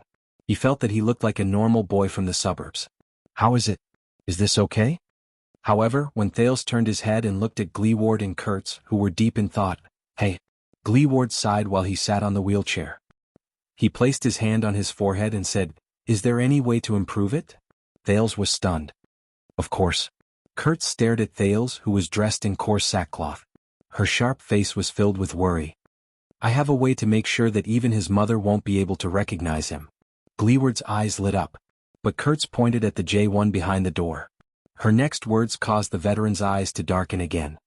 "Take this and cut off his entire face." Thales opened his mouth.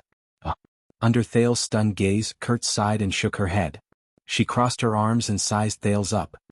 "His skin is too soft and too white. One look and you can tell that he's a noble who lives like a prince. He's also not as tall as a normal Northlander. He'll be recognized no matter what he wears." The woman shook her head in pain. "Something like sneaking out of the city?" The three of them sighed at the same time. "Dung cart." Gleeward frowned and said something that shocked Thales. "Summon T-man Ange here. Hide him in the dung we transport every day and let him follow the cart out of the city." "Excrement cart? What?" Thales' eyebrows twitched. "Wait, you're talking about?" Gleeward ignored him.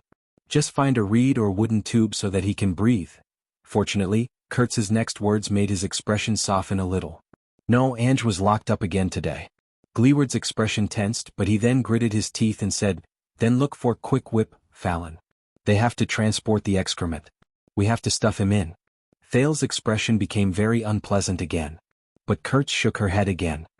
"Do you know how T-man was locked up?" The seamstress spread her hands.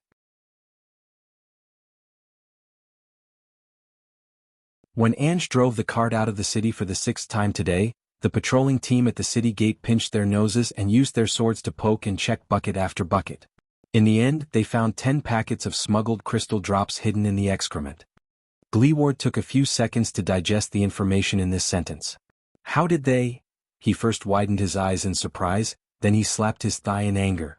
C. Kurtz scratched her chest nonchalantly and shook her head. Hide in the excrement cart and leave the city? There's no way. What a pity. Thales pretended to sigh regretfully and patted his chest in secret. Kurtz seemed to have seen through his thoughts. She cast him a sideways glance and snorted in disdain. Thales smiled embarrassedly and raised his hand to change the topic. Is there no other way? The wheelchair and the seamstress pondered and did not say a word. In a few seconds, Gleeward's face turned from green to white, then from white to red. Finally, Gleeward slammed his fist on the table. There's no other choice, the veteran said resolutely. Take the black track. Thales was puzzled. Black track? Kurtz widened her eyes. Again? The seamstress shook her head firmly. No, half of that damn tunnel has already collapsed. Remember the last time? We almost died in there for 300 gold coins. This is the only way. Gleeward's gaze was firm as he interrupted her. There's no other way. Kurtz looked at him solemnly. After a while, her gaze softened and she turned around. I understand. I'll go and find someone now. But when Kurtz was halfway through her turn, she turned her head back again and frowned.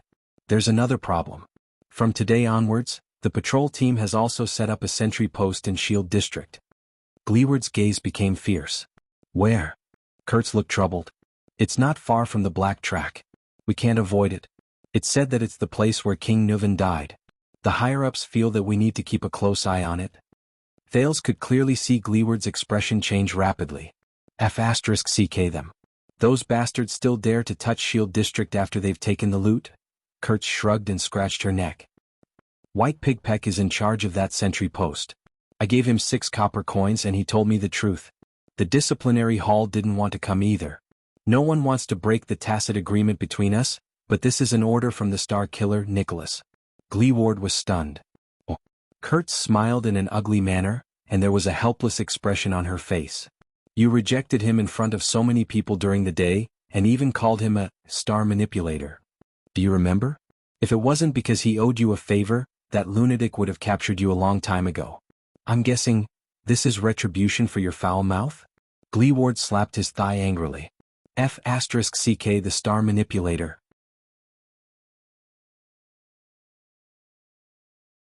Disgusting dead face, shameless lackey, serves him right for not being able to be promoted even if he has to lick our balls for the rest of his life. Kurtz crossed her arms and pushed up her magnificent chest. Only then did she comfortably press her arms against her ribs. She looked at Gleeward as if she was looking at a child. Thales frowned as he listened to them discussing one of the famous 5 war generals, the captain of the Archduke's personal guards of Dragon Cloud City, Lord Nicholas, in a disrespectful manner. He nodded in agreement. A few seconds later, Gleeward regained his composure and mumbled, Can we bribe Peck? Can we bribe Peck? I remember he's from Shield District? Kurtz shook her head and said, Peck has more than 10 men under him. It's 3,000 gold coins. I can guarantee that they remember the prince's portrait better than their wives' faces.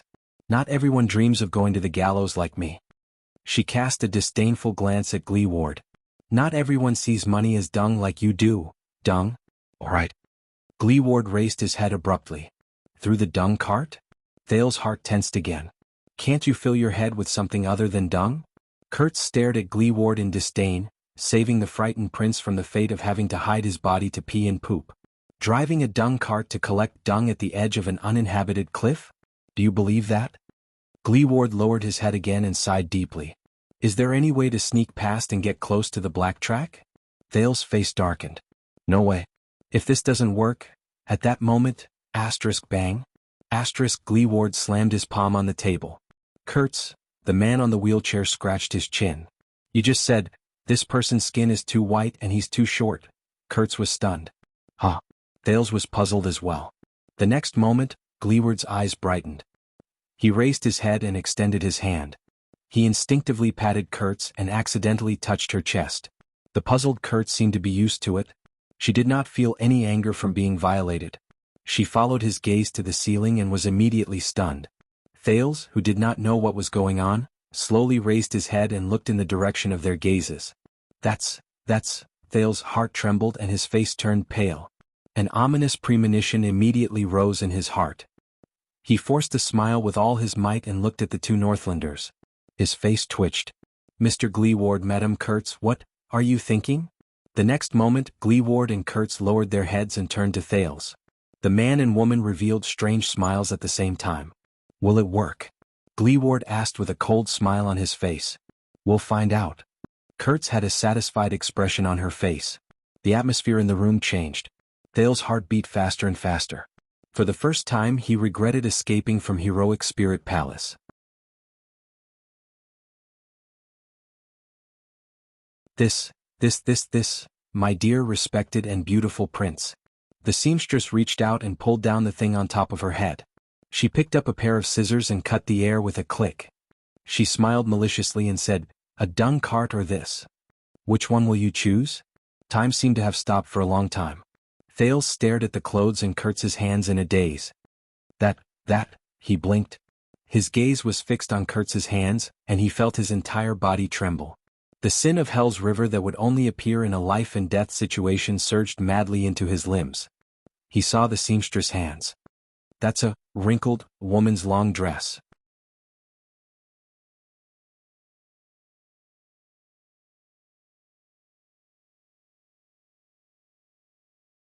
Chapter 348. Dragon Cloud City Shield District, Dawn. The golden morning sun had just dyed the sky red, slightly dispersing the chill of the night. The dark streets gradually became clear. Shield District, which seemed to be empty, finally gained some life. At the very least, there were more people walking the streets. This street in Shield District was the center of the disaster. The houses were scattered, the terrain was empty, and there was almost no cover. There were even rumors of ghosts being haunted at night. Look at how listless and cowardly they are. Gleeward hid behind a low fence and stuck his head out to look at a small patrol sentry post in the distance. He stroked his wheelchair in dissatisfaction. Do they think they can catch the prince like this? Does that dead face know that his orders are being carried out like this? At the center of the street, a few soldiers from Dragon Cloud City's patrol unit leaned against the eaves of an abandoned house. They yawned and extinguished the fire, waiting for their comrades to come and take over their shift.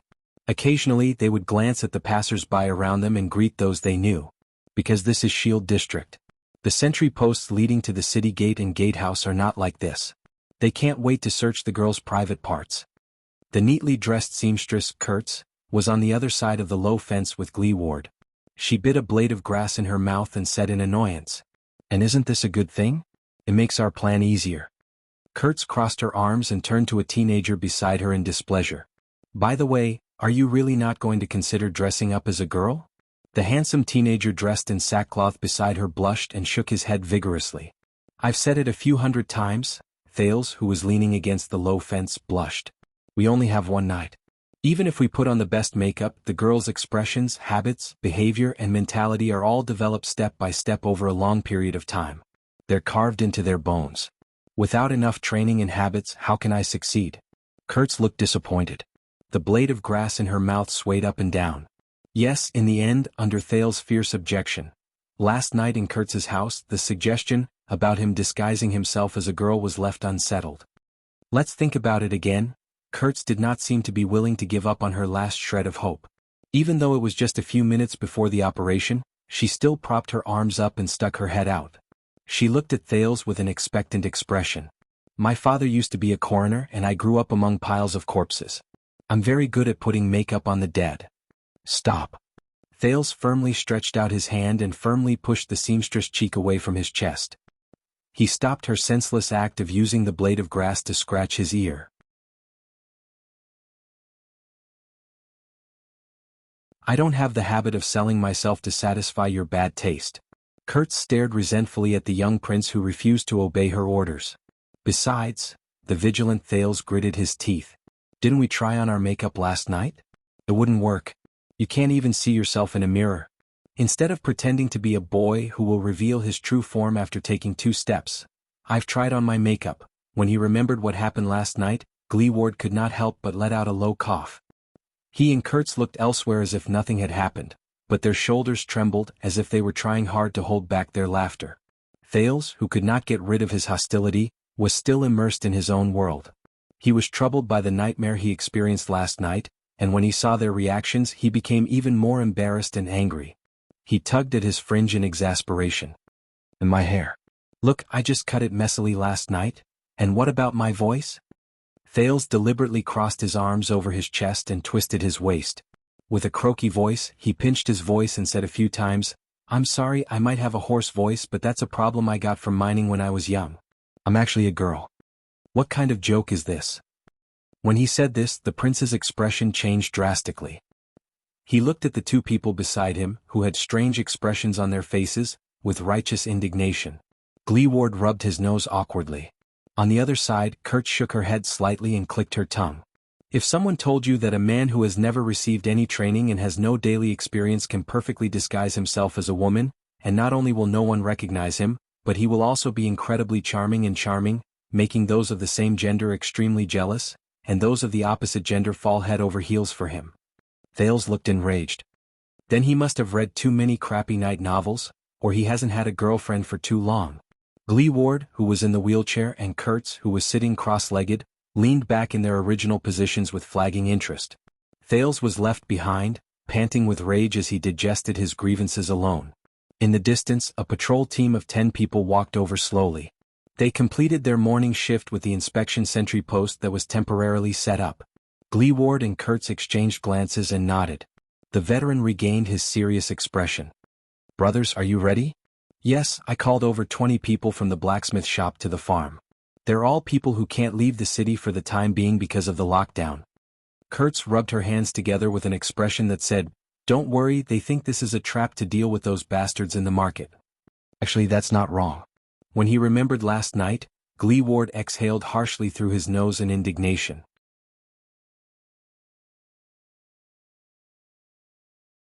"Once this is over, I want to, all right, when it's time there will be a fight here." Kurtz looked at the situation around her and interrupted Gleeward. There was a cautious look on her face which was rarely seen on her face. "Drag that sentry post into it as well." "Hey." Gleeward gestured at Thales with his chin. "And we'll take advantage of the chaos to go to the black track." Thales cast a glance into the distance and swept his gaze over the sentry post that was not very tightly guarded. He nodded. He suddenly noticed that their destination was the Cliff of the Sky, which was located at the bottom of a row of cliffs in the distance. It was the place where King Nuvan died. When he thought of this, Thales' mood suddenly turned cold. After this matter is over, there will be quite a number of people who will be locked up. Kurtz sighed. "Haven't they been locked up many times before?" Gleeward licked his lips. His eyes sparkled. "It's a good chance for them to avoid the limelight." "Understood." Kurtz shrugged. She glanced at Thales and clicked her tongue in resignation. "What a pity." Thales, who was anxious, glared back at her fiercely. He was certain that compared to not being able to see the male princess of Constellation, the seamstress did not feel pity for the group of people who were about to be locked up in prison. Thales looked in the direction of the cliff and asked curiously, "What is the black track you've been talking about?" Kurtz snorted softly. The grass in her mouth flipped over. "That's the only way for you to escape from Dragon Cloud City." "Why is it called that?" Gleeward turned his face around. "It's been called that since my grandfather's generation." He said that his grandfather also called it that way. "As you can see, one of the entrances is at the bottom of the Cliff of the Sky. The path is complicated, and people who are not familiar with it will not be able to find it. We used to use it to transport contraband, but it's too narrow and the efficiency is very low." At the bottom of the cliff. Thales frowned as he stared at the familiar-looking cliff. His gaze followed the outline of the mountain and moved upwards. Unsurprisingly, he saw Raikuru's huge statue. 6 years ago it was there. "So, the black track is a small path that passes through the belly of the mountain? It leads out of the city?" Thales narrowed his eyes, trying to get a clearer look. "Is it natural or is it man-made?" "God knows." Kurtz looked at him disdainfully. "To dig a tunnel that goes through the Cliff of the Sky and connects the inside and outside of Dragon Cloud City, perhaps it was dug by the Great Dragon." Thales clicked his tongue and did not say anything. The older generation is very respectful of that place, and they do not dare to approach it easily. Kurtz snorted softly. "They say that it's a forbidden place in Dragon Cloud City, where the Master of Mountains resides."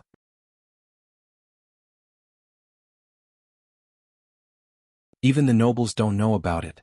But, 18 years ago the men followed the king to Constellation to fight a war. The war lasted for more than a year.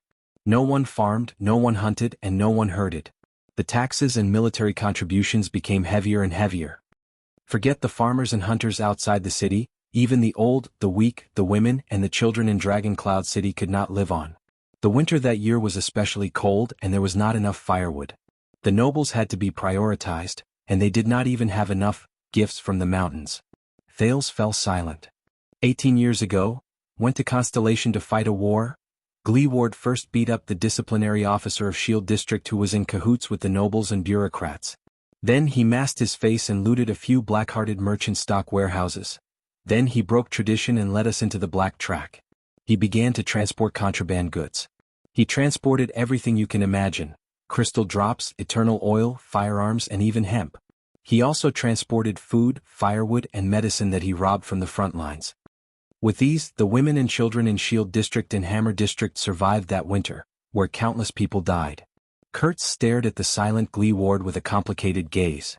This is the black track, and also the history of the slum boss's rise to power. Thales felt very upset in his heart. He looked at Gleeward. But the veteran only snorted coldly, as if he was very dissatisfied with Kurtz's words. He coughed loudly.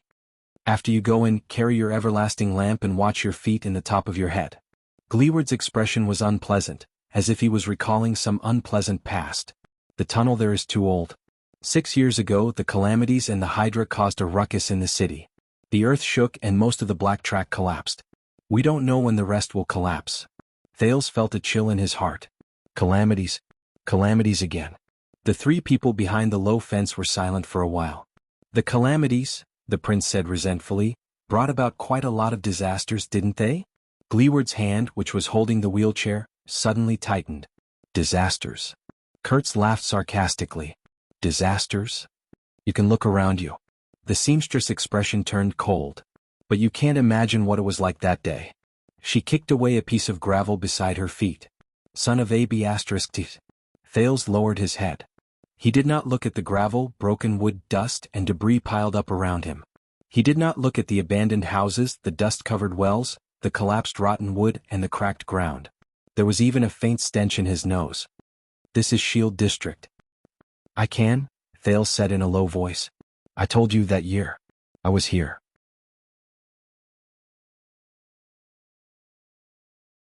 I saw how Shield District was destroyed and I saw the people who died, but before he finished speaking, he felt an itch in his ear. Thales was shocked. He instinctively sat up to avoid Kurtz, who was tickling his ear with a grass root. There should be a limit to boasting. The seamstress waved the grass root in amusement. How old were you 6 years ago? Thales was stunned. You even saw Shield District's destruction? Why don't you just say it? Kurtz said with a mocking expression. Back then, you single-handedly and fearlessly killed the Blood Calamity and saved Dragon Cloud City? Wouldn't it make you look more impressive if you boast like this? Your Highness? Thales' face turned green and red. He slid down against the low fence like a deflated balloon. It's nothing. At this moment, Gleeward spoke airily. It was never about destruction. Both of them were stunned. They turned to look at the veteran. The calamities did not harm those who died either. They were lucky to a certain extent. They left forever in an instant. The man in the wheelchair stared ahead with steely eyes. What the calamities left behind was torture for the living. Gleeward slowly raised his left hand, which was missing 3 fingers. His gaze was unfocused. Thales and Kurtz instinctively turned their heads. Do you remember the boy who drove the car last night who made a fuss? Thales paused. His name is Kevin. Gleeward snorted lightly, completely unbothered. 6 years ago, he was an apprentice in a blacksmith's workshop in Hammer District. Kurtz sighed. Cripple? But Gleeward ignored her and continued to speak. That day, the day the calamities appeared. Kevin came to Shield District happily, brought a bouquet of flowers, and met his lover in secret. Gleeward stared at an abandoned well in the distance, which only had its outline left. Next to it was a collapsed stable, and dried feces could be vaguely seen. They were discovered by her father. I know that old man. He used to serve in the glacial sentries and his skills were not just for show. What's worse is that he has a bad temper and he values his daughter very much. When he said this, Gleeward smiled softly. The smile lines at the corners of his eyes were natural and smooth. Thales and Kurtz listened in silence. Poor Kevin screamed as he was whipped all the way from Shield District to Hammer District with his belt. Everyone on more than 10 streets knew about it. Their laughter was so loud that even Big Leatherbelt's big yellow dog chased after him for a few hundred meters. Gleeward's laughter was very cheerful. Kevin came to me and said a bunch of nonsense in a wrong manner. He said how much he liked the girl, that he wanted to become a good blacksmith, open a workshop, save enough money for his betrothal gift, and then tell the truth to his lover's father. The veteran shook his head with a disdainful expression.